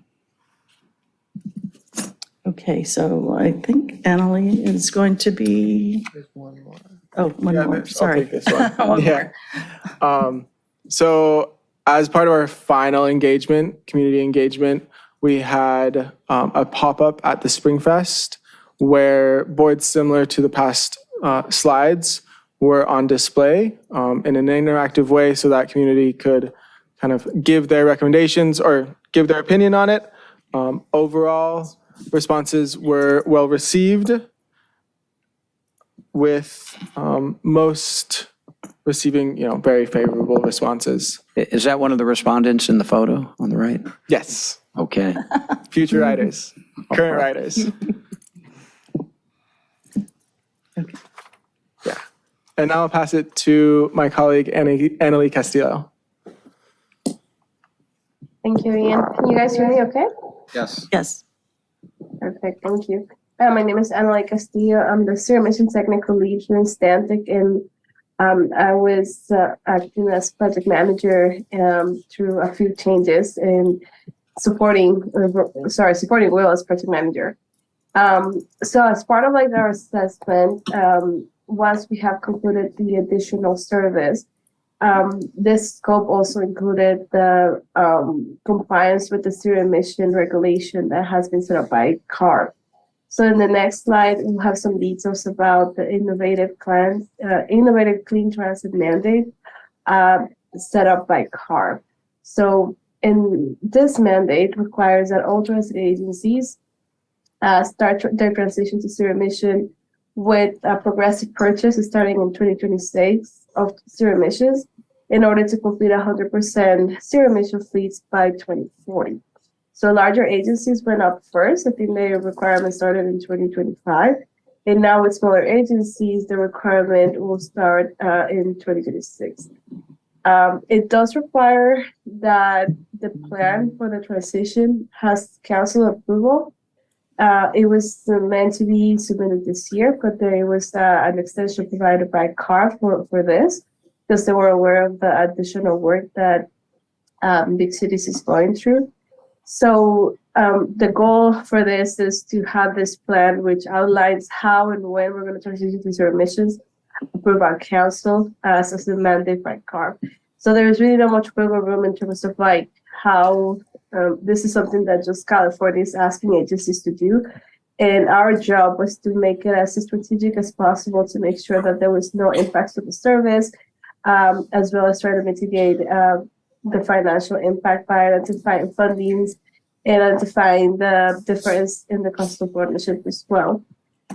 There is an exemption for cutaways, motor coaches, and articulated vehicles, as well as exemptions for vehicles that might have that are not having the performance that's required by the fossil fuel equivalent. But the modeling will present to you will prove that it's feasible for big cities to do the transition. So in sum, the purpose is to have an approved city administrative plan so we can present it to CARB. And we also want to make sure that this strategic goal allows the big cities to transition to 100% emissions as the mandate requires. So on the next slide. And I just want to, sorry, Annalie, I just want to mention that council approved the city's rollout plan earlier this year. And then the next slide, the planning process included a detailed modeling of the system as it exists right now, as well as the proposed changes that my colleague just presented. So the predictive modeling allows to simulate how a conventional vehicle is performing under a specific route, and then how would an electric or fuel cell vehicle will perform under the same circumstances. And this included, the same level of traffic, the passenger load, the weather, how would that be affected, as well as the topography, which was important for these cities. In that manner, we're able to say, can an electric vehicle provide a level of service that is required? And if not, how we can mitigate that. So big cities, the modeling results show that it is feasible to have a one-to-one replacement with bioelectric vehicles, meaning that the range that they have currently is sufficient to provide the service that is needed. And through the modeling, we also were able to estimate that with this transition, big cities is able to reduce 87% of their greenhouse gas footprint annually. So a lot of environmental and quality benefits with the transition. And on the next slide, our recommendation based on this modeling results and the analysis is for big cities to deploy a bioelectric fleet. Now, the modeling kind of showed that is the ideal, and the other option was hydrogen. There were several options why hydrogen wasn't considered. One of the first one is because electric vehicles is a better established technology. Other peers around all across California are developing this, so it's a proven technology. Also, the market is a little bit better established in the sense that there are more options. For example, electric cutaways are currently available, while hydrogen cutaways are still not in the market. And by having a more established, there is a more variety of vendors and manufacturers that can provide this type of electric vehicles. Additionally, hydrogen usually makes more sense for larger fleets, which allows that, the bigger the fleet, the more hydrogen demand, you're able to have a faster recovery of investment on the hydrogen infrastructure, which is usually about $4 to $5 million just for the hydrogen equipment, in addition to the large footprint that will be needed for that. May I ask a quick question? Yes, please go ahead. Thank you. This particular item was discussed earlier this year in a decision made? Yes, in October, it was a strategic plan item, and we came to council with a recommendation to approve battery electric buses. Right. So is this a recap, or what are we seeking to achieve here? That presentation was specific to the strategic plan. Okay. But the presentation we gave to council was based on the information that were part of this study. So we're giving you tonight's item is to give you a report on all the elements of the study. Okay, thank you. Sorry, go ahead, Annalie. Thanks for the question. And then the last item was that while hydrogen is a good fit for other types of systems, just the modeling proved that electric vehicles are a good fit, even with the additional modifications of the service as it has been proposed. And lastly, a big consideration was the space for the hydrogen infrastructure. There's currently no space in the new facility. Might not even be enough space to accommodate that in addition to the capital cost. It was just not going to be a return on investment that could signify that. And on the next slide, we have the proposed tree replacement plan and infrastructure facing, and some of the items here related to the last question. You can see that there is an increase in some of the vehicle count and purchase, and that is to accommodate some of the additional service as has been proposed, as well as the strategic transition to electric vehicles. The first purchase of vehicles will occur in 2029, and then we have a gradual increase of electric vehicles. Everything following the natural retirement of the vehicles, making sure that we're not retiring vehicles sooner than they need to, and spreading out the cost throughout the years so we can reach 100% fleet by 2040.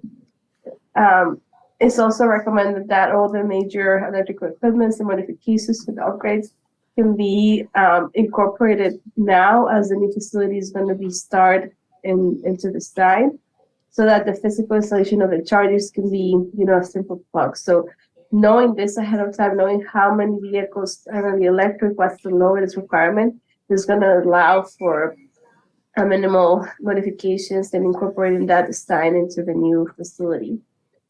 And on the next slide, we had a projection of what that demand will be. We make sure to accommodate that demand that would avoid peak hours, so we can reduce the cost of the electricity in the times that the utility will be charging a more expensive rate. And it requires a maximum capacity of about 700 kilowatts for the vehicles that are able to refuel completely and be in service throughout the day. And that's it in terms of our emission plan and how this update has been able to accommodate the proposed service that has been presented. And the next aspect will be the infrastructure and facility needs, but I'll stop now in case there are any questions about what has been presented today. I don't think so. Does anybody have any questions? Not for this presenter. Okay. Okay, thank you. So I'll pass it on to Wilbur. You gotta push down. There you go. I know Will Todd will give the next section. Okay. I'll try to be as brief as possible with this part. This is the more sort of tangible part of the plan where we really start to look at the infrastructure and facility improvements that are required for BCT's operations. The current facility, the main takeaway from that is that the current facility is undersized and is really just exceeded its useful life and is not really adequate for serving either type of zero emission vehicle, whether it be battery electric or hydrogen. So our recommendation is to provide a new facility for BCT into the future. So we went through a programming study that basically determined that we needed about 16,000 square feet of new building, about 16,000 square feet of parking for both transit vehicles and employee vehicles, and then some additional exterior space for utilities, et cetera. So that equates to about 54,000 square feet, or just over an acre or so. Next slide. So this site plan hopefully looks fairly familiar to you guys. The transit center is there to the north, and the existing facility is there in sort of a north-south orientation off to the right. Yeah, there you go. So our recommendation, we went through various options as to how to locate the new facility within the overall city property there. The Public Works portion there on the right on Kingsdale Avenue was not available for BCT to use. So we looked at sort of a simple layout there in the southwest corner. So you can see that that's what we're proposing is a two-level facility, really to maximize or minimize, the space taken up by the facility. And the rest of that is essentially vehicle parking with employee parking outside the fence, using that inside the overall parking lot. May I ask a quick question, Mayor Pro Tem? Sure. So for the city manager, where on this detail, if anywhere, may there be a spot for a laydown yard for the maintenance? Yeah, so the Public Works, you see the 20,000 square feet down below, which is currently occupied by the pallet shelter program. Right, and just to make it more clear, without getting into a different topic, we talked about expanding potentially the pallet shelter, and where would we put this laydown yard maintenance? So my hope with the laydown yard temporarily, and we'll talk about this more when we eventually discuss the pallet shelter program, that's on the agenda next Tuesday, in fact, is likely to temporarily occupy some of our park and ride lot on the upper side of the facility. In a sense, where we have the proposed maintenance yard now in this aerial, we have a lot of underutilized space on the yard. This is down the road a bit. So I think for the next few years, we certainly have the ability to temporarily occupy a portion of the park and ride lot that's up top. Up top, so it wouldn't include this operations and maintenance facility site plan that we're discussing here at the bottom. You're considering something Beyond north of that? Yes, well, technically west, I suppose you would say, up and above that site. Okay. Thank you. Yeah, and ultimately the facility kind of reverse engineering of when the facility needs to be completed is really about when that first battery electric vehicle needs to arrive and when the fleet starts getting replaced. So that the facility construction, as you can see on the slide there, would be in that 27, 29 range, with that first vehicle showing up in 2029, 2030. Can that also be used for city vehicles as well too, or no? To a degree, I mean, that northern lot for us hasn't necessarily come into play for temporary city kind of fleet or underutilized fleet. We're able to currently house that on our corporation yard. Yeah. But as, you know, the laydown yard, to Councilman Barrett's point, has been used for a lot of different things over the years. I mean, it's material storage, it's temporary knockdown light, street lights, it's gravel, it's, sand or pallets or whatever we might be buying. So I think we would be looking to create a flexible multi-purpose space that could potentially have a few vehicles in it as Charging well. vehicles, yeah. Yeah. City vehicles. Thank you. Yeah. Slide.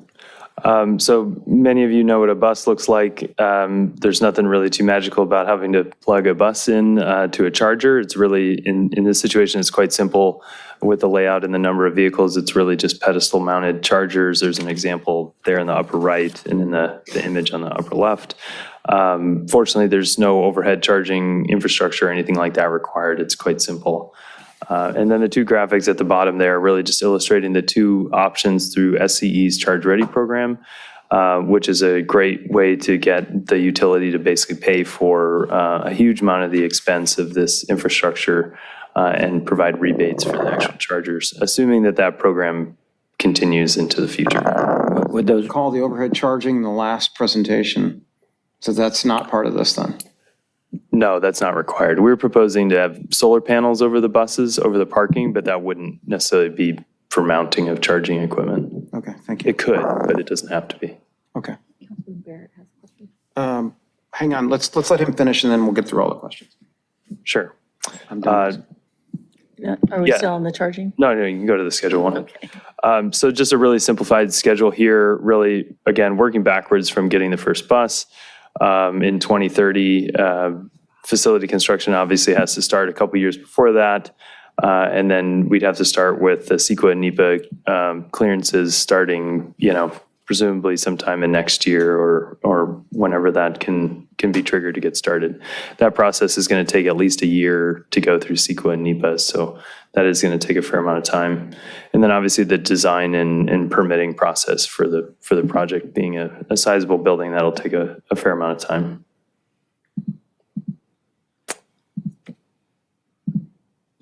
Are you doing this one? I think you guys are taking turns on this one, aren't you? Ian, this one's yours.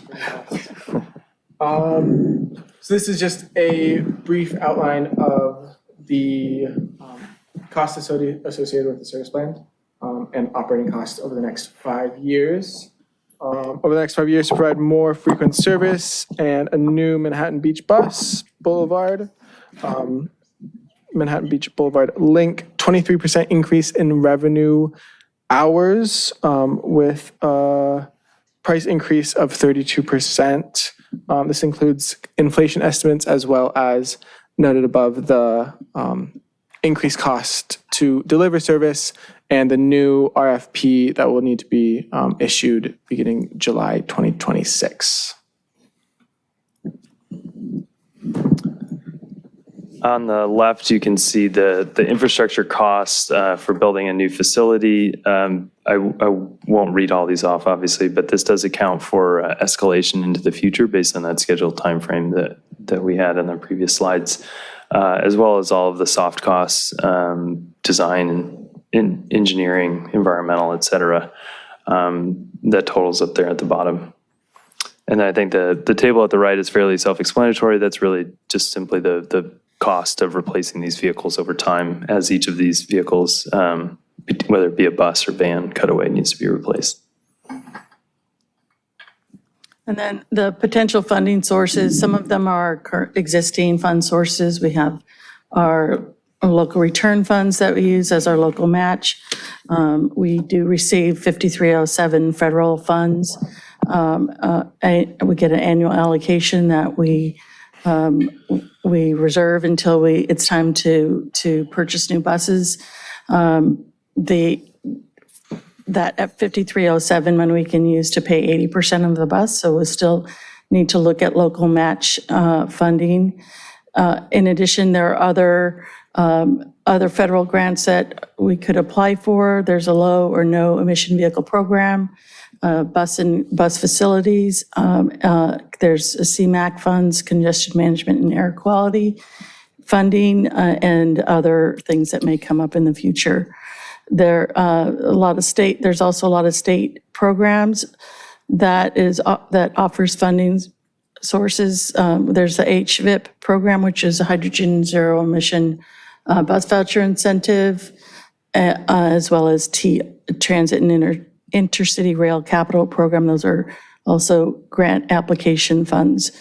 We do get an annual allocation for California State of Good Repair under the SB1 that was passed a few years. Our annual allocation is around $45,000, nowhere near enough to help pay for an electric bus, but certainly will contribute to some of our costs and some other grant opportunities.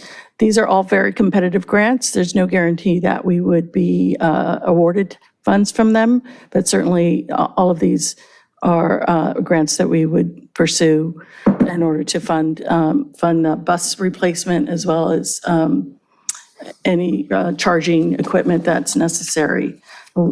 As for the new transit operations facility, I've mentioned before that we do have around $30 million that has been awarded to us from the COG for sub-regional Measure R funding. And we just need to come up with a $1.2 million local match in order to for that $30 million of funds. So in summary, we've presented the information on proposed service plan changes. We've come to council recently regarding our ZEB rollout plan and what you've approved the battery electric bus as our electric bus of choice. And then future presentations to council are regarding the infrastructure and facility needs that the planning efforts need to start taking place in the next few years so that we can have a brand new facility that can not only park our buses and charge them, but also maintain them. And so those are all very comprehensive, challenging effort for city staff to take on. And it will need to have all departments, all hands on deck to try and make this transition to zero emission bus happen. So our recommendation for you is to discuss the report and provide more input for our draft study so that we can finalize it. Okay, thank you very much. Appreciate it. Councilmember Narenheim. Thank you, Mayor Pro Tem. Yes, real quick, so line 102, it's going to be extended to the Riviera Village come January, correct? No, it's a proposed change, so Okay. nothing's been approved yet. We still need to do a public outreach process. 3 to 4 months after. Yeah, we need you to agree to it, so, but it is one of the service changes that's under consideration. Okay, totally in favor of that. Just want to make sure you have a quality educational campaign to the parents in school, especially high school. And let me know so I can push it out as well, because I'm sure there'll be a lot of people more than willing and wanting to use it. Yeah, and it's likely, a change like that will not happen mid-year. We'd likely want to start it at the beginning of the school year, so everybody's on board. We'll have more opportunity to provide public outreach. September next year, August, actually. At the It'll be on soonest, yeah. August. Okay, thank you, that's it. Sure, Councilmember Barrett. Thank you, Mayor Pro Tem, and thank all of you for a very robust presentation. I think it's clearly evident you put a lot of time, effort, and passion into it, and I think it's fair to say it's appreciated by all of us up here on the City Council. I did have 2 hopefully quick areas of questions. First goes back to the operation cost estimates that you computated and provided. Do those costs include the electricity cost to charge these vehicles? Yes. Yeah, they do. We do a comparison analysis of existing, so if you stayed with fossil fuel, and then what it'll cost to transition to zero emission. So electricity is factored into that. Electricity is factored in as increasing in cost. But also Annalee pointed out that we do modeling based on. Annalee from Stantec? Yes. Okay. Yeah, my colleague. Go ahead.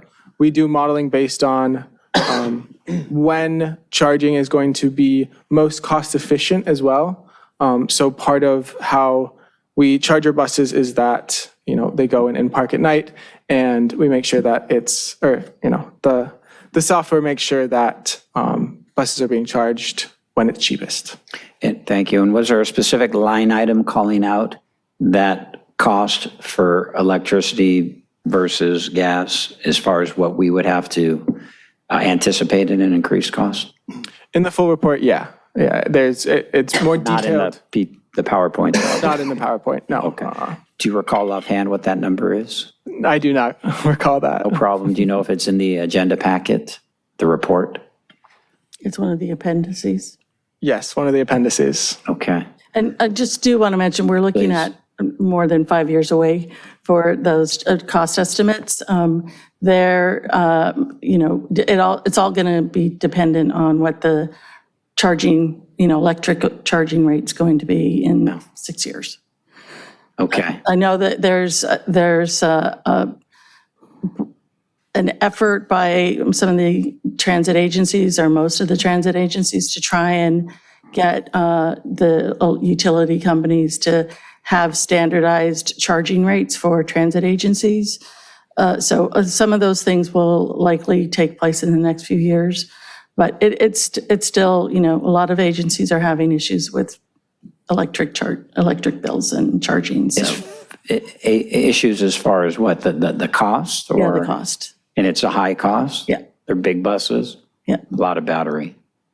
Okay. And in certain buses, certain systems, you have to charge in the middle of the day. Each of these is fortunate that they don't need to. We can transition on a one-to-one basis, so only depot charging happens at night when those costs are cheaper. Okay. And then you covered, I thought, quite thoroughly, potential funding sources and what have you. Do you anticipate, is there currently now a funding source through grants or otherwise to cover the electricity costs for these buses to charge them? I think for the most part, the grants are strictly capital and not operation funding. Okay. So that would not include. If I may, also our financial shows that there is actually savings in the cost of electricity and cost of fuel, because batteries are more efficient than the diesel. So overall, there is some savings in terms of like the fuel compared to the conventional diesel or gasoline. And yeah, most of the operational is not going to be a part of the grants. Yeah. All right, and that's in one of the appendices? Yes, yeah. The total cost of ownership has a breakdown by category, so whatever is operational versus capital will be shown there as well. Thank you. And then the second area of questioning, I'll move quickly. The last slide of the first presentation had the proposed potential updated routes or service plan changes for Beach Cities Transit. And I don't know if you could pull that up quickly from the first presentation, last slide. If not, that's not a problem. I could ask my question nonetheless. Did you mean this slide? From the service map? first PowerPoint, last slide. Sorry. No. Yes, thank you. That's exactly it. This is thorough. I think this really helps to capture what it was that was presented. The question I have is, do you see any downside, any potential problems, any issues at all with the service plan summary if we were to make these changes? Any concerns you have that you think we should have? Anything at all? Or is this, hey, this is great, let's do it, no problem? I think you can answer. I think if we're just talking about route changes, that most of them are manageable. The main issue, if we're talking about increasing frequency of the buses, that is going to be a financial decision, because we'll need to make sure we have money to operate the additional service. And we still will need to, I think in a couple of service recommendations, there may be the need to purchase additional buses in order to have the additional frequency. So we would have to plan out the capital procurement schedule to make sure it aligns with whatever the new service frequency is. We haven't needed to share operation costs with Manhattan, Hermosa, and El Segundo for a few years because we've had adequate transit funding from our annual allocation.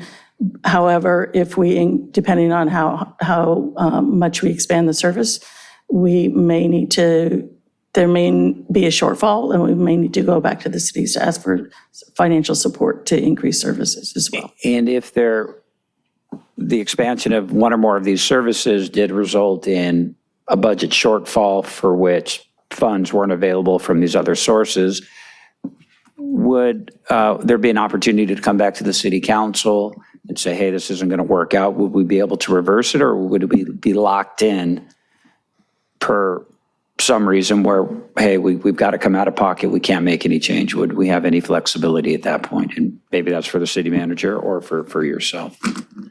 And it would likely be, we'd have to, make sure we do a thorough financial analysis on what our fund availability is and projections are before we make a decision to increase service, right? And so I think the overall response would be each of these planning recommendations are going to be separately evaluated on a case-by-case basis with availability of both capital and operational resources at the time of the decision. Okay. And then that's when we'll put each of these to the test. To the point Joyce makes, the increased frequency really does have long-term sustainable ongoing cost increases that we would need new formulaic funds to cover. These other changes are general adjustments that likely can work within existing resources, but all of these decisions, the maintenance barn, capital investment, purchase of buses, we're going to be making these decisions with budget in consideration at the time. Okay, so that would be an additional step taken before implementation. Okay, thank you, and thank you, Mayor Pro Tem. You got it. And can I just add, you asked a question about how much is it going to cost for charging. And last year, we spent over $450,000 in CNG fuel cost, and it'll likely continue to be increasing the next few years. So the offset, as Annalee trying to mention, might be cheaper to charge the buses than it is to pay for CNG in the future. Okay, I'm sorry, go ahead. Any additional questions? Councilmember Kaljurevich? Yes, just one question. I've had several requests from residents about, it looks like this map existing already is near the middle school, at least Adams Middle School. I've had several requests to have a route, or the route is here, but to have a pickup at, when they get out of school to get to Beach City's transit, or I'm sorry, Beach City's Health District. Is that something that can be worked into the schedule, being that it's already there on the route? I think I sent you a response, but that would, they could do it now, although they do need to walk to one of the bus stops on Grant. Something like, yeah, but we could look into that some more okay, later. That was my only question, but great. Okay, so this was basically providing input? I don't think there's any action to make in? No. Approve the. Yeah, the follow-up is to come back with the official report that you would be approving. Tonight is sort of the preview to it. If there's any particular adjustments you'd like to see us make, we can certainly incorporate those into the final plan. We feel like most of these suggestions are manageable. They make sense given the feedback we've received, and will be eventually implemented as appropriate and as resources are available. When will we be seeing the final plan? 2 weeks? In a couple of weeks. Yeah, I think we have to have it adopted by the end of the Their contract calendar year. expires at December 31st. So Is it another presentation, or is it on? It'll be consent consent calendar? at that point, yeah. Okay. Any questions from the audience?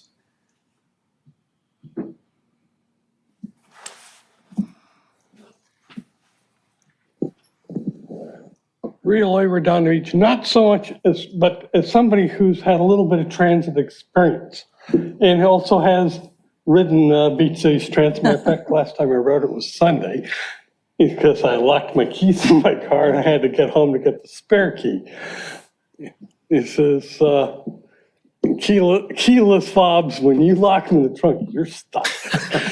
But it says, I look at this, it says, I like how the extension of the 102 and replace and take it with the 109.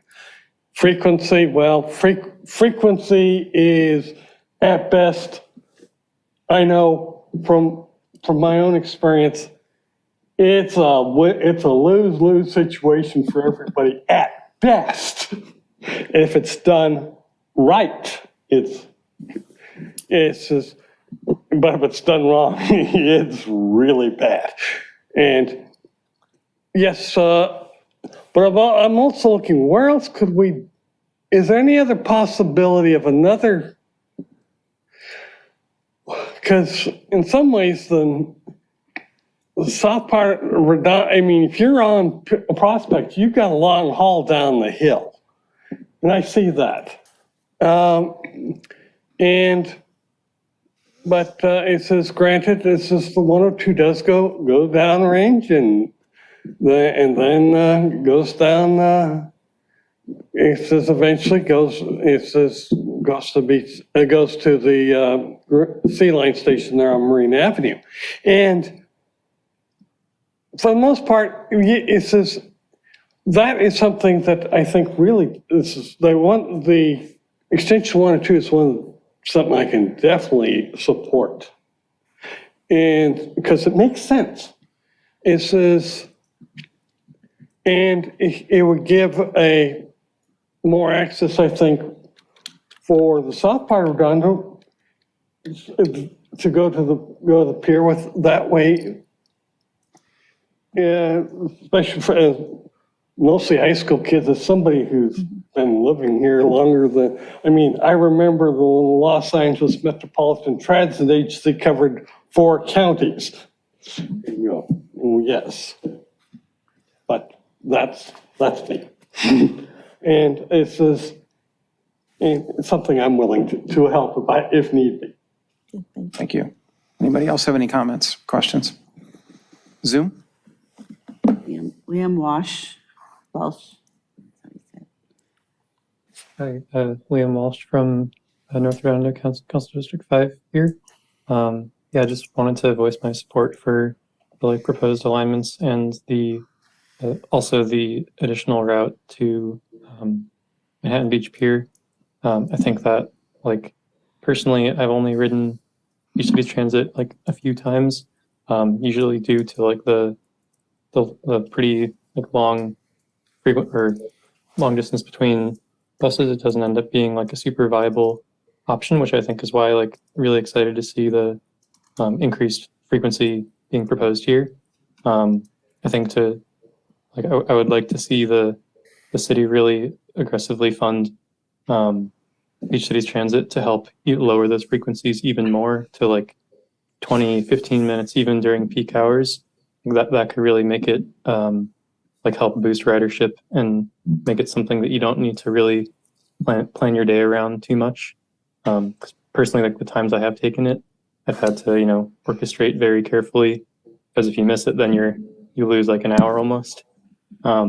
So yeah, just really wanted to voice my support and hope that we can see some increased frequency. And I think this is a really like one of the best ways to spend city funds by like providing high quality transit to everyone in Redondo. So thanks for your work and looking forward to seeing the improvements. Okay, thank you. Any additional comments on Zoom? That concludes the Zoom, and we had 4 comments, 3 for support, 1 neutral. Got it. Thank you. Is there a motion?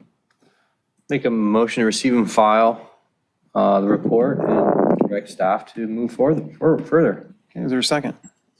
Second. Okay, second. Okay, all in favor? Aye. Any opposed? Okay, 4-0. Thank you. Thank you. Okay, on to final item of the evening, N5, which is extension of such possible action on the Community Development Director's approval of a 12th extension. 12th extension to the. Yeah, this is going to be a fresh report tonight. It's not. I actually have a little bit of addition to it. I know it's late. I know we get out of here, but this is, I'll show everyone why. Okay. It wasn't included. Mr. Scully, Sean. Yes, thank you, Mayor Pro Tem, members of the City Council, Sean Scully, Acting Community Development Director. So this is the 12th extension of the Emergency Coastal Development Permit for the Avenue A access ramp to the beach. As you all know, these permits are good for 60 days. Prior to the expiration of each of these permits, they have to be extended, or we have to receive a formal application for the permanent redevelopment, if you will, repairs, redesign of the access ramp. We were thinking we would have that before this 12th extension, but it didn't come in. So we're here tonight to present this item. And what I'll just focus on is what's changed from the 11th extension to this 12th extension. There has been progress. Fairly significant progress. We've moved from 50% conceptual design plans to 90%. And with that, we've also had a pre-application meeting with LA County Department of Beaches and Harbors. So they're getting very close. I'm not going to guarantee we're not going to have a 13th extension, but we're expecting a formal application of the coastal development permit fairly soon. Okay. And just to remind for everybody, because I know where Councilmember Narendine is going with this, this is potentially a matter that will come before this body on appeal. We are the initial approver of the coastal development permit before it then potentially moves on to the Coastal Commission. So I think if we're doing a little show and tell tonight, we're gonna have to be careful to make sure we don't make any I just want to show the judgments. plans. Yeah. That's all I want to show. Yeah. People keep asking. Yeah. That's all it is. Yep. We're a different wavelength. Yeah. No, I'm not going to do that, actually. Thank you, City Manager.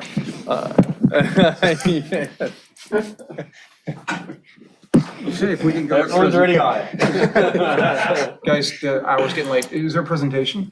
There is no presentation. That was it. Madam, Just can you approval. share my Just screen, approval. please? Yeah. Receive and file the extension. Which number? 1A. You know, are you done? Yeah. I That just, concludes staff's presentation. Thank you. I just want to show people what this is all about. I know it keeps coming back. Everyone thinks, oh, it's just a ramp. It's down there, but I just want to let the rest of the council know. It's a good looking ramp. I know it's a great ramp, isn't it? I get I get hit up every single week literally almost every single week on this, what is currently happening to this ramp or this location, because anyone that's not there's a very large fenced-in area. So I'll just zoom in here. This is the project area in question. So this fence right here is, this ramp is blocked off, and right in here is it's actually physically collapsed. About 30 feet of it has actually physically collapsed, and it's just dirt and ice plant now growing completely over it. And so this is the Esplanade Avenue A right here, and this is Avenue B right here.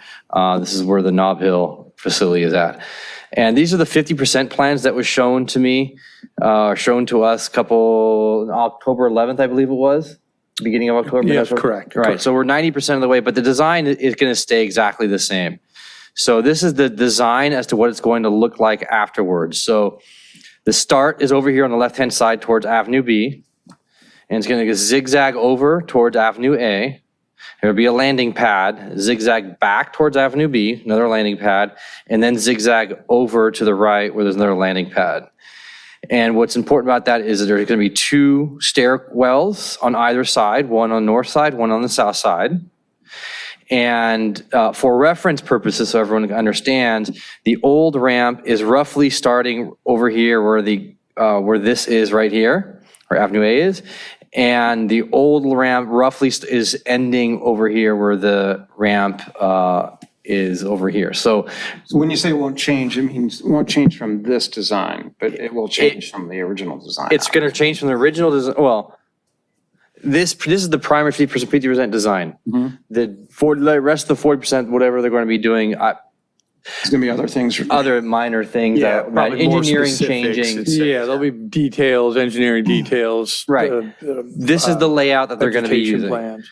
And I want people to see this because it's going to be a big ramp.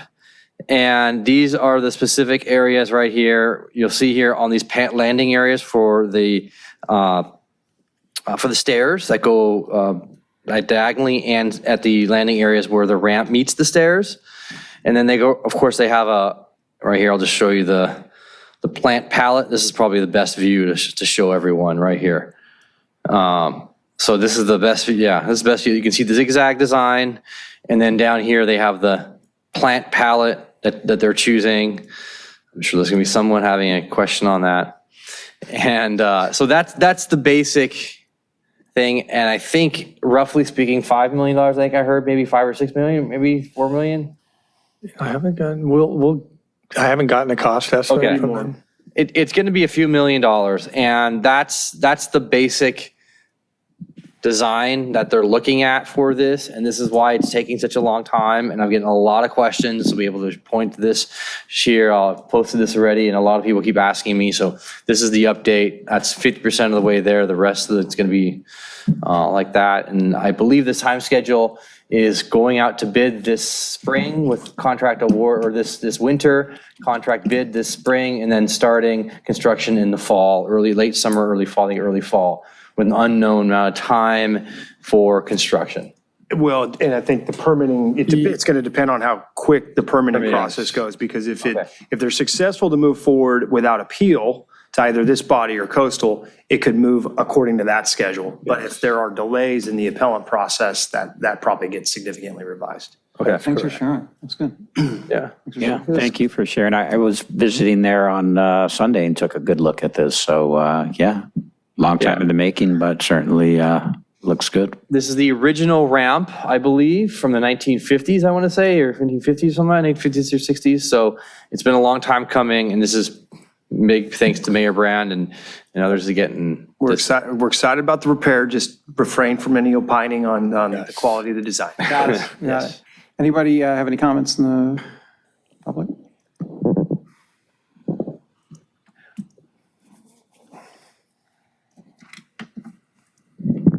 Redondo Beach, as somebody who's used this ramp a few times over the decades, I can see where it's just one problem is, heaven forbid, if you had a wheelchair and going up and down that old ramp was almost impossible. Leastwise this way, because you increase the length and you you give a spot where a person can rest for a bit before they go on to the next section and on to the next section. This is definitely a much better, and for those who are capable of going up and downstairs, they've got them too. Okay, thank you. Anybody else have any comments? Anybody on Zoom? None on Zoom and no e-comments. Okay, I'll make a motion to approve, motion receive and file, and make a recommendation to staff to next time when you talk to beaches and harbors to include a request for those plastic blue ADA accessible mats that go across the beach. The same that they have in Hermosa and in Torrance and in Dockweiler and Santa Monica, other places. If we have an ADA accessible ramp, might as well take advantage of the ADA accessibility for the beach. They're very, very popular across the across the And also the approval of the extension, right? and approval of the I think it's just receive Yeah, and it's file. just on that receive one. and file. We just have an obligation to tell you that this has Correct. been approved administratively. Correct. Any seconds on that? Okay.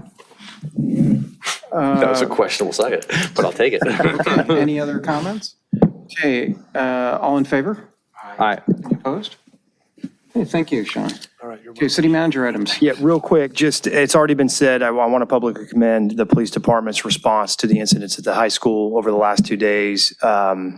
Difficult situation for all parties involved, but I will say that our folks in particular, I thought, did a very admirable job in addressing the issues quickly, without hesitance and in an appropriate manner. So big kudos to our shop in that respect. There's a lot of follow-up work that we're continuing to discuss with the district. This will be an ongoing security question for a little bit, and we're going to be doing everything we can to support them in that, but it is something the district is going to need to grapple with.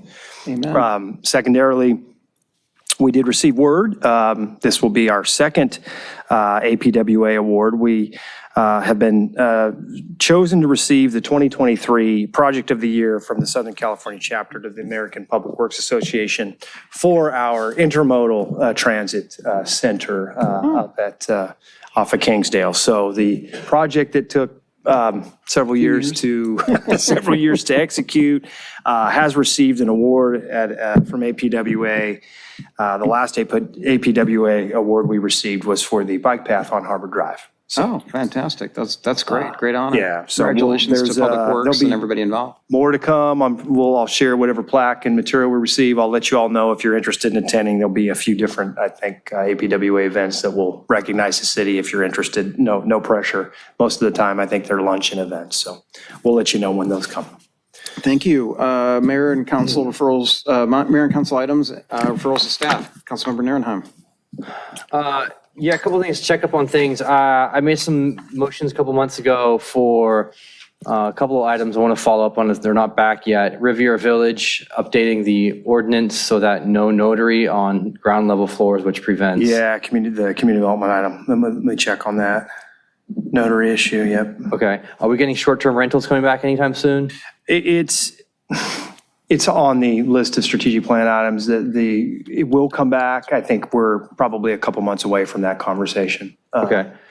Cannabis, when is that expected to be coming back? 19th of this month. 19th of this month? Of this month. Okay. And 2023. 2023. Everyone's reviewing that. It'll come back. Will help us move that along. Yep. Okay. And then, let's see here. Tree ordinance update. That guy on that one location got his location built, but all the neighbors, myself included, are extremely worried now that the 80-plus-year-old tree is going to suffer. Is going to suffer. So when is that going to be coming back? I can't remember if we actually just a minor update that we're doing to it. Yeah, I can't remember exactly what the nature of that amendment was, but let me get with Ted and find out for you. I wasn't sure what we had discussed bringing back as a follow-up action. I thought we made most of our final decisions, but I could be missing something there. Okay, that's it for now. Okay, Councilmember Kalajevic. None, thank you. Councilmember Barrett. No. Okay, none for me. Okay. Can I get a motion, a second, to adjourn to next Tuesday, the 12th? So moved. Second. All in favor? Aye. Anybody opposed? Okay, we are over for this evening. Thank you. go.